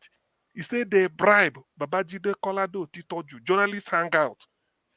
Do you know what it means? After bribing, they want to be taking money from us. So we know we're under siege. It's not a case of our governor doesn't talk or maybe our reps. You talk, tire. That is where they want them to be. They are making returns to them. The money they are collecting, those police, is not them eating it. After all, they look haggard. After all, they look. I remember one day when Nigeria Watch was analyzing kidnappers. He said, look at kidnappers calling millions. But if you see them, they look haggard. They are doing it for some people. Those police, you see them standing on the sun, army. You said, okay, why are you taking all this money year to year? They are making returns to their big orga who sent them there. So it's like somebody opened a business and they want to shut it down. So Ndibo are just like the business that are feeding those people. We know. It's not that we don't know. We know. Ndibo are intelligent people, but I'm not trying to boast. We know. We analyze it. When you see everything there, you shake your head. You say, is this country for me? It is not. So why I'm trying to put this out is that people should realize that even a goat may not bite, but there's a way you treat a goat. It will come back and start to grow teeth over and start to bite you. So, Ndibo, we've taken it so much. This is not a case of you are doing. We are treated differently and people are seeing it. Okay, let's leave that. Why shouldn't Ndibo be given a special cutoff mark to enter Unity School? Why? Just somebody should tell me the criteria. Why? Tell me, somebody should explain to me why Ndibo should be given highest cutoff mark. If you don't make it, you can't come in. Why? Is that part of Biafra again? A boy of... You see, that's why sometimes when people say unity in Nigeria, I laugh. We start to bring disunity at the age of 10. All of us here, we are from different states. Let's say we gather and we are 10, 11 years and they want to enter federal government colleges. We can never enter with the same cutoff mark. Why? At the age of 10, 11, when a child doesn't know anything, you are starting to tell him, no. You are from so state. No, you have this. So that is what we are saying. And they grew up with all this. So the thing is so open that we need to leave. That's why we are asking for, we need to leave. It's not because we hate anybody. No, we don't hate. After all, we're everywhere, but we need to leave. It's as simple as that. Ndị Igbo are in Kano, all over the place, doing whatever they are doing. Police do not want checkpoint there because you are normal. If you mount, maybe for everybody.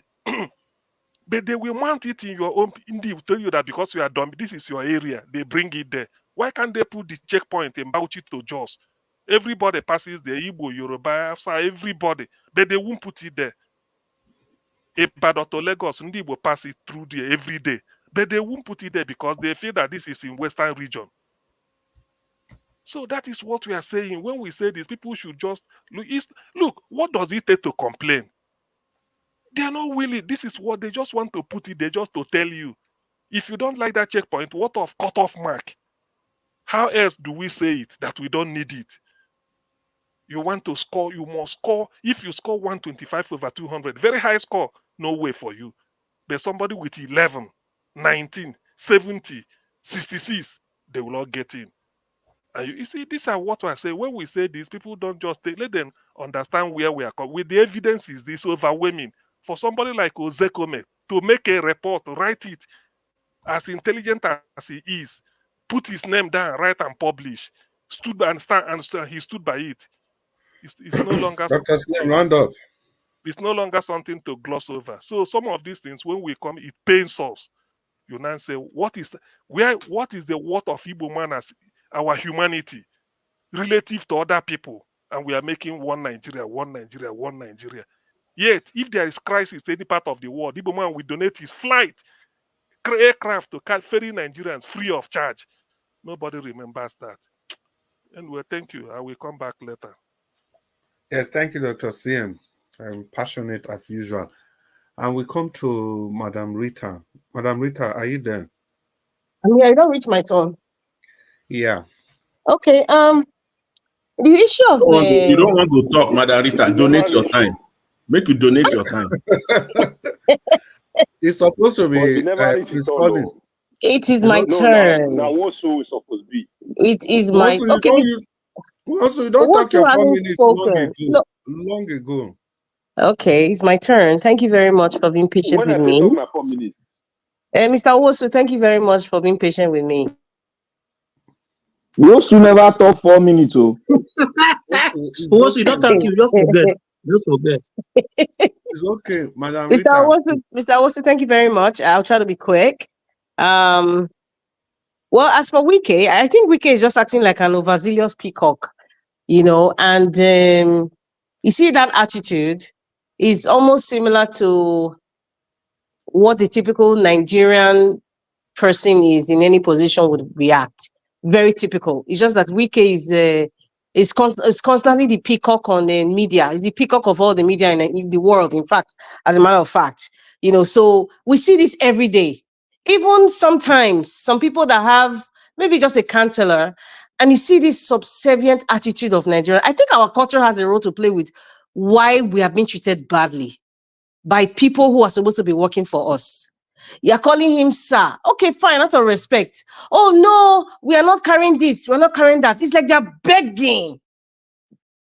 And another thing too, for us to be very, very honest, Wike asked the question. He said, do you have your CFO? They said this is, I don't know what they call this, is something area. I don't know. But it all boils down to how Nigeria is structured. I know we've talked about it several times about database. We don't have a database, that matches whatever we put in the budget. We don't have projection. Everything is just like cut and paste, guesswork, and padding. That's just what it is. If we had a database and a structure of Abuja itself, I mean, it's there. The plan is there from the time of Babangida. They know the plan is there. But successive governments have come and altered things. They've collected money and all that. And so that's why every single time we have an FCT minister, the most popular thing we hear about that minister is demolition of houses. Very, very common. Every FCT minister, that is the first thing we hear. They've demolished this area. In fact, there was a time in Asokoro area. If anybody knows Abuja, Asokoro area is like, where people like, what's this man's, all these military generals, most of them, their houses are there. Those were the big man era of then.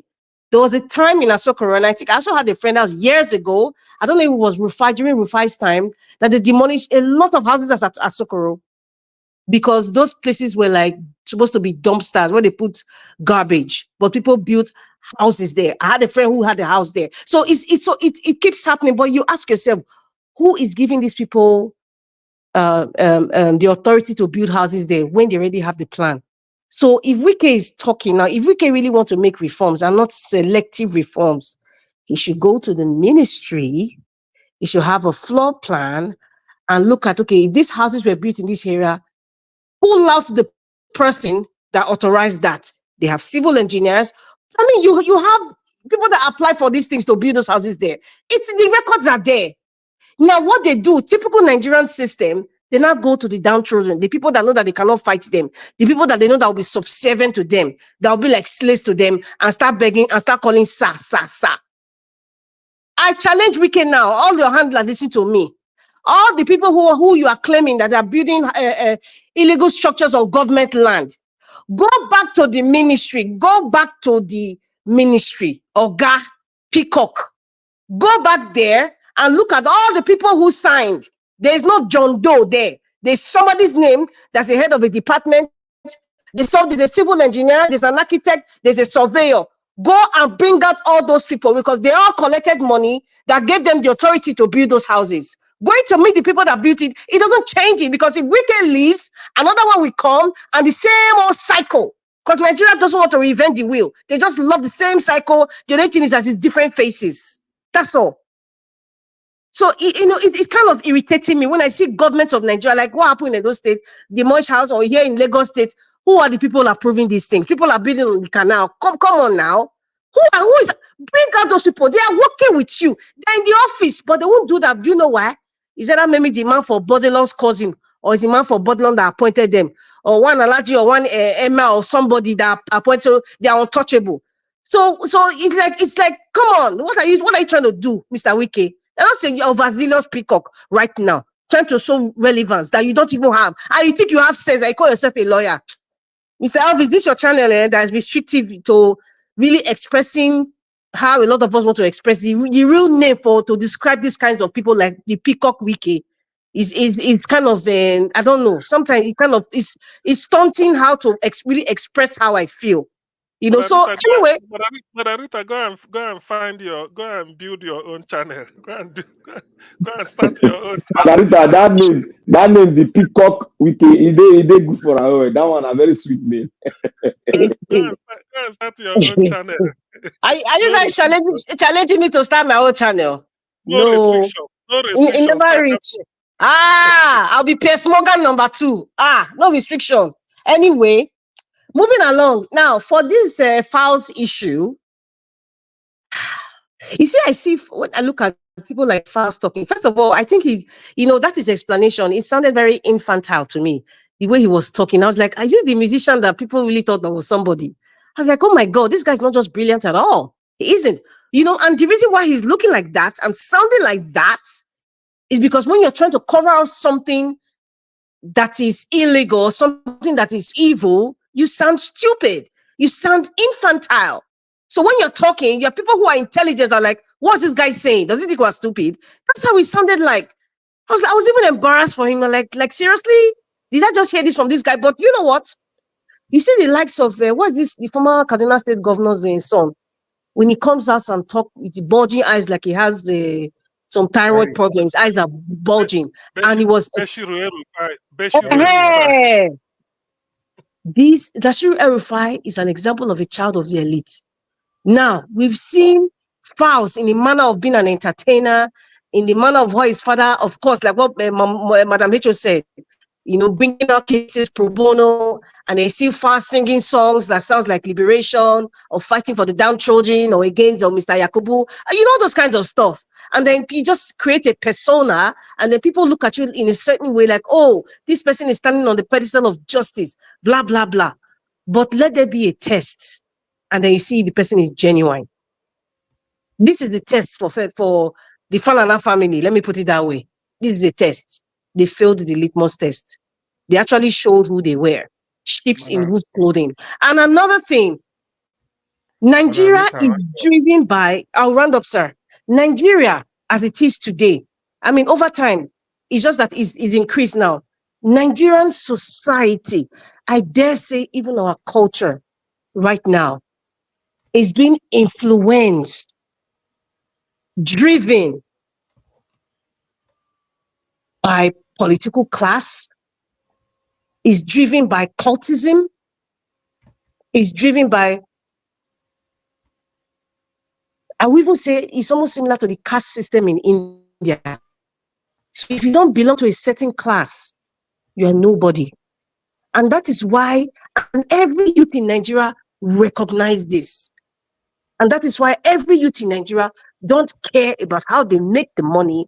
They just want to make the money because they don't want to be driven by, because I am poor, I can be intimidated, my parents can be intimidated, my wife can be taken from me, my husband can be taken from me, my children can be abused, I can be abused. When you have money and you mingle with the echelons of the society, just like Bob Risky,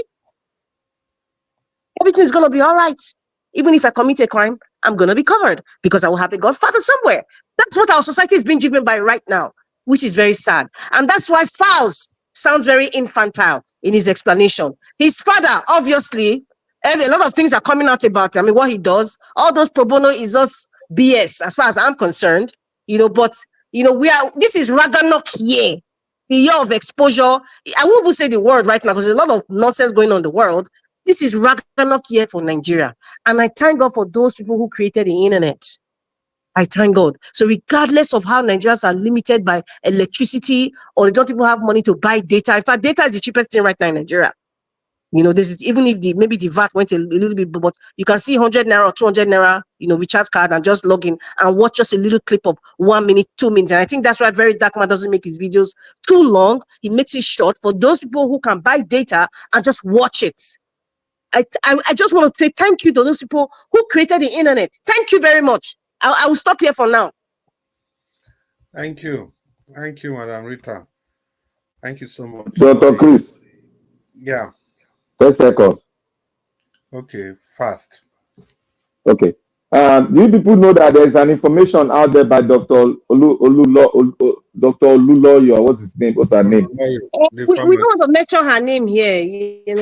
No, I'm going to quote her. I'm quoting her. Okay. It's a name. She said that Falz's sister was rusticated from secondary school for doing lesbian.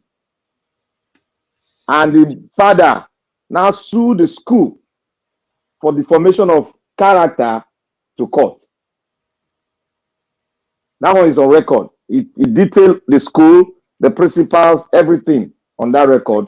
And he said fast, what Gistlover released is fact, is true. That she has the detail. Thank you, Oga and Black Panther. Thank you so much. Yeah, before we go to Oga Onwonsu, Madam Rita, thank you for that presentation. It was all-encompassing. Oga Onwonsu, talk to us. It's your time now. Sorry, earlier on. It happened once in a while. No problem, Chris. I greet everybody. Yeah. Before I even talk, our sister talk about say she already waiting don't talk concerning this VDM. I watched when Dr. Dameji bring on to a show that day when they asked him that issue. He talks, say, according to what he talk, he say this now the only thing we make on the happy now this be say internet day for you to expose anything where you want to expose. So for that, you don't get anything to talk for the issue. The only thing is that he need more people to come in. So you get when time go even reach. Now we see some faces. Get time that we see some faces where go the or expose all those kind of stuff where they happen for that country. So that one pass. Like when we came home, like I talked the first time, I will give them that boldness and the power when they misbehave. So more as we don't do it, guy want to change them. Unless our people get sense. 2027, even if don't they boast, 2027 never reach, he don't they boast. He go defeat all of them. Like saying, it comes like saying, now even get Nigerians. Anything where just tell us, now we go do. And why you get mad, they do all those things? Because you know, see, our people where their house, if you don't give them 5,000, they'll forget the hungry where they're hungry right now. See, right now, 120,000. They'll collect 5,000.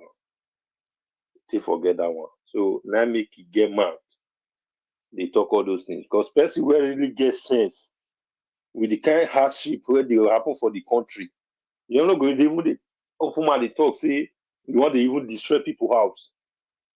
Now how now want to solve the issues, make things easy for people now you're supposed to fight for.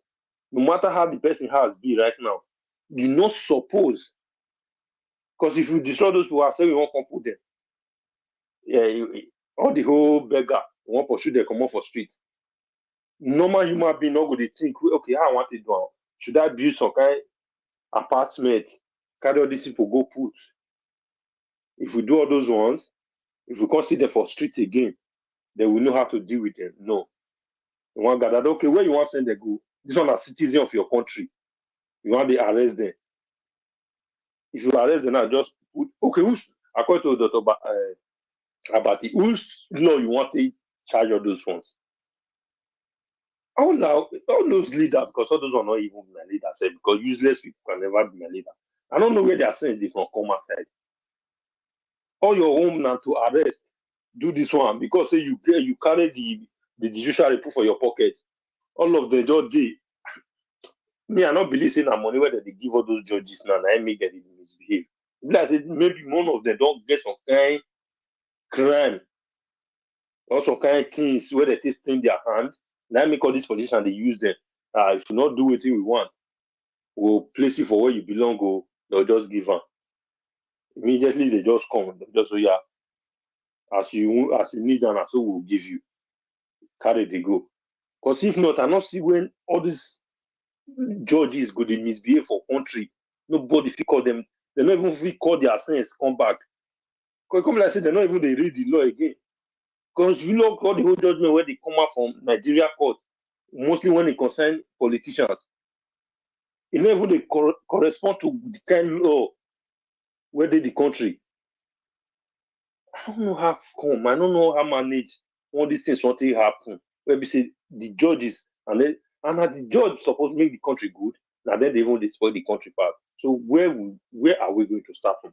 What are we going to do? Every day by day, the thing is going down, it's getting worse. Because I don't see the reason why even like a election where the APC go even they get mad. They say yes, they get if really say no, they that country and the judge they do what they do. Which what many people see for face. So yeah, this is not the way we supposed to go now be this. Everything just they mess up, police useless, the army useless, all the whole people thought they useless. Now many the cities now come get small sense. Okay, I want to round up. Few Nigerians now come get sense. The rest now money. Now it will be our problem. We never want to think hopeless, useless people. Thank you. God. Thank you. Also, don't let me laugh that poor for ground, yo. Anytime, Oga also they present. You know, the thing I like for me as a person, you know, if you are consistent in anything you do, you know, it just makes me happy, and I'm able to kind of put you in a box. You know, anytime Oga also present, and there is this deep level of frustration about the country. And he just demonstrated it again today. He's always saying, I don't understand these people. The whole thing is so confusing. Oga also, they talk like saying 15 years you did. Now this one are Nigerian. I get what the person never see. No, say sometimes you go the hope say these people go get sense. That's so. That's so. They call the useless, they condemn, That's so. stupid. That's so. If any person ever tell you say Nigeria go worse past Buhari time, you go believe. I beg. I swear by my dead mother, I don't believe her. You don't go believe, Abi. Say Nigerians will buy 1,000 plus and everything go day okay. Nobody, no fights, nothing. I bet Prince Collins, my brother. If you did them, make you talk to us. Prince Collins, 4 minutes. Thank you so much for your patience. We are very grateful. At least you are the last on the panel now. Talk to us. 4 minutes. Yeah. Thank you, my brother. Thank you for your wonderful Thank you, sir. work you are doing. Thank You you, see, sir. I just want, you see, this wicked issue, whenever you think of it, most times you just see that it's just like it's just like when Benin to make parables. A parable like a condemn a woman. Mr. Chris, can you help me interpret that parable? A condemn of your way. A condemn a way. May I just talk about page? It simply means ordinarily, you see small goats, if you not fit climb wall or those small ant hill, technically ant hill, small goats not go fit climb back. But wetin make am fit climb am because say the wall don't fall for ground. So the wall is flat so it can climb. And also that ant hill, maybe if heavy rain fall, it go wash the ant hill. So the thing will come small. Because of that, small goat ordinarily is not able to climb. But after heavy rainfall, the anthill will be reduced. So the goat can just climb. And sometimes they will be playing on top of it. So what Collins is saying is that na condition make crayfish. But if not the politics, it will be wicked. I think if I just look wicked at times, the way in fact the last one when I watched, now the way they demonstrate this, carry on go left, carry on go right, jump go this side, jump go the other side, jump go the other side. My mind will tell me say this a corrupt nation don't put some people for position where they are not supposed to be, and they are not looking at themselves as a god. They not see themselves as, in fact, the way he talks, it shows that he sees himself as Alpha and Omega. According to sorry, let me interject. Yeah, go ahead. Okay, so according to news where I hear regarding the biography of Wike, say he was in charge of Obiakpo Motor Park. I don't know for that rivers. So yes, he say Melford Kilo can spot him, can recommend them to Peter Odele. Say this man, as he sabi organize the motor parks, because he go study law, say if he do better, say local government chairman. If he be good political organizer. That's something like they tell him say you trust him. The man say yes, as he did. Say they get Agbero tendency, so he can handle all those things. Now they pick weak. From there, I begin to brush them up. Mary Odele and Peter Odele. Mary Odele and Justice of Supreme Court. So they begin dust them. Make it for come to a level. Now so we can be metamorphosis. Now so we can begin see money. Begin wear suit. No, begin wear coat first. From there, all the way pass them to Amoechi. Say make we rehabilitate them. Amoechi say make we give them, make him come as chief of staff. So, but when take time, it can't display that Jaguda tendency for government house. Amoechi can't they regret. Opportunity just arise. They move and go Minister of State for Abuja. And we cannot agree go. They say make it go Abuja, go represent them. They put a Minister of State for Education. So from there, they hire Amoechi seat. He won't come back. No, so that is weakest life.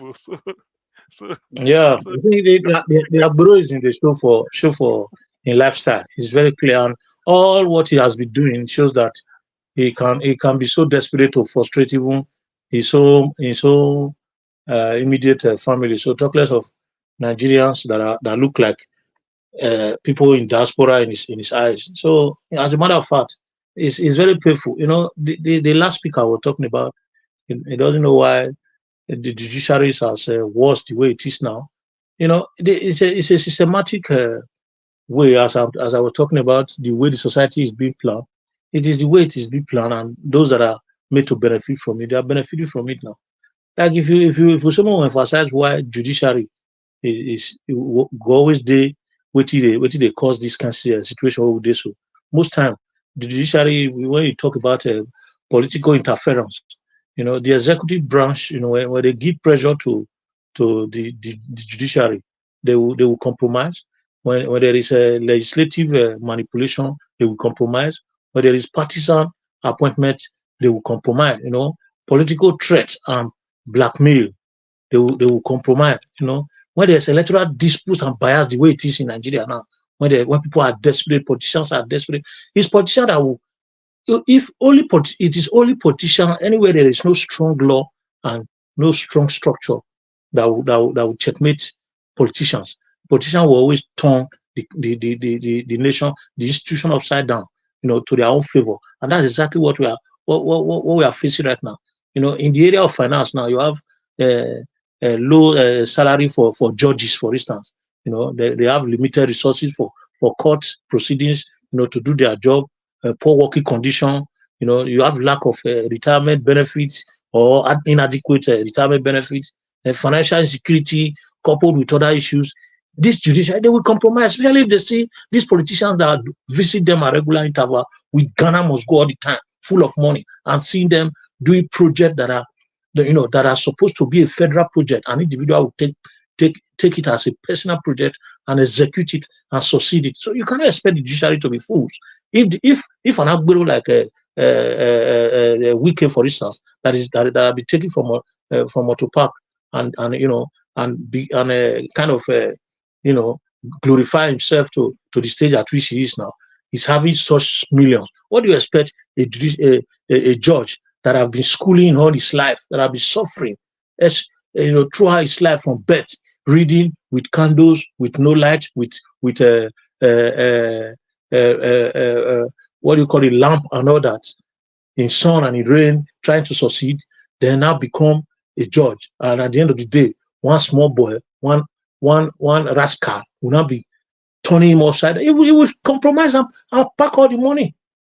That is exactly what we are facing right now, because there is no strong structure on ground that is controlling these people. And to make everything worse, the people are not speaking. Because at this stage now, the stage where Nigeria did now, the only people that would have, make that change is to have thousands of Oshowore, thousands of people like Showore, thousands of people like Obi, thousands of people like Najawa, thousands of people like me, are you here today?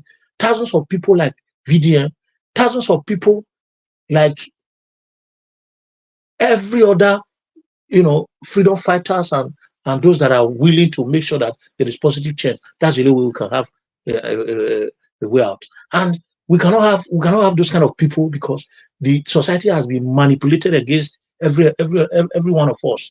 First of all, they've kept us in permanent darkness. There's no life for anybody to listen to anything. Things are very expensive. Very soon, the data that we are talking about now, with the way things are going on, things are going to be so expensive that people cannot even get money to get data, to even use their mobile phone properly. And that is the apex of everything. When people cannot eat, they can't buy extra things. First of all, you have to fill your stomach. So they weaponize poverty against everybody, and now they are on top. Imagine a nation that is using food sharing as a, what do you call it? They call it palliative, food palliatives. Have you ever seen that kind of society like Nigeria that is so rich in oil?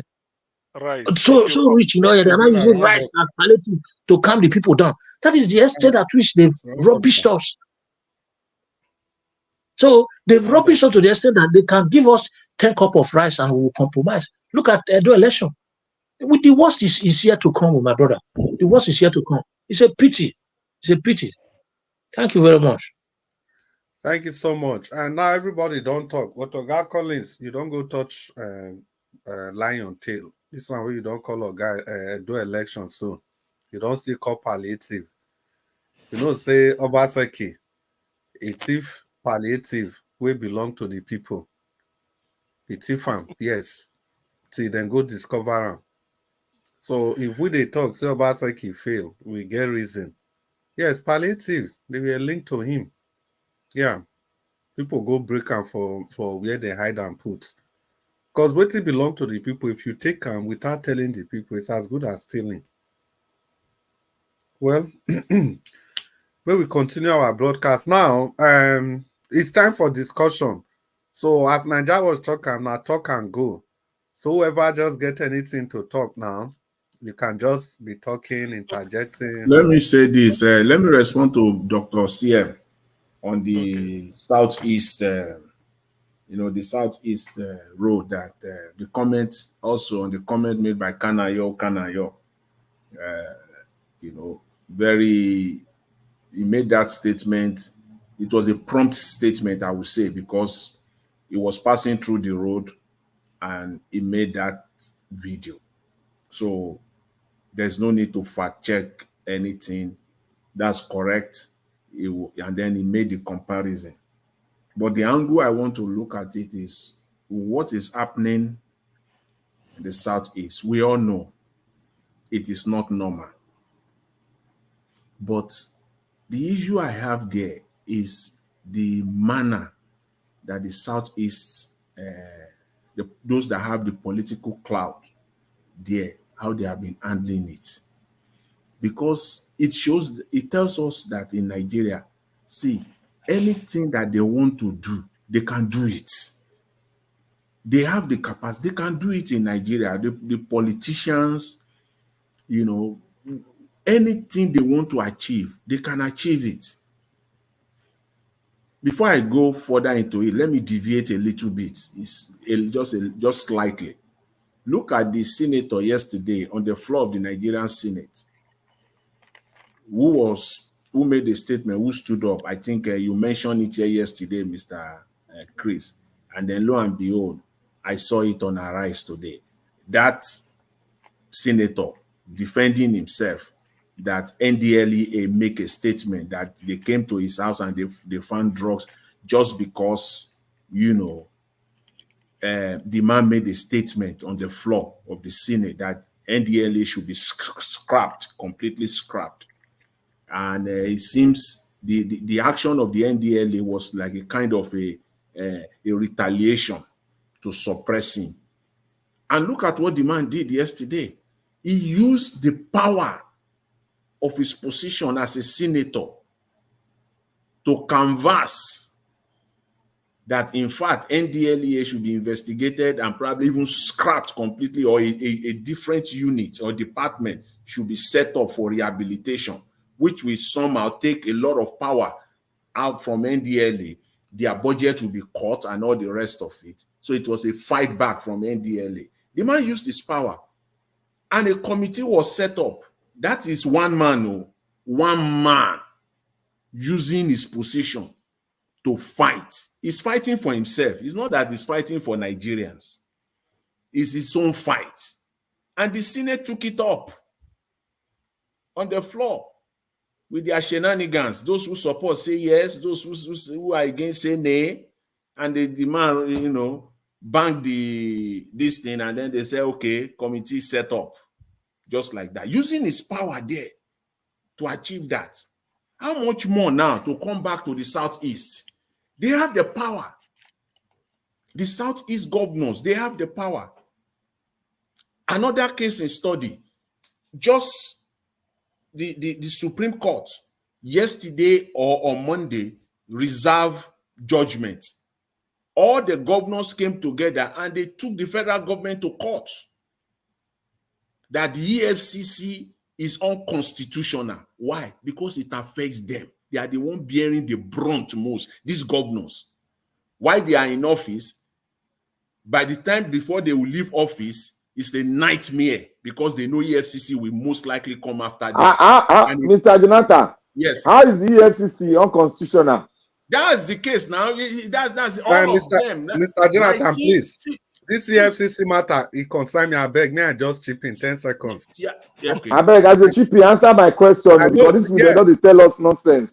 No, Black Panther, why they say they're unconstitutional, I'll be saying, they say after passing that EFCC Act, it was supposed to be approved by 2/3 of the House of Assembly in the 36 states of the Federation.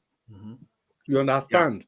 Yeah. But Obasanjo, why? The thing is that, see, No, wait. wait. EFCC has been on board now. Let me Wait, go Black further. Panther, I never finished. I no go talk. I no go talk. I just want to ask one question again. The one way If you are inside, now talk back. And now you go answer as they talk. You go answer as they talk. I want to ask, when did we start making laws that go to 2/3 of the Federation? Now, constitutional requirement to Black Panther. Any law where you want change for Nigeria, now once it don't be constitutional matter. But remember. But it's a bill now. Let me make the point. Yes, it's a bill. You can contribute going. You can. Well, let me just. Mr. Jonathan, the point I wanted to drop, I beg. No, let Chris land so that Jonathan, Mr. Jonathan. The point I wanted to drop, Mr. Jonathan, you mentioned that the state governments, all of them, they took 19 states. Now, it is on record that Edo state government, Kogi state government, they backed out of that action. You understand? They not put hand for the thing. You want to fall into that trap? See, wait. So, You want to tell me that, this, see, don't, you see, we have to look things, holistically. See, these people, it will be so, first of all, Obaseki is leaving office. We know that right now, he's scared to his pants right now. Yeah, he knows that EFCC will come after him. Good. What is his name? Ododo, who is backing Yaya Bello up. If these two states are part of it, it will be too obvious and it will render their case, it will water it down. So, is a legal advice. See, is a legal advice that, okay, you know what, these two states should just not be part of it so that they do, because their own case or cases are too obvious. It will water the entire thing down. So those two states, I don't even want to go there that they are not part of it, just to focus on the substantive. See, they went to court because they know that this thing affects them. The point I'm still connecting it with the Southeast, the injustice, the nonsense, the stupidity as a nation that is going on there, that they will want to go there, almost the entire region is being, you can't drive for 30 minutes without roadblocks. And they are sitting down there, and this thing has been going on for decades. And they are sitting down there. 30 minutes or 10 minutes? Mr. Chris, Mr. Jonathan, Mr. Chris, that thing you guys said is not in the Constitution. No, wait. See, no, that Black one, Panther, that one not be even points, not be waiting they even discuss. Now, now they talk now, you confuse me the more now. No, Black Panther, listen. You see local government autonomy. You are going far. No, is EFCC a law or not? Let me allow. Is it a bill or not? Is it a bill? Is it a bill or not? It was done by Ambassador under bill. Let me allow Dr. CM to respond. It was a bill. Making an It's argument. a bill now. I don't need to go to the state assembly now. Wait, I'm making an argument. Let me make my submission, and then you guys can come in. See, the point I'm trying to make is that this nonsense that is going on in the Southeast shouldn't have been where it is today. If people have come, they can sue the federal government, they can sue the Nigerian police, take them to court. The fact that it is not happening in other regions of Nigeria is enough. You have your case already.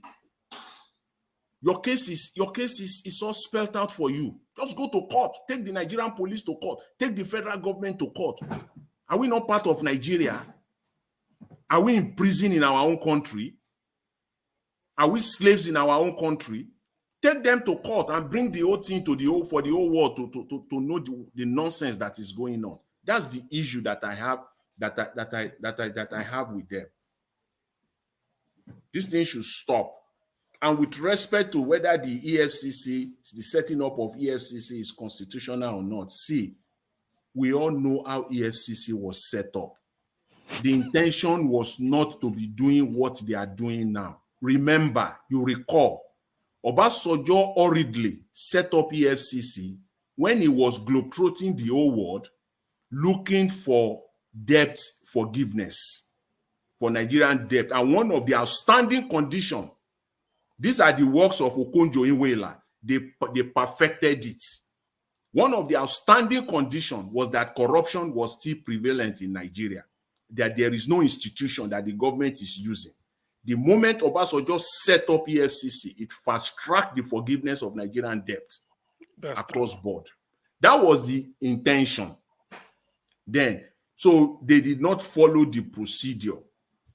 You know, there is nothing like EFCC, a corruption agency in Nigerian constitution. It is the duty of the Nigerian police. If the Nigerian police is doing their work the way they should, there will be nothing like EFCC in Nigeria. Let the Nigerian police just do their work. It's the work, everything EFCC is doing. The constitution gave everything to the Nigerian police. The idea of the EFCC was just, you know, to get Nigeria, to get all those debts then, you know, to be forgiven. And that was the reason behind it. But again, it becomes a bulldog. It becomes a bulldog in the hands of Obasanjo eventually, and then they pass it on. So the rest is history. So again, Dr. CM, see, if I just want Dr. CM, the leaders of the Southeast, they have a role to play here. They cannot be exonerated. Dr. CM, I want you to educate the House. Yeah. Is EFCC a bypass bill, or is it a constitutional bill? It's not a constitutional bill. It was just EFCC was not state now. Answer the question now. It's not. You know, it's even not a constitutional. EFCC is not a constitutional bill. See the kind of question. It was an executive bill. It was the president, Obasanjo. It was Obasanjo that presented it to the House and the Senate back then in 2002 for it to be passed. You know, as a law, it's just like a regular law that the National Assembly will pass. That's all. It's not in the Constitution. It's not. There is nothing like EFCC. There is nothing like anti-graft body inside the Nigerian Constitution. Nothing like that. You won't find it. Though the governors have a case. So in fact, they have a case as far as I'm concerned. Before Dr. CM jump in, see, Black Panther. The EFCC as it is supposed to be department for police. You see all this function of EFCC. So all of them, they police acts, they inside. So to come present them again through the way Constitution require, Obasanjo could have not been able to succeed in doing it. So you have to get it as simple as that. Everything about the EFCC is supposed to be a department under the police. Yeah, exactly. Exactly. So everybody, when they talk, who gets suggestion? When they talk, no moderation, nothing. For this EFCC matter, to me, EFCC, everybody knows the EFCC has failed. Ordinarily, it should not. Like Jonathan said, it should be under the police, and Black Panther too. It's the job of the police, because the police will do the investigation and then present it to the Attorney General or whoever it is for prosecution. That is the way it works in civilized country, because the police is equipped. There are different branches. They have intelligence in the police. They have scientists, forensic, what is it called?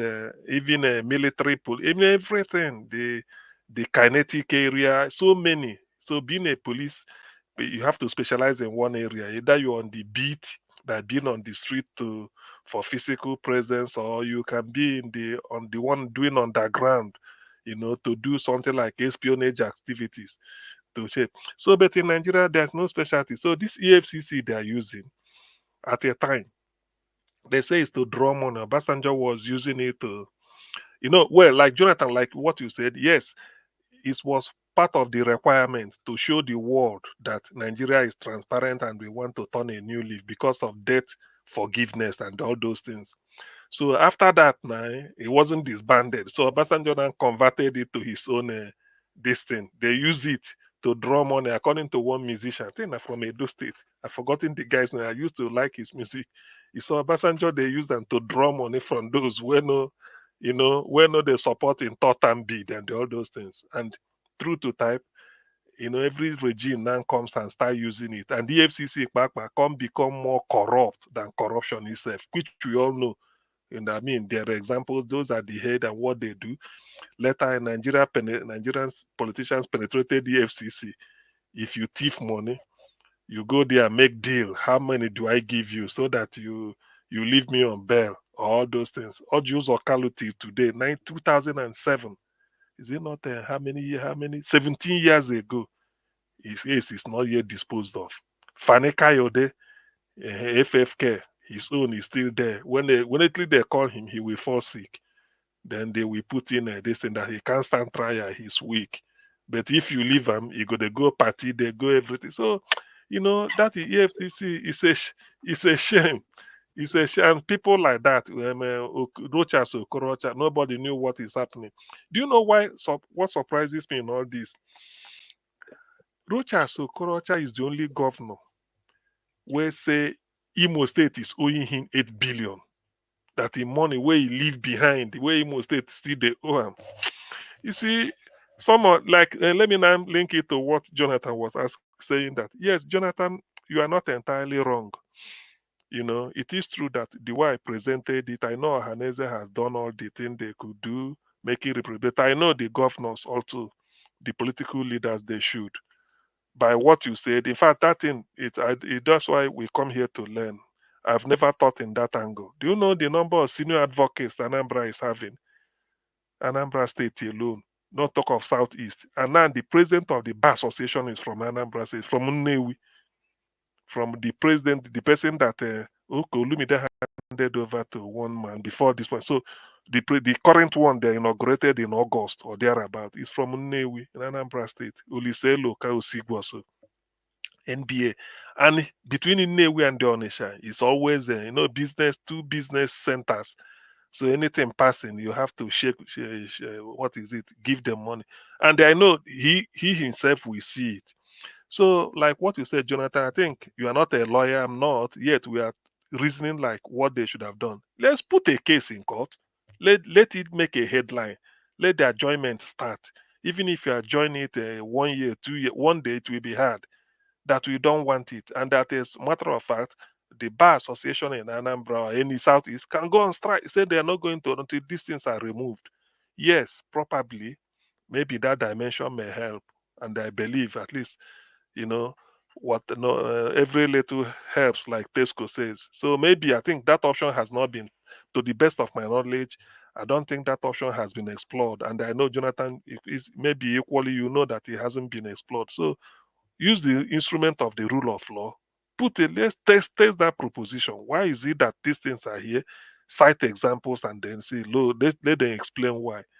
But I don't know whether they've not thought like this or they thought maybe something. I don't know. But to me, it's a very well. I've not thought it before, and I believe it's something worth doing. After all, it's the law you are testing. Let's know whether there's a special law made to put police and army in the southeast every 500 meters or thereabout.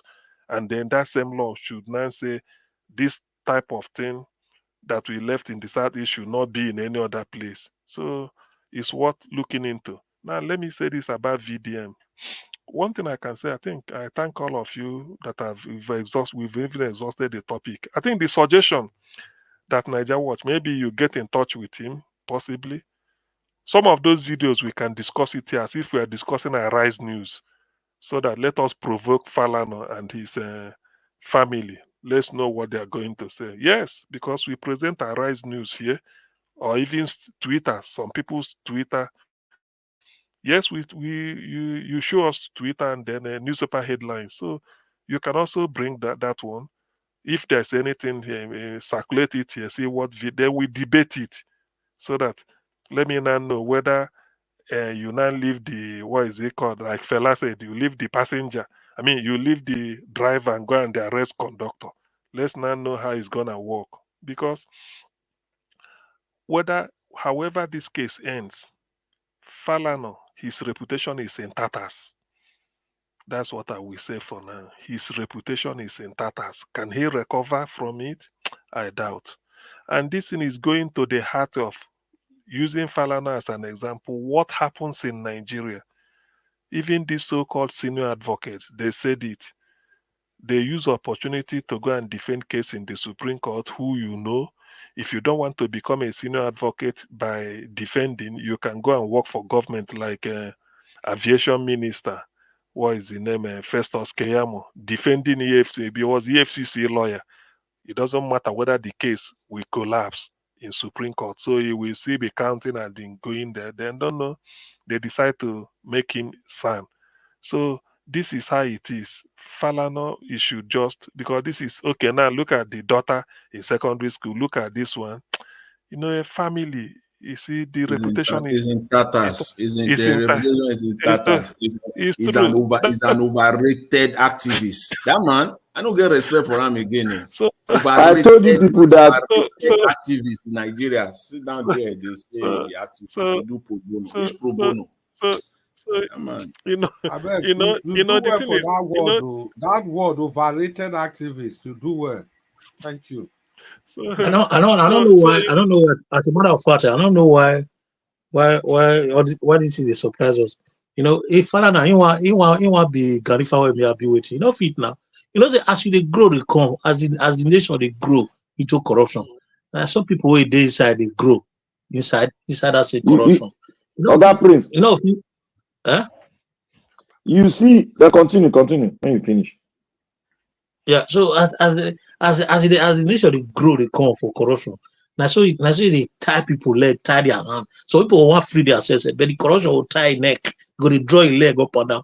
Now because when pressure too much for your body, you go do what you don't want to do. They will threaten you, do everything journal. Like this Falana now. People right from time, people they say, oh, he's a very genuine man, is this and that, is this and this. Me, I don't trust anybody that is inside that Nigeria. I don't trust you. It's only when you are not caught that you say, okay, yes, I'm performing properly. Who then cash and I be thief for Nigeria? Everybody, like criminal, everybody be both pastors, men of God, reverend, bishop, imam, all of them. They are all born into corruption. All of them. If they flow for their vein, they celebrate corruption for that country. And only when you not there inside and you say, okay, maybe they bomb. Nothing they surprise me for that. Nothing they surprise me for that. You see, I think, you see. Okay. I think, excuse me. I think, you know, when somebody even mentions Gani Fawayimi with Falana, I just think it's an insult, because if you look at Nigeria, that is what he is trying to do. He's saying he's just he's not even in the league of Gani Fawayimi at all.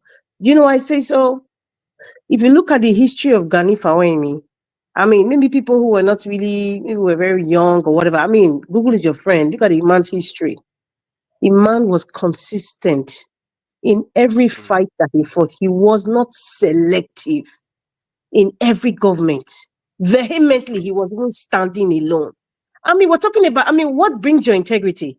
It's consistency. When people see that you are consistent in a particular thing, you never waver, even if you're standing alone. Then you now rate that person's integrity. That's why I still question Shore's integrity. I still question. Some people can even question my integrity. That's fine. But we're talking about these publicly known figures. Now, Femi Falana is not consistent in his fight for justice. He's selective. The only time you hear him shouting like a peacock is when he wants to make it seem like he's fighting for justice for maybe a particular issue that is well known that any lawyer can take. But we'll look at the elections, what happened post-elections. Look at how he's behaving. And then you not compare that to how he was behaving during Jonathan's time or even Buhari's time. And now with Bola Ahmed, the man from Bodilon. You can see there's no consistency. At all. In fact, that can even be a prerequisite for anybody to choose somebody who is actually fighting for you. Very dark man so far has been consistent in his fight. He has been, and I pray he's consistent, because if something arises where he ought to be speaking and he's not speaking, or he's doing actually, then we know that he's compromised. He's not. But Gani Fawemi is not on this. It's like I can put Fela and Gani Fawemi in the same league. I will say one is a legal luminary, the other one is an activist and is a musician, but not Femi, not Femi Falana at all. To even mention the two self, it even they pay me self. No, they're not even the same at all. They're not. Gani was a Yoruba man, but when Bola Ahmed Tinubu was Lagos State governor, this man said, this guy is a fraud. This guy has trade certificate. But look at the person who is now Minister of Aviation to show that he was even inconsistent. He was with Gani then, but now, what happened in the general elections? Look at how he was. So you can see, it just shows your character. It sometimes, certain things that people do, it just shows the back-end character that you don't usually see. It just takes a situation to arise to really know how people really are. So when you are not consistent, you have already told me who you are. Mr. Elvis, in fact, this program, Niger Watch, is consistent.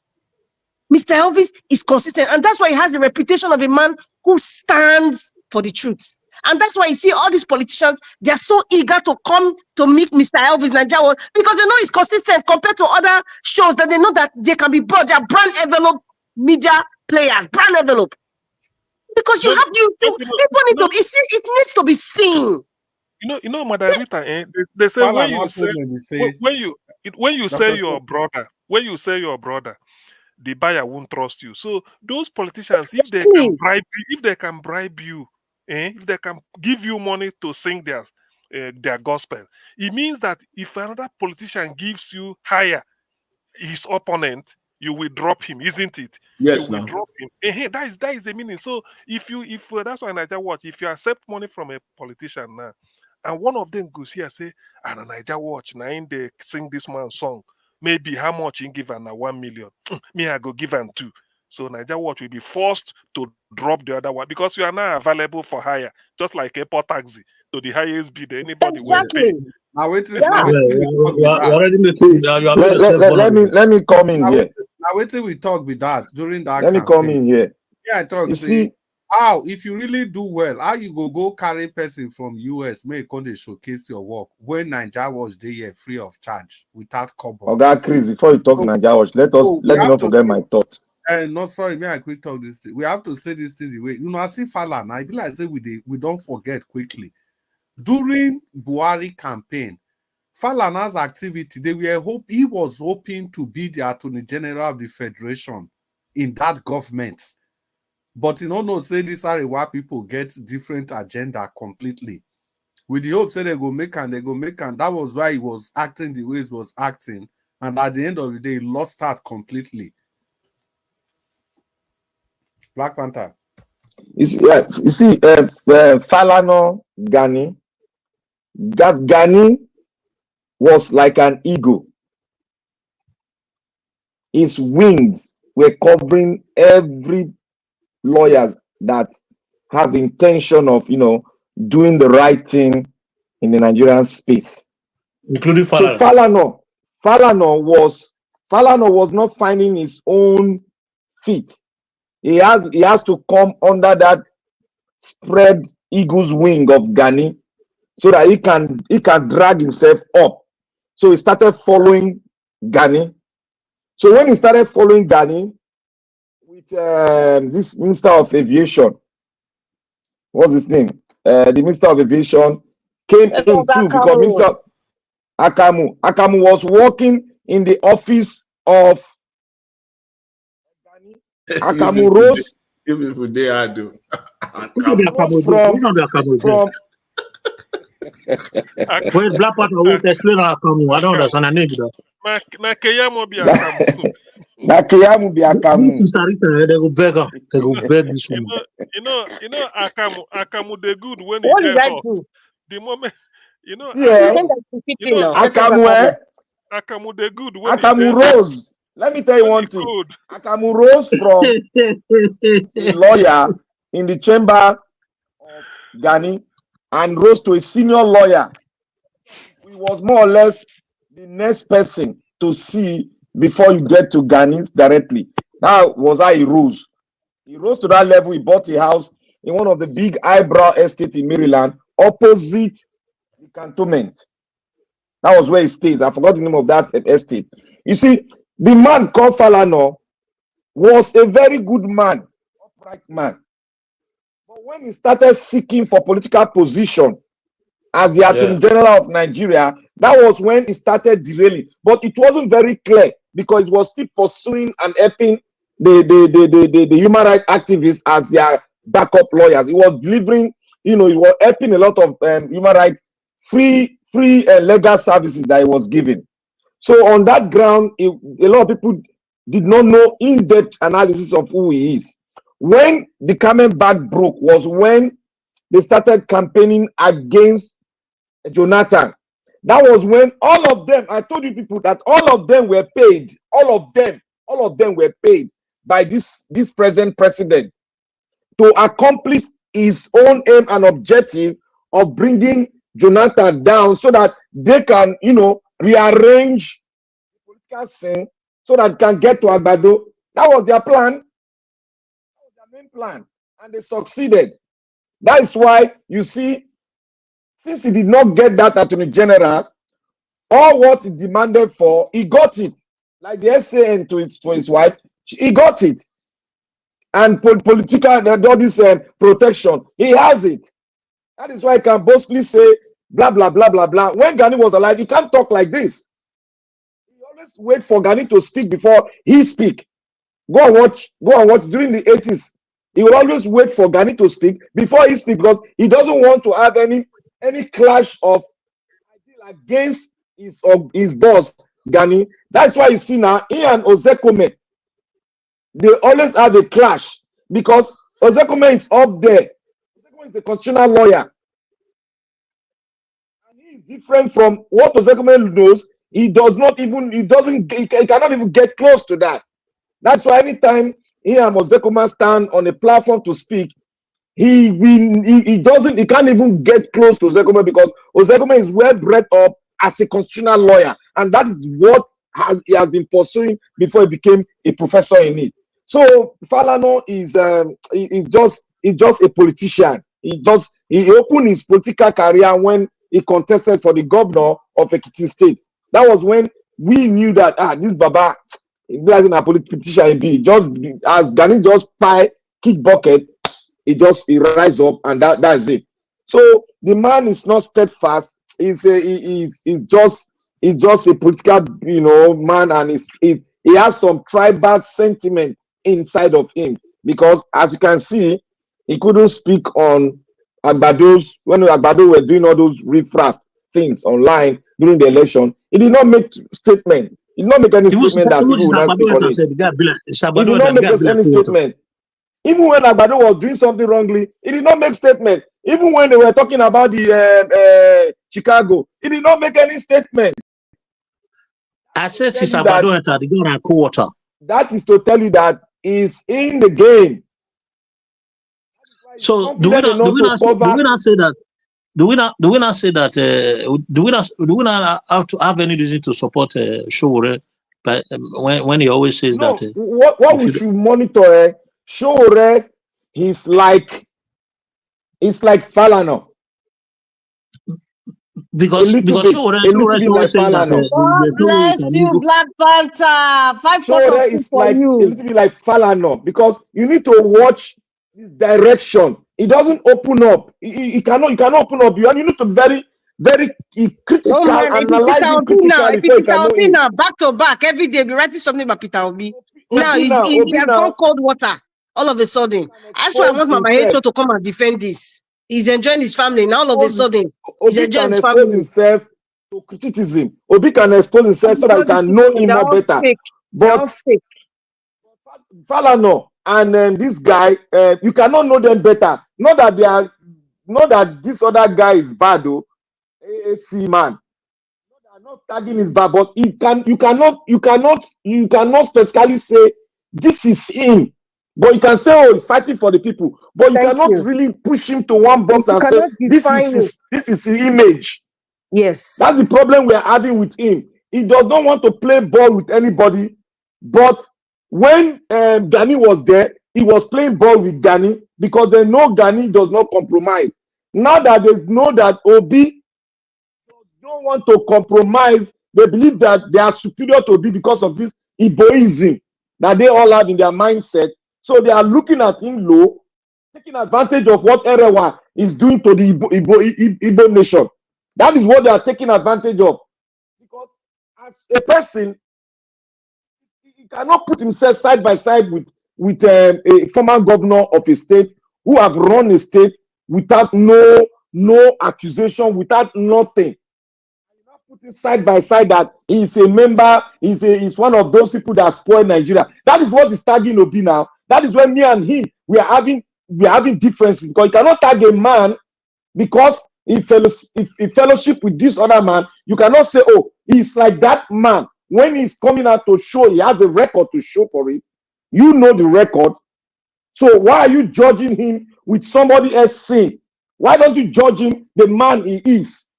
If he has faulted here, bring it out so that people can critically analyze him and say whether it's bad or good. That is what he has not been able to say to us. But he's saying, oh, he's pushing him as side by side with Nigerian politician. Oh, he's a member of PDP, he's a member of this. Tell us what he has done. We want to know everything about Peter Obi that we don't know, that you know. That is what is yet to tell us. And I don't buy into that idea that, oh, Peter Obi is fellowshipping with Atiku. Tell us where Peter Obi has ruined the Nigerian state, or biasly has ruined his own state, or biasly he has functioned in government parastatus and has gotten himself into corruption act. These are all the things with some other factors that you can put into it. These are all the things that we want him academically to bring forward for people with like minds and people that are critically analyze issues to deal with it and find if Obi was wrong or right. Then we can know how to look at him, assess him, and look at his intelligence, because everybody says he's intelligent. I don't see intelligence in him. You have to bring somebody's fact for intelligent people to analyze it and say what it is. We all know Nigeria, but bring this man out as Obi, dissect him. Let us see him. Let us argue it out in the space in the world. Let us argue him out and let us see how bad he is. You can't be telling me that, oh, you can't tell me about, he cannot tell me about Nigerian politician. He cannot tell me. He cannot tell any one of us here. We know Nigerian politicians, but he should come out and tell us the defects of Obi. Obi is not perfect, neither is he perfect. That is where I have problem with him. Bring that Obi. Don't talk about Obi followers or with their love. Don't talk about that. Bring Obi out. Filter in. Let us see him. As you have brought Atiku out, as Peter, let us see what has done wrong. Then we make one decision. You are breaking, oh, you are breaking. You are breaking. That Fanta, you are breaking. Sorry. So let's physically bring Obi out, dissect him, let us see Obi. Then we'll not follow him if it's bad. That is what I want, but not saying dissecting Obi and politically harassing him and thinking that Obi painting him bad without no specific thing that you can say this is what he did that was bad. That is what I want to. If you can do that, people will be. Grandpa, you are breaking seriously. So you see, can anyone hear me? Yeah, I can hear you. Go ahead. Okay. You see, like this thing I'm trying to say now is just about what happened recently. You know, when they said because what Black Panther is saying is what is, reflecting me, making me to reflect on this particular issue. You see, when they said Obi went to congratulate the former president, former military leader, Yakubu Gowon, on his 90 years birthday or something. I can't remember how many years.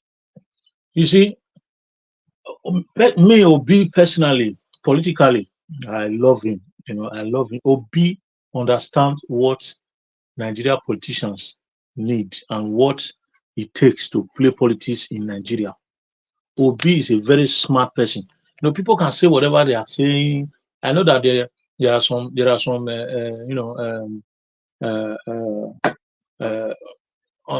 some issues with his write up as regards the congratulatory message to the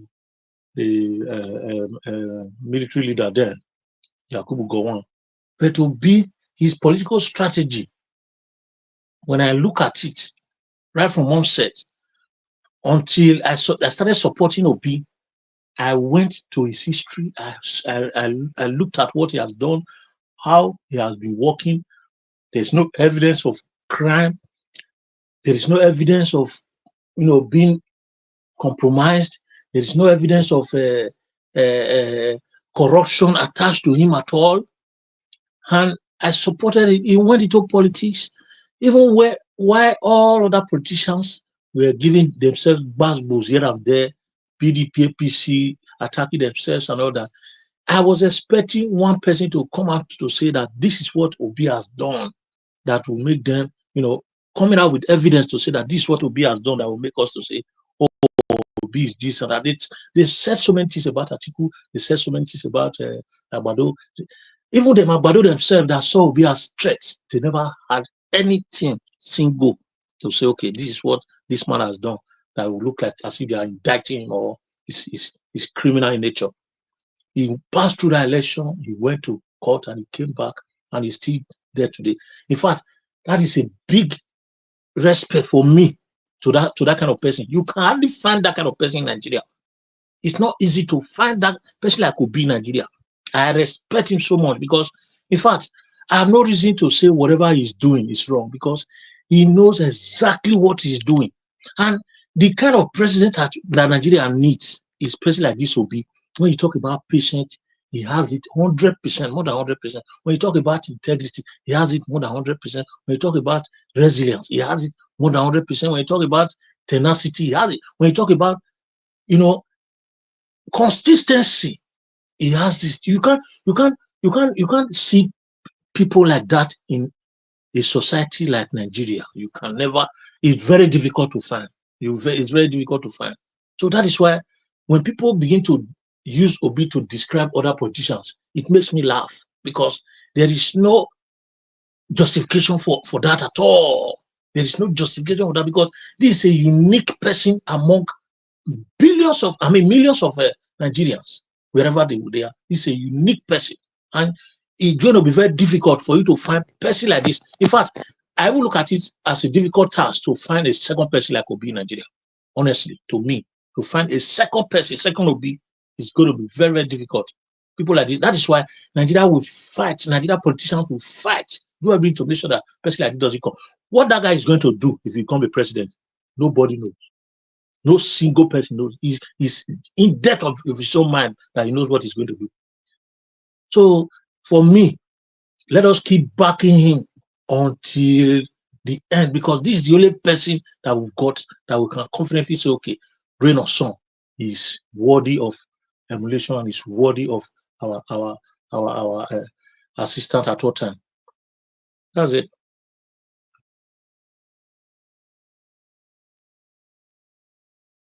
Yeah, Mr. Chris W., are you there? I think Mr. Chris is pausing for a while. I think, when you were saying Peter Obi was is gentle and all that, you understand the system. I don't know if Peter Obi's disposition will fit the Nigeria of today. I don't know. Or maybe perhaps someone like Peter Obi, with his calm disposition, he probably still needs another part of him that has to be like a benevolent dictator. I don't know, because of the country that we are in today. We're not in 1999 or 1989. This is 2024. And the kinds of people that we are dealing with, they are not the people of 1999. Even the ones that were existing in 1999, they have tripled the bad character that they had then, if not quadruple. So it's going to be very, very difficult. I don't know. I just feel that if Peter Obi becomes president, Peter Obi also needs benevolent, tough people around him that are aligned with what he wants for Nigeria.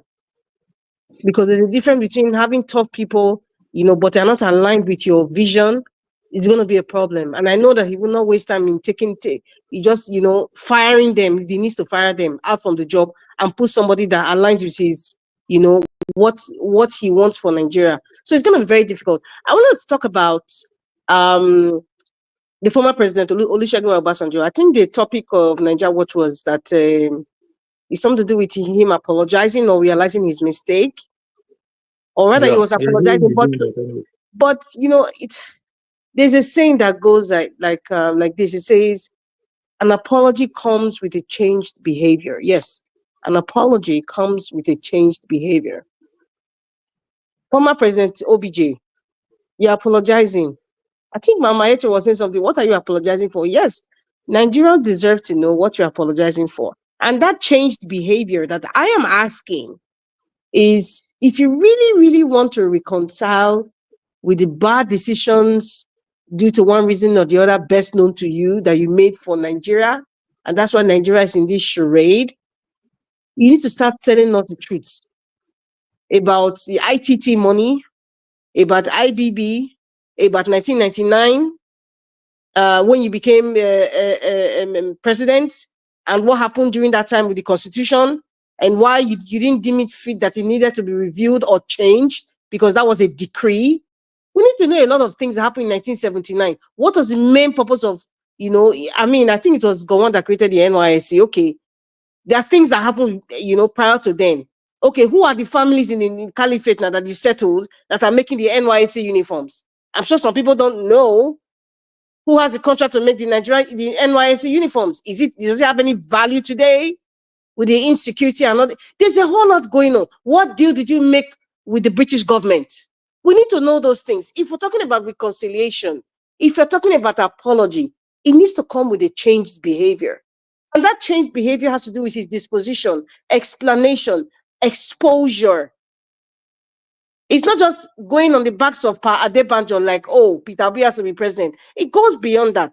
The pain goes beyond that. The Biafra war, it needs to be spoken about. The people that made the decision, talk to Gowon that is 90 years old now. Those are the things that we need to say, okay, this man is really apologetic. The land needs healing. Nigeria is not healed. Nigeria is broken. The people are broken. So if you have a past president or any leader today, a leader of the past, come out to say, oh, we are sorry about the mistake. You just say those words. Those words are not enough. We need to say those words are not enough. There needs to be a lot of explanation. There needs to be a lot of confession. And then there needs to be reparations for that. So OBJ, I don't know, because this changed behavior, I ain't seen that changed behavior, man. It's just an apology, just to satisfy your conscience. But between you and yourself, not even God now, between you and yourself, you know that a lot of things need to be done. Are you saying that all of a sudden you are helpless? You cannot talk. You cannot call people's name. Abdul Salam, you are there. Oh, IBB, you are there. Oh, even the Gowon, you are there. So all these old cats right now, is that if they know they really want healing in the nation, and they know they are seriously apologetic about the horrible decisions that they made in the past, they need to come out and start speaking. Yes. Else, they should just enter house. They should go back to whatever it is, if it's Ota, or if it's going from one African country to the other, or one conference or the other, or one birthday party, make it just continue to do that one. Because any other thing concerning Nigeria, you're not speaking, we don't need it. I don't think any Nigerians need it right now. We don't. And that applies to Gowon and the likes. Abdul Salam, what's his name? Danjuma and the rest. They don't want to speak. I don't think they will speak because they are men that have egos higher than their heights. So they would never even at this age. You don't know what pride does. The Bible says pride goeth before a fall. Rita. Wow. Mama. Beloved. Obasanjo, that farm, that Ota farm, not be Nigeria I belong to before. Operation Feed the Nation. Now. You convert that to your own, you got it, so we don't know. That's what I'm saying. That was a rental house. All of them, we don't hear from them. If we are not go confess, they should enter house. Enter house. No one hear anything. No one hear. Now. You made a mistake. Mistake, Guinea. Alter Farm, what is it not Operation Feed the Nation? You converted it to your own. You greedy, foolish old man. You dare say they apologize. Apologize for what did you do wrong? We won't know. And you go turn that Alter Farm to the original name, Operation Feed the Nation. You dare yet not be your own. What kind of people are these? So greedy. So greedy na kill una. Una you greedy na they destroy a whole country. Na never start. We go so torment una. So then una gonna hear our voice for na dream. Una gonna see our face for na dream. Alter Farm, now you get them. Now you, it belongs to Nigeria. Operation Feed the Nation. Go convert that to your own. Only. The bad buyer. I better continue, my daughter. Mama, all these elders, we have gone past that. Everybody's hardened in their heart right now. Everybody's hardened by poverty, pain, intimidation, debt. Everybody's hardened. So we don't need anything that would try to make you pontificate yourself. We don't. If you see one video, we don't need it right now. My belly sweet me. Road safety carry one bubble for he carry a machine from one of the states in the west.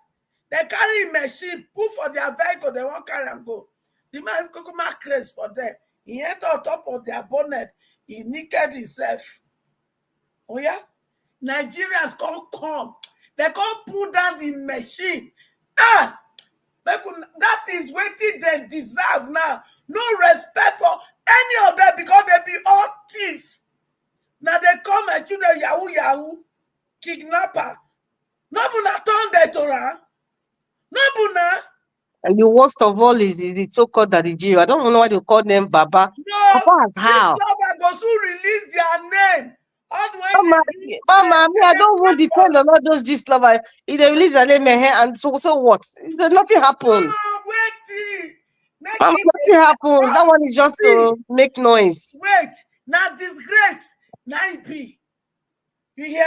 Mama. They pretend they square the children. When you carry picking, give them for counseling. They go come tell you they make they touch them. Mama, you say disgrace.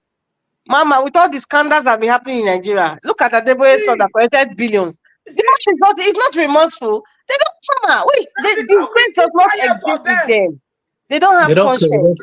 They don't care. Disgrace care. They don't feel ashamed. They don't feel ashamed. Water put up for ground again. Henceforth, we know they talk. My papa not talk, my papa not talk. They can't leave me for the suffer. You can't expect me to leave the same thing for the children. It not go happen. Yeah, people. Una soup with a cooker. Mama, this soup you keep talking about. This soup need to know. Which ingredient did this soup? Make we know. We don't need to put anybody. We don't choose to go with it. Mama, the soup not done. Yeah. Papi open tell my children say, may they go protest, they go take chop. Now that food when that nonsense when you tell my children, so I go cook plenty food with correct pepper. Mama. So we too like some. Tire. You go even flog the one day through here. They go chop that food tire. No water for the universe go quench the pepper when you cook the inside. Oh my God! It's terrible. The only solution, the only thing that would have made these people correct themselves is will give us solution. I go see her. I pray it happen. We are looking forward to anything that will make them Now soup. Now they take and cook. and I dey look for plenty pepper because Akpabio, no worry. INEC chairman, no worry. And all of una, we dey gather una put for the pot of soup. Una go eat tire. Una say make my children not get peace. Una say make they not fulfill destiny. Una can't turn my children to rada. But they do nothing. They can't use shame. They rob us home and abroad. When they see your green passport for airport, they treat us like shit. Una go anywhere. Fast una they don't come abroad. Abroad not go contain all of us together when the time come. Because the money when they thief, when they loot, now their children, can you imagine? Do you know some of them, they pay for their children from beginning of their first year to the end. They go rent house, pay everything with our stolen money. Unanyash. Now go into Akpabio. Go and balance yourself because when you go there eat the food there, you go there sweat the pee for body. No worry. Mama, you see people like Falz now. There's a lot of them like that in Nigeria, even within the entertainment industry. They can do anything with their life. Multiples of them. See, doing anything with their life, that's not my problem.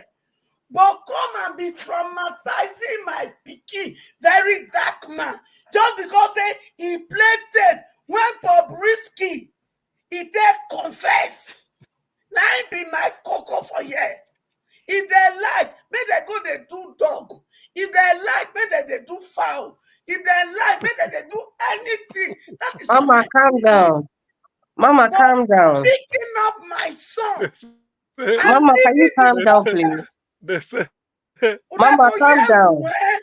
You know, the issue for me, sorry, Dr. CM. The issue for me is I don't really care about. But the thing be said, not be said because Bobrisky mentioned their name. No, the thing that's how they do this wuru. Make we not they look for the Godfather. Mama, see, the issue, Godfather. Yeah. Falana, they know who is Bobrisky Godfather. They are part of this talkie. So they're not there that they deceive me or deceive any Nigeria. My children are smarter than you people. So this one kelebe dance around very dark man. It's not gonna work in this situation. If now when they go expose all of Nanyash be that Bobrisky for your own good, you better mention them because you very soon they go use you as the pepper soup. Oh God. Dr. CM, go ahead. Dr. CM, you can go ahead. Yeah, what I wanted to okay, thank you. Yeah. Oh no, Mama H.O. said if they lie, made them do anyone. Well, all those ones. What I wanted to say was, this Obasanjo meeting with this said a Northern League of Democrats or something. One thing I've noticed is this: when the North, if they are not in charge, and they feel a little bit agitated, they will go for Obasanjo and they start to talk unity. What they are trying to do is just to make Obasanjo talk that they love Nigeria best. You see, because of that, what I want to say is this. Since 1975, I wouldn't say the Civil War because that was wartime. Obasanjo has been calling the shot. Either deputy to Murtala Mohammed, and then he took over. Since then, handed over to Shagare, qualified as an elder statesman. They call him anytime. He came back to power, finished, and then now prominent.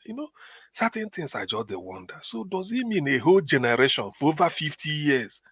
Obasanjo now go they decide. Ordinarily, what should be done in Nigeria is, if I'm in Obasanjo shoes, when they approach you for issue about Nigeria, you tell them that you don't pass your use by date. No, that you date departure lounge according to Edwin Clark. That the people that should be deciding the fate of Nigeria are people within the age of 30 to 50 or maybe 30 to 45. Because whatever consequences, mistake they make, they still have up to 20, 30 years, to for it to have effect on them. But when you go and call people in their 80s and they are willingly trying to provide, it's not supposed to be. The equivalent of Obasanjo in the UK, they are no longer the people in charge. They are not. You see, Nigerians who should have been, say, those born in the 90s, by now they are in 30-something years or 40-something. These are people that should be calling the shots. What they should have been talking was, when this type of thing happen, you convene those, say, let them come and decide. The likes of Obasanjo and all these old men where they surrender, they are not. Whatever decision they take today, they won't. It will. They will be, maybe may not be around to see you come to fruition. And Dr. CM, You are from Dr. the league of CM, yes. see what you are saying. Yes, I agree with you. Even if they are still around and they are still alive, they shouldn't be the go-to people. That is Like the that's the people that thing. you have to go to. It doesn't happen in any normal clan. They have That is the thing. elders, but they are not the go-to people. No, exactly. Mr. Jonathan, if you that say they're not it's the like go-to people, they are the ones who made the decision that put us in this shithole right now. So that is why they seem to be the go-to people. But they're not playing the role that they ought to be playing. We know that, Madam Rita. But what we are trying to say is that ordinarily, that's why I use Obasanjo as an example. Since 1975, Murtala came to power with when the toppled Gowon. Obasanjo has, let me remove the civil war and all those ministers he did after with Gowon them in those days. But let's just say when he became prominent as number 2. Since then till now, he always been star every time they call him. Either they call him for UN, come and talk about Africa, all this. At the time, he's supposed to do. But if I'm close to him, I say, Baba, call them. All this, when they come, he say, look, at my age, I can't be. Okay, look at the decision Obasanjo took 1975 with Murtala Mohammed. He saw the result. At least you can say they were young. So why can't we be talking, if it's patriotic or they are patriotic, what they should be talking is, our age, we've gone our use by date. Ordinarily, we should be in care home in abroad where people are looking after us. Or if we are not, because we have money, we have people coming into our house to come and help us every day and care for us. We read paper. Just all they do is just like watching their grandchildren take over governance. Then every time they are still meeting to put heads together for Nigeria. Which Nigeria? I remember my dad telling me when he was alive, he said, my son, if Zeke, because we are talking of NPP then, he said we are talking, he said, if Zeke, Nnamdi Azikiwe, ruled over his own father, ruled over him, my father, and they ruled over me again, it means his generation, it means our family, we haven't got a child. That's what it is. So there are people that witnessed Obasanjo when they were born, maybe 2 years. They finished all their university in the 90s and then come back, Obasanjo was in charge. And then up to today, he's still taking decision. When something happened, they say they are meeting, Obasanjo go on. Ordinarily, you should handle. It means that people don't want to. So which means it's only by now you go make on a handover. What you should have done was you said no. By now, the next, even if they are making a mistake, it doesn't mean that you step in. What you do is you stay back, enjoy your small health will remain for you. Than all these things, every time they are grouping, this Arewa go call you on a go group. In those days, it used to be Adamuchi Roma. You go see him. What is the other one? The former ABU vice chancellor. Not Ango Abdullahi. As old as he is, all these are still grouping for Nigeria. No, now that is the area I fought Obasanjo. By now, I shouldn't be doing all this. Since you had even Jonathan self, you step back. Let the people of 35 to 40, 45, let them decide. If they make a mistake, then they have 20 years to be 65 years or 70 to witness it. Then you go and bring old men All the time they are grouping, they are doing meeting, they are doing this. We go and talk to them. No, now. No, Mr. If we Sheehan, say Mr. Sheehan. if yes, if no be say IBB in leg, they allow one waka. Otherwise, if for they see them everywhere again, you go to do peace committee with Abdul Salam. No, now. That's why Nigeria has been captured. What are they doing? So, which means Obasanjo cannot even trust a younger people of about 50, 48. Say, no, should be able to take decision on anything. Then every time they are still meeting, they will call them, come and meet, and you will see them moving. By now, they are still flying aircraft to stay in a hotel. Ha! No. You get age where you go reach. You're not supposed to they stay for hotel or sleep for hotel. You get age where you go because hotel, no matter how good it is, it's still a hotel.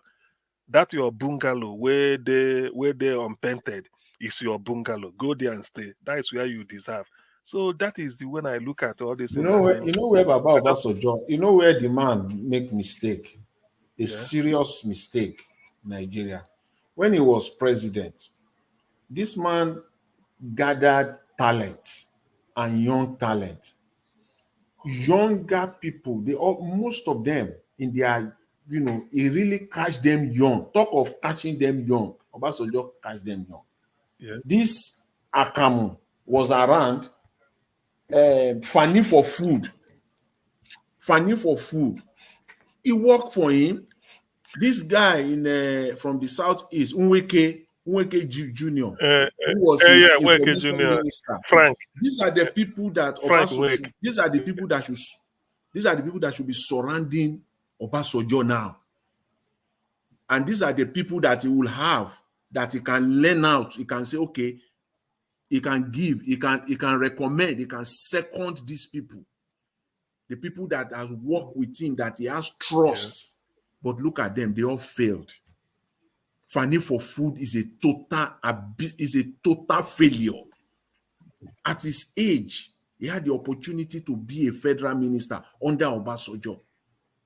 Look at him now.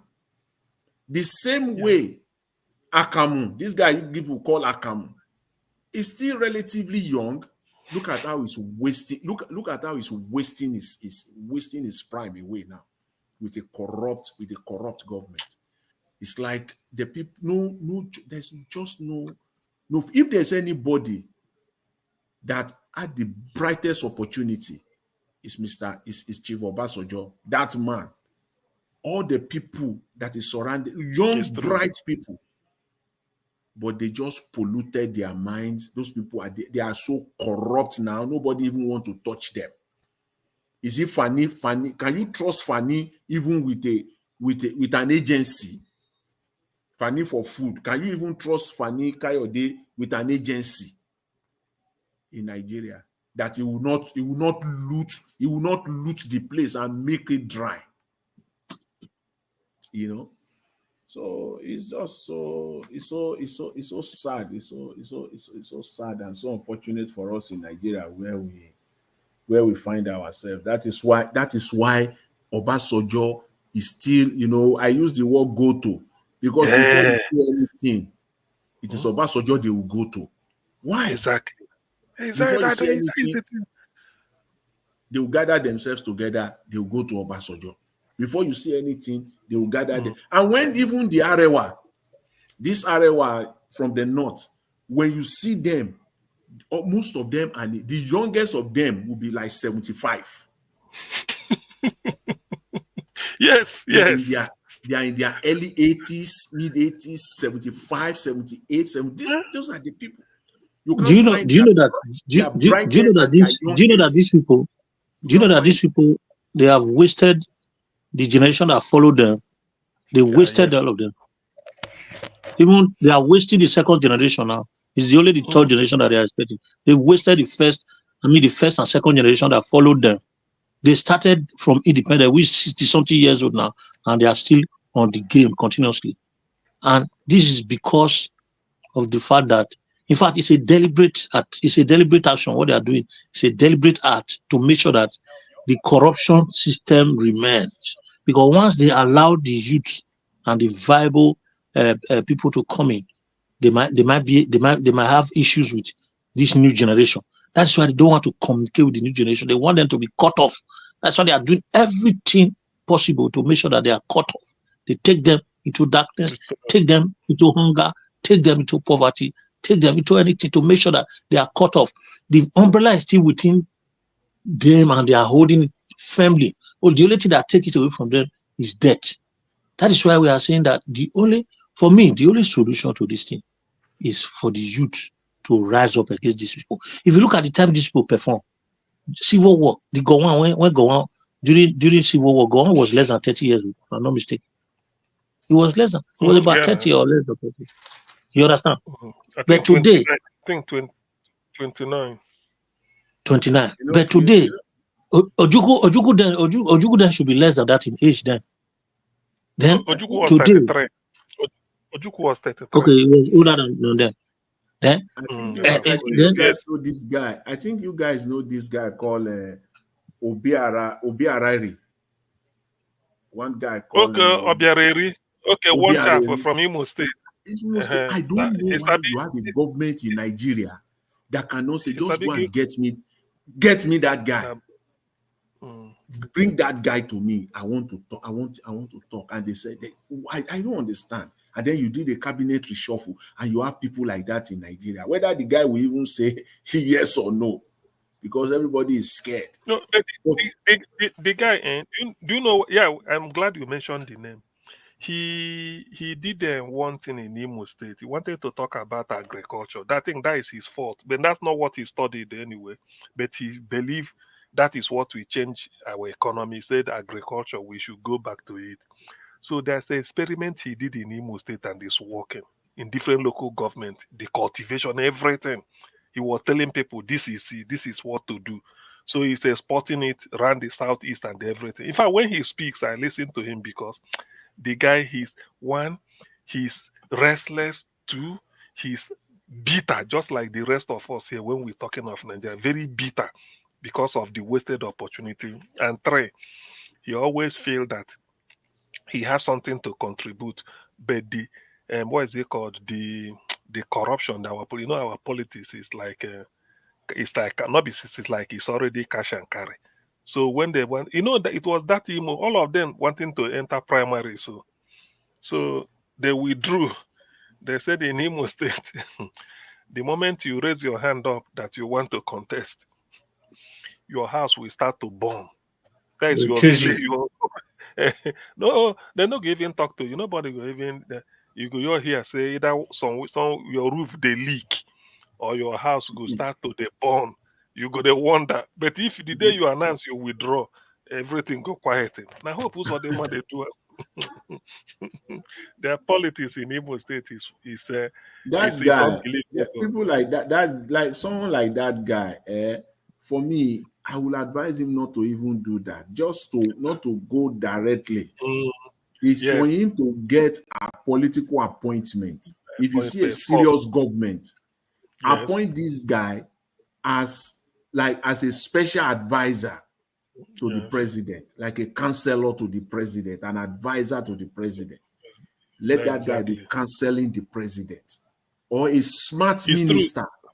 A minister who is smart enough is the minister that will be taking all the glory, but they will not know that there is one guy that is the one that is, and we have all these people like this, In fact, the way your suggestion is quite, is spot on. So because if you go and place this type of person, for now, the way he's talking, say in charge of a ministry or something, the civil servants there go destroy him. They will. That's what Madam Rita was. That's what Madam Rita was trying to explain earlier. I understand. They will finish him. They will destroy him. They will burn him or break him. Break him because But if he's like Jonathan suggested, he's giving the advice from his own mouth to the ear of the president or whoever is the advising. No, there's no civil servant in between. Do you understand? So all those ideas, maybe over dinner, over breakfast, he said, "This is what I mean." It's okay, put it that they're doing it. So you don't need to say, this permanent secretary no agree implement. But if you play, these people in the ministry, they are dangerous. So if you don't play their destiny, they know how to. They rope you in before you know. You will start you will start to have problem. They will rope you dangerous. in. They will tell you that they've been here for 30 years. Their career, you are just a politician.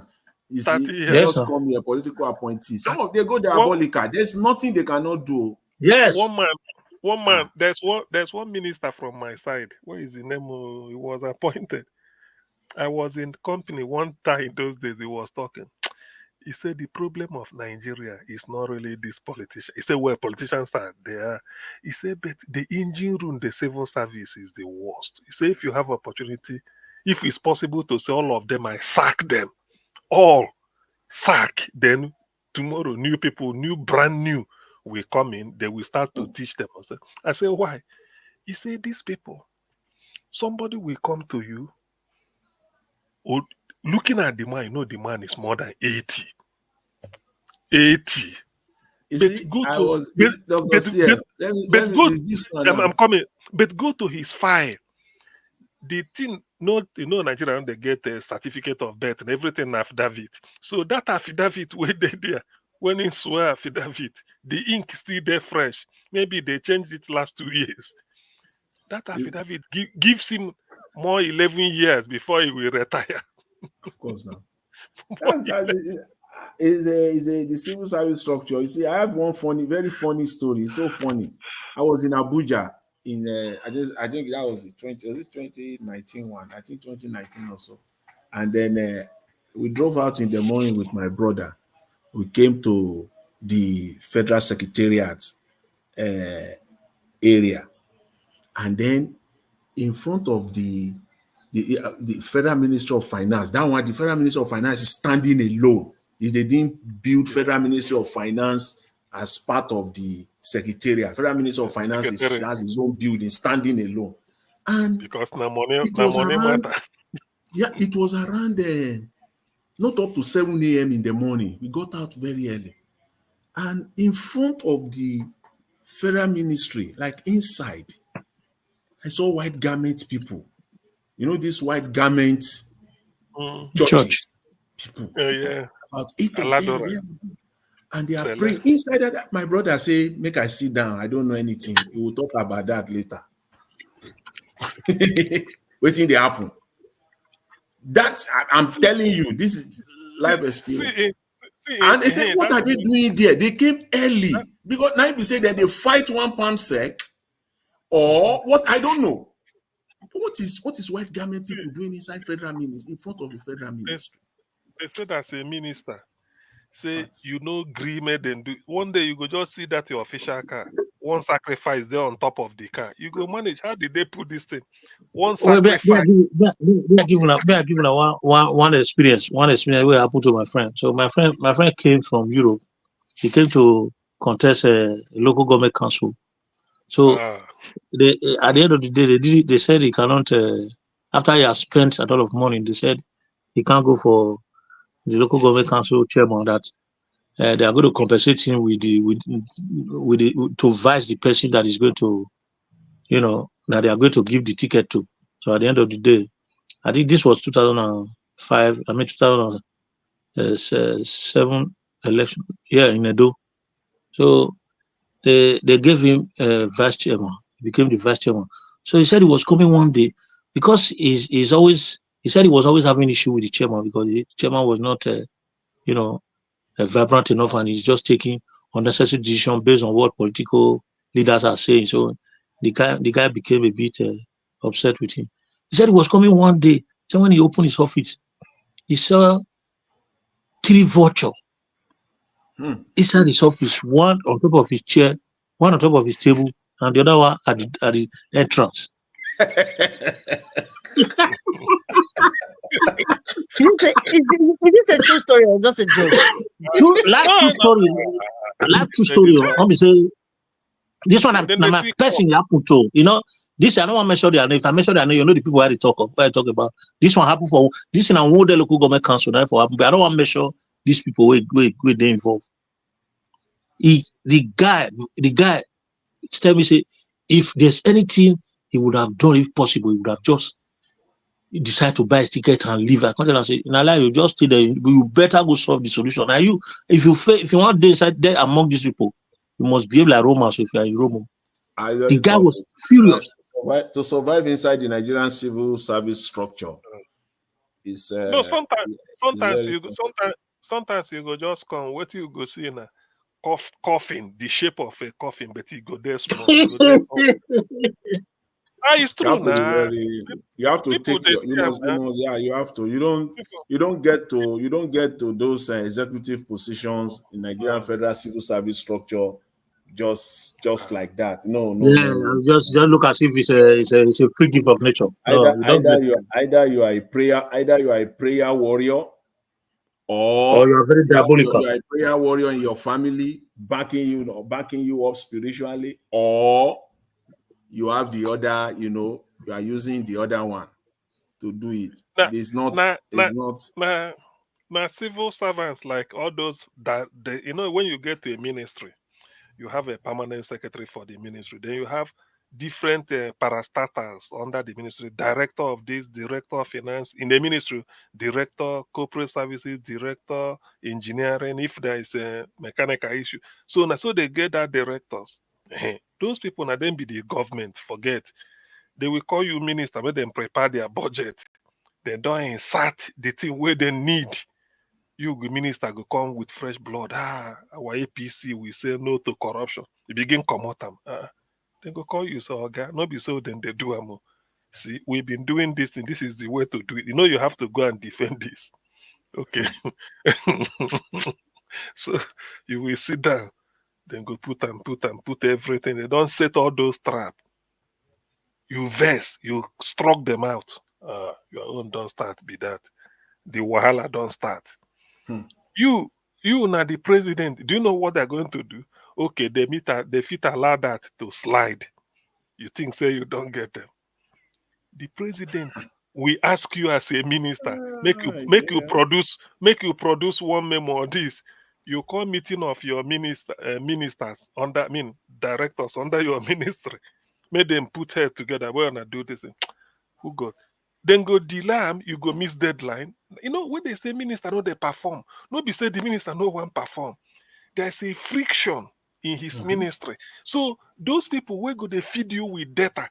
I know be yesterday you become minister. Yes. Where they done they here for the past 17 years. So what do you know? Yes, they don't see ministers every They're 2 years. going to use math, they reduce your morale. So where they They'll reduce you with math, those people. So when they cooperate, when they don't do all those do and do, that one don't your own don't finish.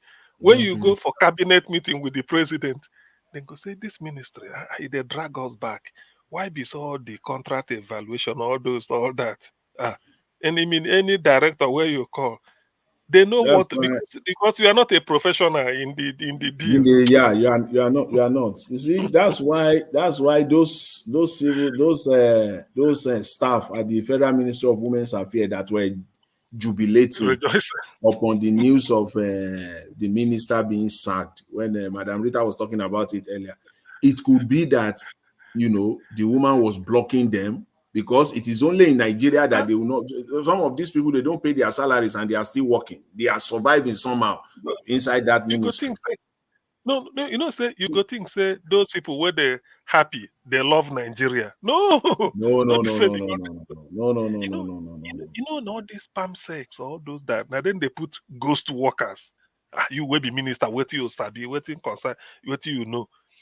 Now then they put all these ghost workers to they yield money for them monthly. You will be minister come see and then put them. How one made them send their children abroad to go study. It's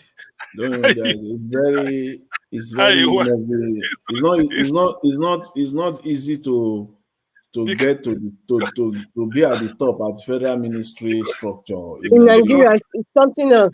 See, listen, this is the way they do it, because somebody he said when you don't read that kind maybe deputy director or this, you go they put your interest in the budget. Now those money you go send your children to school for Canada or US or UK. When they finish get job there, as they get holiday or you retire, they go meet them there. Now. because you go need health care. All those pepper soup where you don't they overeat. Maybe you don't they give You go and you don't shed take some. arthritis don't come for different bone, different joint. They no go cure am for Nigeria. You go tell your daughter. That's what it be for Nigerian civil service structure. Sometimes you will see they will just, if you know cooperate, even if you are at the management level, like you don't reach that level, that top level, and you are not really cooperating with the new MD or with the PAM cell, they will just go and dump you in one department where you will sit down from 8 a.m. to 4 p.m. There is nothing. You will just be eating granite and be drinking Coke. Yeah, so your pride will go missing, will vanish. Somebody when Dora Akunyili they're alive.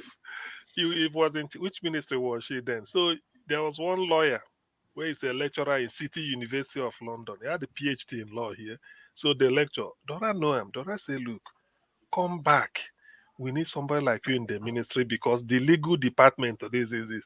He said, okay, but he go resign in job. He ain't go tell them he won't do something like let it day open after a year or two, if he like, otherwise we come back. He said, when he go there, the man say, waiting make I resign.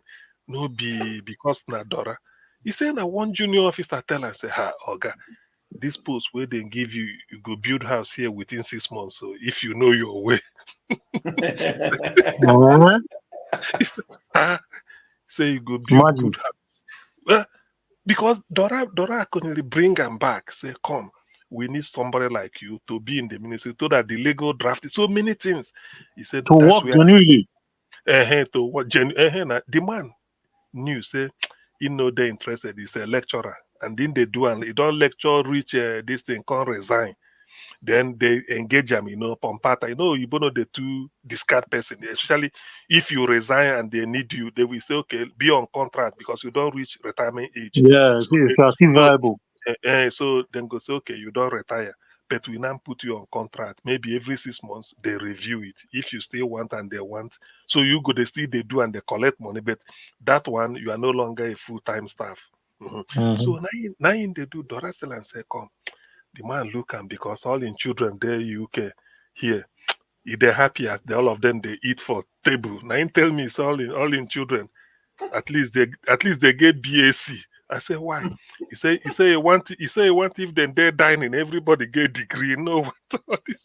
You know want all this. So the man go back to Abuja because of Dora during Yaradua's time. Yeah. The man say junior officers are everything. They go come collect key. So I got your key. He said, no, I locked my car. He said, oh, God, give us key now. Let's repack it or this or that. He said, but I thought he said, no. You have to repack it and then wash it for you or those. So the man go carry key, give them. You know what they do? They go open boot. All the bribe where they come, like people will bring something. They will go put them for boot. Then come tell the man, say, oh, God, now this file. Then go select files of those people. Go put for table. He said, but why? He said this. I said, okay, this people now then bring something now. You don't debut already. We don't arrange it. So the man got the one. No, the man na UK. They are initiating about me. The man say who brought it? He said now this businessman. People will need something for ministry. Then go there. So they don't go see all this one. The man can't they wonder. You say, but all this file, you say, what is? I think I've told them there that they needed this. You say, Oga, no be like that. Oga, in fact, the man don't do something, and it's not good. Make we disappoint. He said, what is it? He said, Oga, there your car. When you they go, we go show you because now the man says is that why they collected my key? I think saying my assistant, then they helped me do. Okay, and I agree. So he say one day. 9-1 where they live before come back. Say, so Ghana, you be our so okay, you go build house for this position, you go build house. So the man started to check because they are now twisting his hand to do what he doesn't want to do. I mean, somebody who is in UK, a citizen, he had a house here, the children are all married and lived here, So it's more like a playing with his grandchildren every time. The man say, no. Before, so somebody tell and say, if you open eye, make you do it like you own you want initiate this, say they go finish you there. Now Yes. the man resign. Exactly. The man resign. Dora tell her, he said, no. Can you imagine? That's what is happening now. That's what is happening That's to what is date happening. in That's Nigeria. the apple. No, we say the apple. It's Rita. The apple. No, we say he resigned, came back to UK. He's saying, Yeah. now the man, they tell me, the man say, The people like that, Dr. CM, who couldn't take that kind of decision, they will rope them in. Before you know it, the man leg and don't they inside. He cannot go again. So and he can't talk again. yes. He can't talk So again. Yes. he can't talk again. He don't they chop. He don't they collect. So all those there's junior no- staff there, those are the most dangerous people, people in the Yeah. engine room of any country. You don't know. Huh. He said the man said when the people came, he said some people just say, oh guy, when we go, he said, no, I don't want, just stay, what is it? Go and then complete the procedure. Just don't worry, I do. So those junior ones can say, if not like this, we go to lose. Organo the chop, one make we chop. Okay, they give us now. I think say we there here for nothing. So the man comes, so they sit there collecting key. So every time where a park or guy, they know they cannot be like that. Then go they repack the car. Even if not the same place, repack and go wash and do everything. Open boot. Put high service. So the real people that will come for what they are coming, the man go they wait for them. So they have to go and clear with those ones. When you don't come, you say, okay, go carry the file. Organ don't come today, just come like next week. Make we ready your file, because that time you don't bring something. Immediately they bring the file, come. Organ, this one at the file where you go treat today. The man can say, it's like they are sort of riding me, forcing me to walk or this or that. No, say na the one where say, okay, these people don't bring something, make disappoint them. They don't bring, because by collecting all those, they don't collect their own from the same person. Their own. He said this one no Oga own. They put Oga own. So when this thing embarrassed the man said, for what? He said, no, I'm not ready for. Give them back. He said, Oga no be like that. How can we give them back? They go and implicate us. No. So they feel say with this man here, they're not going to buy land for Abuja. They say no. They say even in the church, those things are in the church as well. The religious home. You know what they do in the religious home, when they will see like all this Daddy Gio there, when after service or maybe midweek services, they will tell them to say, okay, if you want to see the pastor, you have to wait another. If you want to see daddy to pray for you or to do whatever. Nigerians, they always want to consult the head of whatever religious denomination they belong to, because they believe that one touch hand is like the hand of Jesus from that person. So they will not stay on queue. So one day I was observing in TB Joshua church then, they will stay on queue. Some people will be on queue from morning to evening. They will be able to see TB Joshua.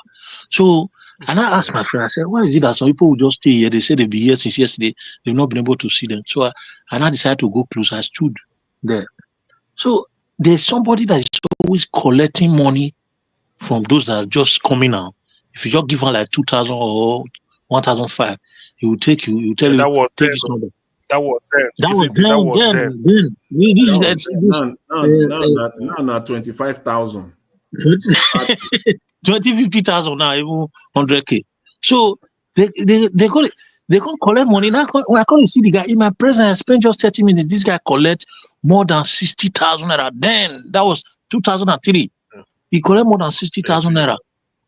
So some people who not get money could just did there for nothing's sake. He go spend like 8 hours. You know, we will see him say, "Doctor, say come tomorrow." Pastors are part of the rackets. They are part of the rackets. Yeah. Yeah, it's possible. Like you're going to see Babalawo now. What's the difference? Imagine, yeah. Do you know if it's in the Western world, like everywhere, where I say Western, we know, you want to see the person, you go straight, feel from, or even if you just say this is the but in Nigeria, you want to see minister, you go like to know a junior one, or those junior one. If you tell you say, okay, you know, go hard do. they go redeem. Go meet them for redeem on Sunday. Now our branch in they go say redeem. You go stop. Yes. Say Oga go wait for them for redeem. Try go Corruption redeem. is endemic. It's endemic. Now that side in the any church where minister they go where they know. If na mosque they know where you they frequent. The junior ones go tell the person. They go don't collect money or come push you. Say Oga there you go meet them. Now there you go feel talk and go greet them. Tell and say you they come office, they get time. Say, gonna go tell one lie. The minister go say, how? You say, well, I don't know, I've been trying all this. I just met you here. I didn't know. Now there then go to discuss official business. Then you now say, come to the office. Say you see now, Organa, we give you the link. We don't give you the link now. See, it's not really when they tell you what goes on, you find out that our civil servants it will look so funny or like unreal, but it is real. Till today, as well. Very real. Very real. Very real. Very real. That's how they are surviving. That's how. Yeah, and if you cannot grab your way out, you will suffer. You will suffer. What I'm telling you now, every permanent secretary or director in the ministry, their children must study abroad, not because their salary is up to that. So when they get all those things, they send their children abroad, you study, maybe you get job there, or they work, or you settle. If not, them go they come to treat one kind of a dental to the pen, if they come meet you, because now instant you go there, you don't, and they get money. The ticket na how much you go buy and not be. They say if you retire, now there they come. So that is the link. What they use in the ministry, they can retire to go into politics because they know go work. So they will display. You can't displace professional politicians. So you go don't work towards your pension, then get one where you go take the job, then send your children abroad. Some go reside there. Immediately you and your wife say then they're abroad, you retire. Immediately you resign from ministry, they Canada or US or they here, now there you there. That is Nigeria. That's how it works. Even those PAMSEC, the thing is that PAMSEC, that one are even those that are way below PAMSEC, their children are abroad. They are sending their children abroad, sir. Imagine at this time somebody we will send picking with the conversion of $1 or $1. The money where they collect too don't go. They don't convert to dollar. It's not the same again. Yes, now high amount. Imagine somebody want pay 9,000 for school fees. Prince. Yeah. Let me tell you, there's something you have to ask yourself. When Yaradua came, before they announced, ghost workers, they don't fish them out. Jonathan, ghost worker, still they fish them out. Yeah. This man, Buhari. ghost worker.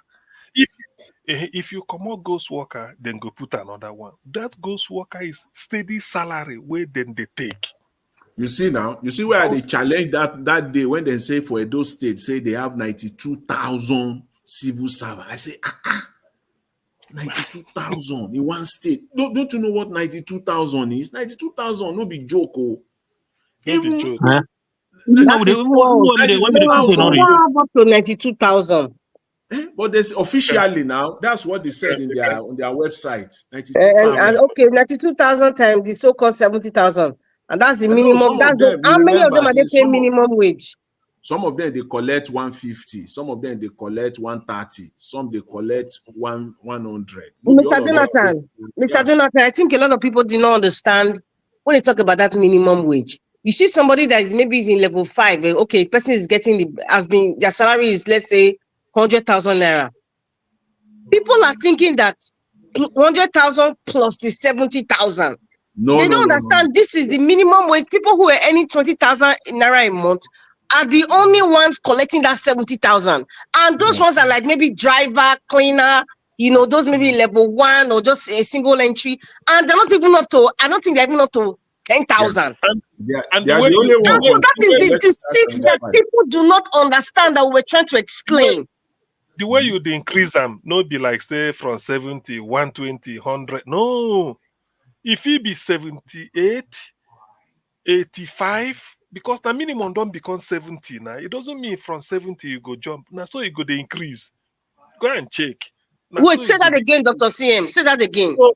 So I said when they say 70,000 minimum wage, people go think say okay, some go there based on minimum, you go add 30,000 on top, it go be 100, then 120. That 70 where you see maybe plus 18, it go give you 88.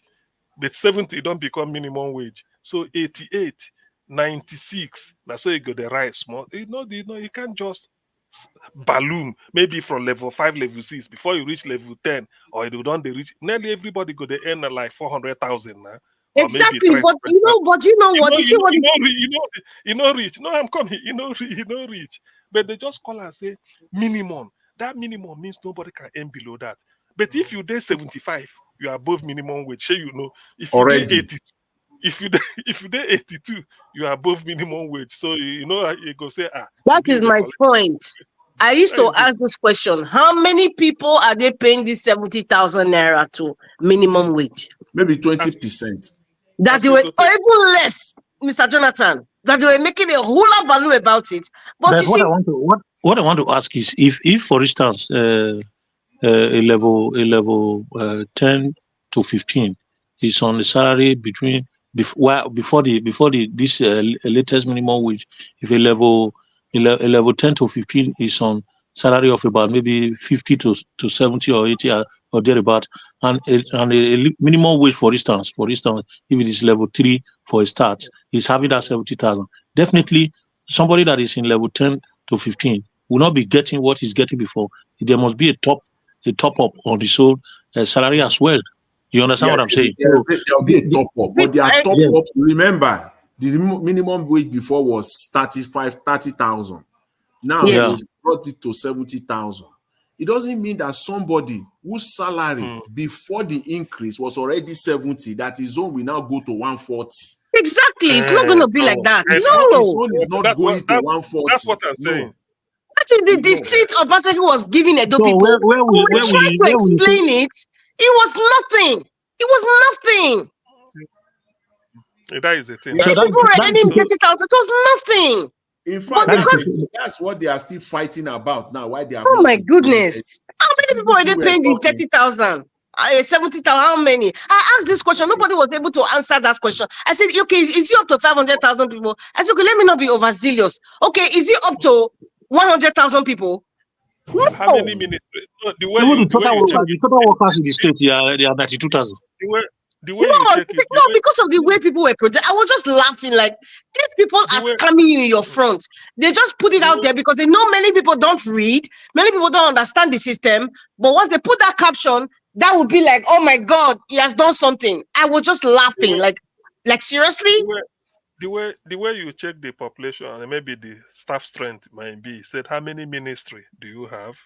Then let's say 1,000 per ministry. 2,000 per ministry, maybe 40,000, 50,000, maybe if it goes. Dr. CM, let us just say it's in 92,000, and let us say from 92,000, what's the percentage of people earning 30,000? What's the percentage? For how many ministry? Where when I go take get 92,000? Dr. CM, I say let us leave it at 92, so that it won't be like maybe we're changing the figures. Let's say it's 92. Okay, from that 92, how many people were earning 30,000? How many? Just get a figure. Let's just say, okay, Mr. Jonathan said 20%. Right? 20% of 92, that is about 5. That is 18 times 5, 90. Let's say about 18,000. Let's say. Okay, let's just round it up to 20. Let's just round up to 20,000 people that were earning below 70. And that 20,000 is inclusive with the top up. Maybe some of them were earning 50,000. They added 20,000 naira to it. Then the ones that were 30,000, maybe they added 40,000 to make it minimum, right? Even the Mandarita, let me bring you back. You know, that's what they call pyramid, the hierarchy. The people at the base, those people receiving that kind of maybe 18,000 to as we are talking, they should be higher in population, because you can't go and have like in a ministry, you have like 50 directors in a particular ministry, you know, go have maybe they like 5 or 6 Of or course, 10. that's exactly. So Yes. the Okay. real bulk of that 92,000, not even 20, should be people that are, you know, the pyramid, the way it is. So I know, yeah, we know, but it goes by level.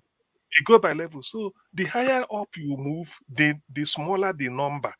Because one permanent secretary for a whole ministry, but you will have like maybe 100 Maybe drivers, 500 workers or 600 staffs.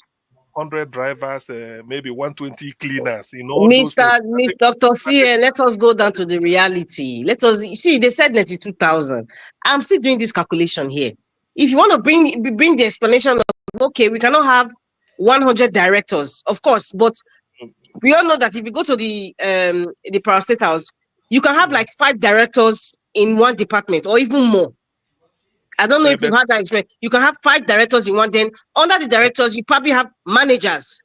Yeah, right? And then you now have and they'll probably have, I don't know how they design it. So I have 2 or 3 secretaries. Supervisors, senior workers. Yes, now, yes, they will have secretaries as well, and then they will have the cleaners and the drivers. How many cleaners? Listen, when you go to the, let me just use Edo State now. Let's just say one general office, like maybe the government house. Let me just say government house office. How many cleaners do you think they have there? How many? How many gardeners? This is government house that will have gardeners. Oh, okay. Let us even leave government house. Let us just go to normal palm house there. How many cleaners do you think that they have? How many? Are the cleaners up to 10? Ministry of Education. What I'm saying is that are the cleaners? Wait, now we are going down to the bottom of the totem pole. Are the cleaners even up to 10?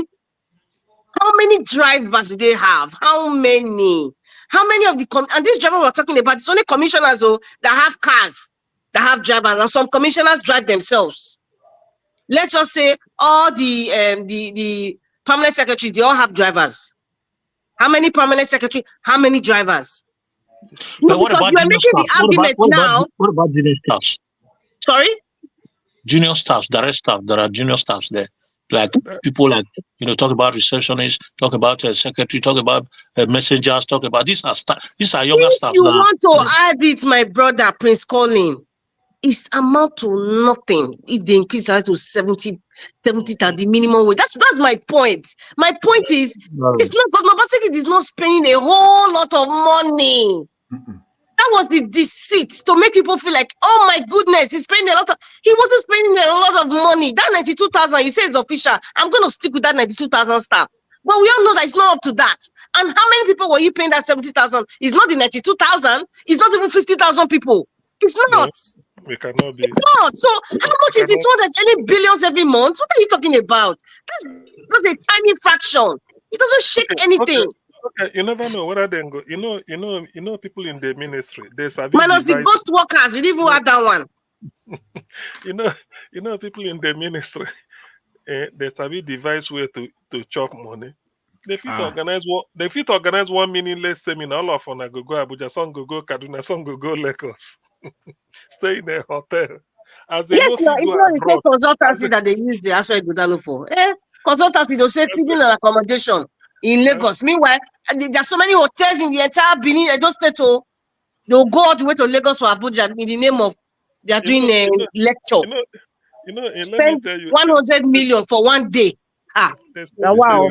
They still have foreign ones. So now look how they talk. Estaco. That Estaco is a different ball game. If you invite somebody to come from abroad or say from Lagos, come Benin, come give lecture. The same lecture, they not go like it. They prefer me then go meet them for Lagos so that they go collect overnight stay. They call it one overnight. Say you go stay. When you stay overnight, that's what you collect.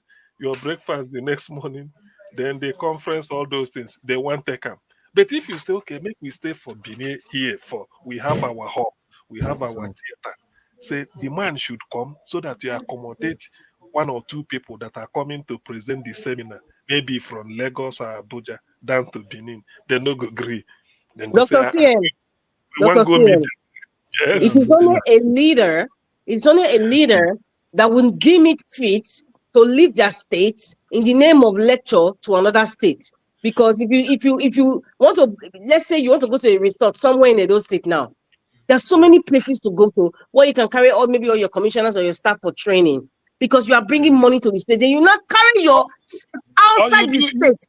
And then listen, they have corrupt the leader. one, you see, they have the one for international ones too, where you can go there if you know, depends on who you know. You know they And don't then like the wait now, do you know why it is very, very, I'll use the word, it will be allowed. It will be something of like something so good for the people who are doing these lectures. Do you know why? Because it gives a window for SPV or the person in charge. Man, you know Those kinds of things are SPVs. They create programs like this Alago down in those states. Nobody can come and tell me that's not an SPV. Nobody can come and tell me it's not. If the, one thing about this civil servant, let me tell you another thing they do. That salary where you they hear where we they talk, even if let's say 300,000, kobo no they come off from there. Now bank to hold and for them. The bribe then they take for people where one can't use the service. That is their money. If that one no work, then go. I say as a director, as a senior person, now when I go, they go courses, they go seminar. This is what Peter Obi was doing in Anambra that they didn't want him. He stopped all this excessive spending. That's why. Okay, for Peter. Okay, let me tell you what. Peter Obi said then they kill cow every day in government house. Cow to prepare food for governor every day. One big cow. Peter said for what? He said that is the way now. That is the thing. Peter said for me and my wife, my children die abroad too. So who are you? He said, Oga, people go they follow you come when you close work. He said, how many people are following me? Oh yeah, stop. That cow. Okay. So Jonathan, even only you the budget for that baby cow is more than $500,000. As at that time. Oh yes, so as at that time. So Jonathan, even you, if they kill one cow, 1 month you don't, your household can finish one cow in 1 month. They say 1 month. You don't even say half a year. Now cow only go they eat. Fish no they chicken no they. So these are some of the things we make Obi. This corruption is too much. And they put and they pursue. They say the man now wow, just saying hand and a tight. Why? Obi say cow for me and my wife. Now you they kill one cow every day for. He say, okay, yes, now the budget, everything.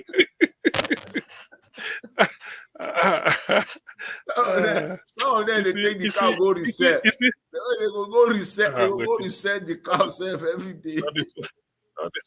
On this one where you they talk, is it not women they Obi? Obi say they have what they call fuel dump, in which they have a reservoir for putting petrol, so that everybody go they take fuel like official.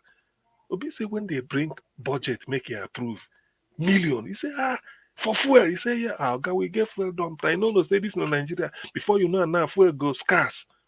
Obi say why? He say look at all the cars, more than 15 cars attached to the governor. Obi can reduce them to 5. 1 for me, 1 for spare in case. The other one for my media and protocol. The other one for DSS, security service. The other one for police. And I said they will get stuff where they drive all those cars. Listen now. So 5 will be brought it down to 5. Will be say, but then petrol instead. Say the thing still they increase. He say no be 5 cars again. No be like 15 before. They say okay, no say fuel the cost. So this okay. No more fuel dump. If you want to buy fuel, I go there inside the car. We go buy for petrol station and we pay. that kind of person no go last. So that's why they impeach him. Obi say so all this ones are for governor's office. He say Obi say okay, no problem, no more. All the petrol station where they all car around, they know Obi. Immediately he said, I go there inside car. When we reach there, I will pay. Then go put fuel for us. The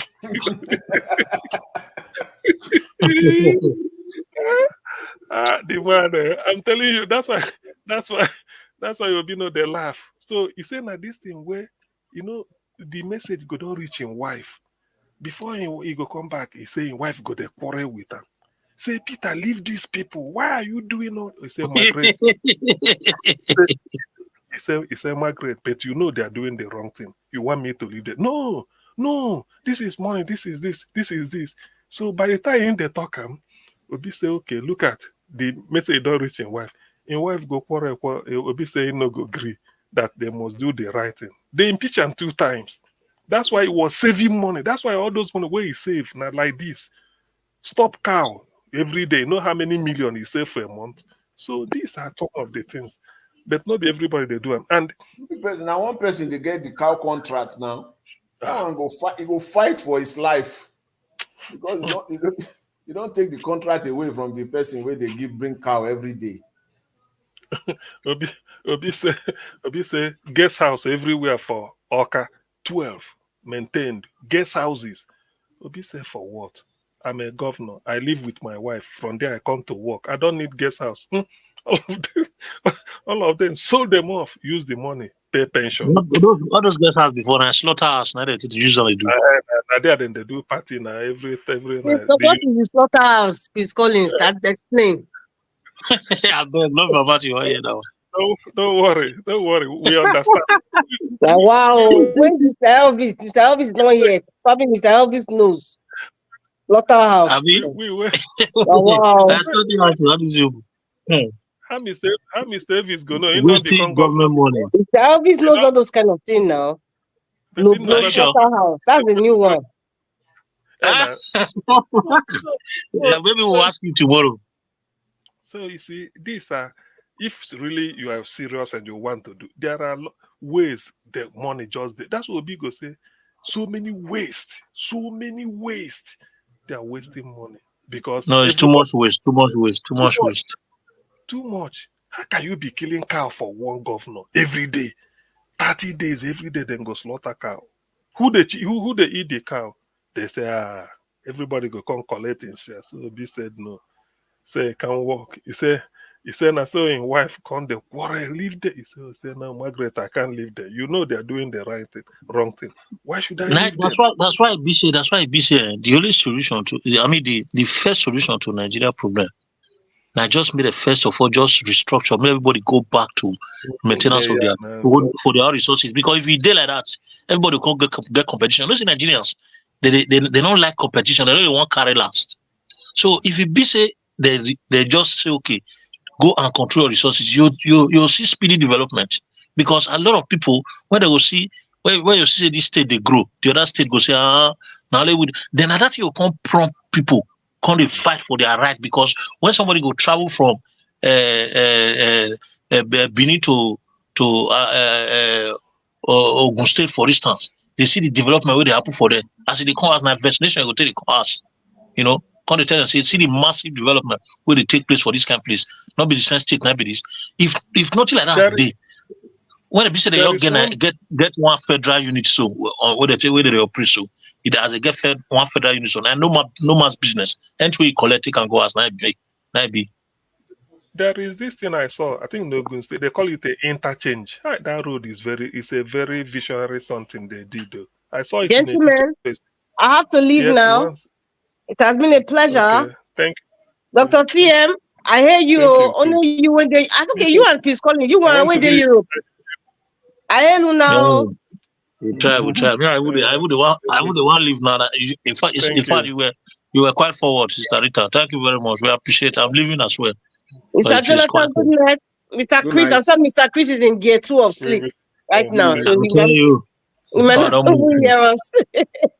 Mr. Elvis, Wessel, thank you so much. Good night, everyone. Bye. Good night. All right, bye. See you tomorrow. Thank bye. you. Bye. Thank you. So they know. That's why ghost worker na person they put them. You remove and then put them again. Ghost worker. They're not the go. No, not the finish. Not the finish. Oh God. Yeah, no. If you remove and then go put them again, because that ghost worker na direct salary. Now they make millions. direct salary now is Yes, now. monthly. You can calculate it monthly. Nobody they question that one. That one not they come out for crime. Law not there against that one. Now clean money. So just collect now. direct salary. Recently. You know, you see this lady where Tinubu change this Uju or Haneye, this minister for women affairs. One day she go sing. Don't worry, one of these days he go grant interview. He go tell you what's in the happening. I think so. That woman, one day she go talk. I go talk. All those seminars. You know where then they chop money? Let me tell you, na seminar. That seminar, you know, if you tell them, say, this seminar where I want, the people will go deliver there, Abuja. Make we use Zoom or MS Team, or they no go agree. They can't. They want to go to Abuja and sleep in a hotel. You know, get if na men to get away from their wife for 2 or 3 days. Go Abuja, you go pay them. You say na out of station. Now you go. Their station now say Edo State. You can't go Abuja out of station. One, you can't go by car. Na plane because of all this Boko Haram. So then go buy flight ticket, book hotel for you. Then all those things you go there, go relax. If you know, then maybe you never qualify to go abroad. Maybe not the one where they go do all these things are not rubbish. I remember somebody saying in those days, if they organize seminar like for Singapore, everybody want to go China, Korea, because it could imagine that kind of nonsense. What kind of seminar they want to go and organize in another continent? And that they will go. Well, like say if they come, their service go improve. They say now so they go take dollar extra code. Then normal this thing where you go give them, they can't sleep there for 2 weeks or 1 week. He said the worst thing is that when you go for a seminar, so many people from different countries would like to be in one committee so that they can put certain things together and then say they contributed. Waiting Nigerians don't want to be in the committee so that they will have time to go into town, go do shopping for madam. Shop for madam and girlfriend. Or even the oga will put your name, make you go. You know, say some oga go put your name, so okay, you go follow them, go. So you bring kickback. You know, because you know how much they pay on for dollar. You come back, you know, buy them anything, you know, do better shopping. So next time you can't go again. The next one you go the next one. You can't go again now. You know, because you do know why, what will make you think is that the police you see at the checkpoint, you know, they look haggard, as if they are not well fed. But now then they collect money every day. Where is that money going? Now they give Ogana. The Oga will send them go junction. You know, make good return. Tomorrow you go stay for office. Another person go. And the Oga go take his own too. He go also deposit to the higher level. Yes. See, any police where they see for different, you know, say they make returns to Oga properly. Then they send them. Because you know, all those police they be scapegoat. Anyone will make mistake, they will sack them. They'll say not do work well. Oh, join say after instead of you to use sense collect money, you go let social media carry you. You lose your job. Listen, even then, those police, they know they give good account.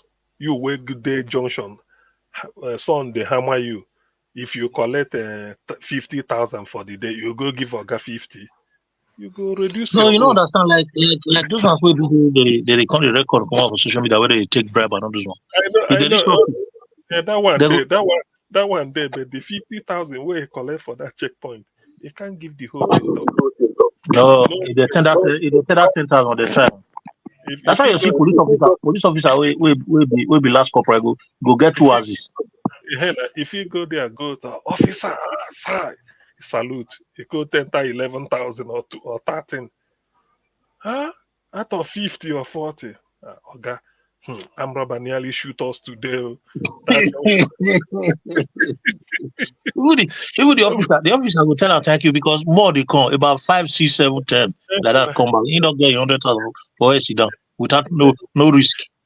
listen now, when you dey go there for office, if they bend like this, they look at you. It's okay, well done. So maybe one day decide to put another person for that place, and the person no, the thing call Make increase. more return. The thing call increase. No, you're not a good, you know. They go again. You're not a good again. Guys, Guys, I won't sign out though.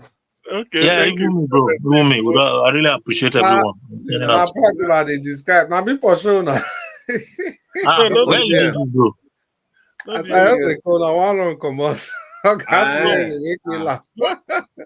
No, we don't. Okay, what did I? I just tell you they talking about bribe. I don't they bring 11,000. I mean, Mr. Chris, you still dead there. I will come out. I will step out, but I just they come. It's true now. Yeah, see, we're about signing out. We really appreciate Nigeria. Yeah, guys. Today, later today. Yeah. Okay. Yeah.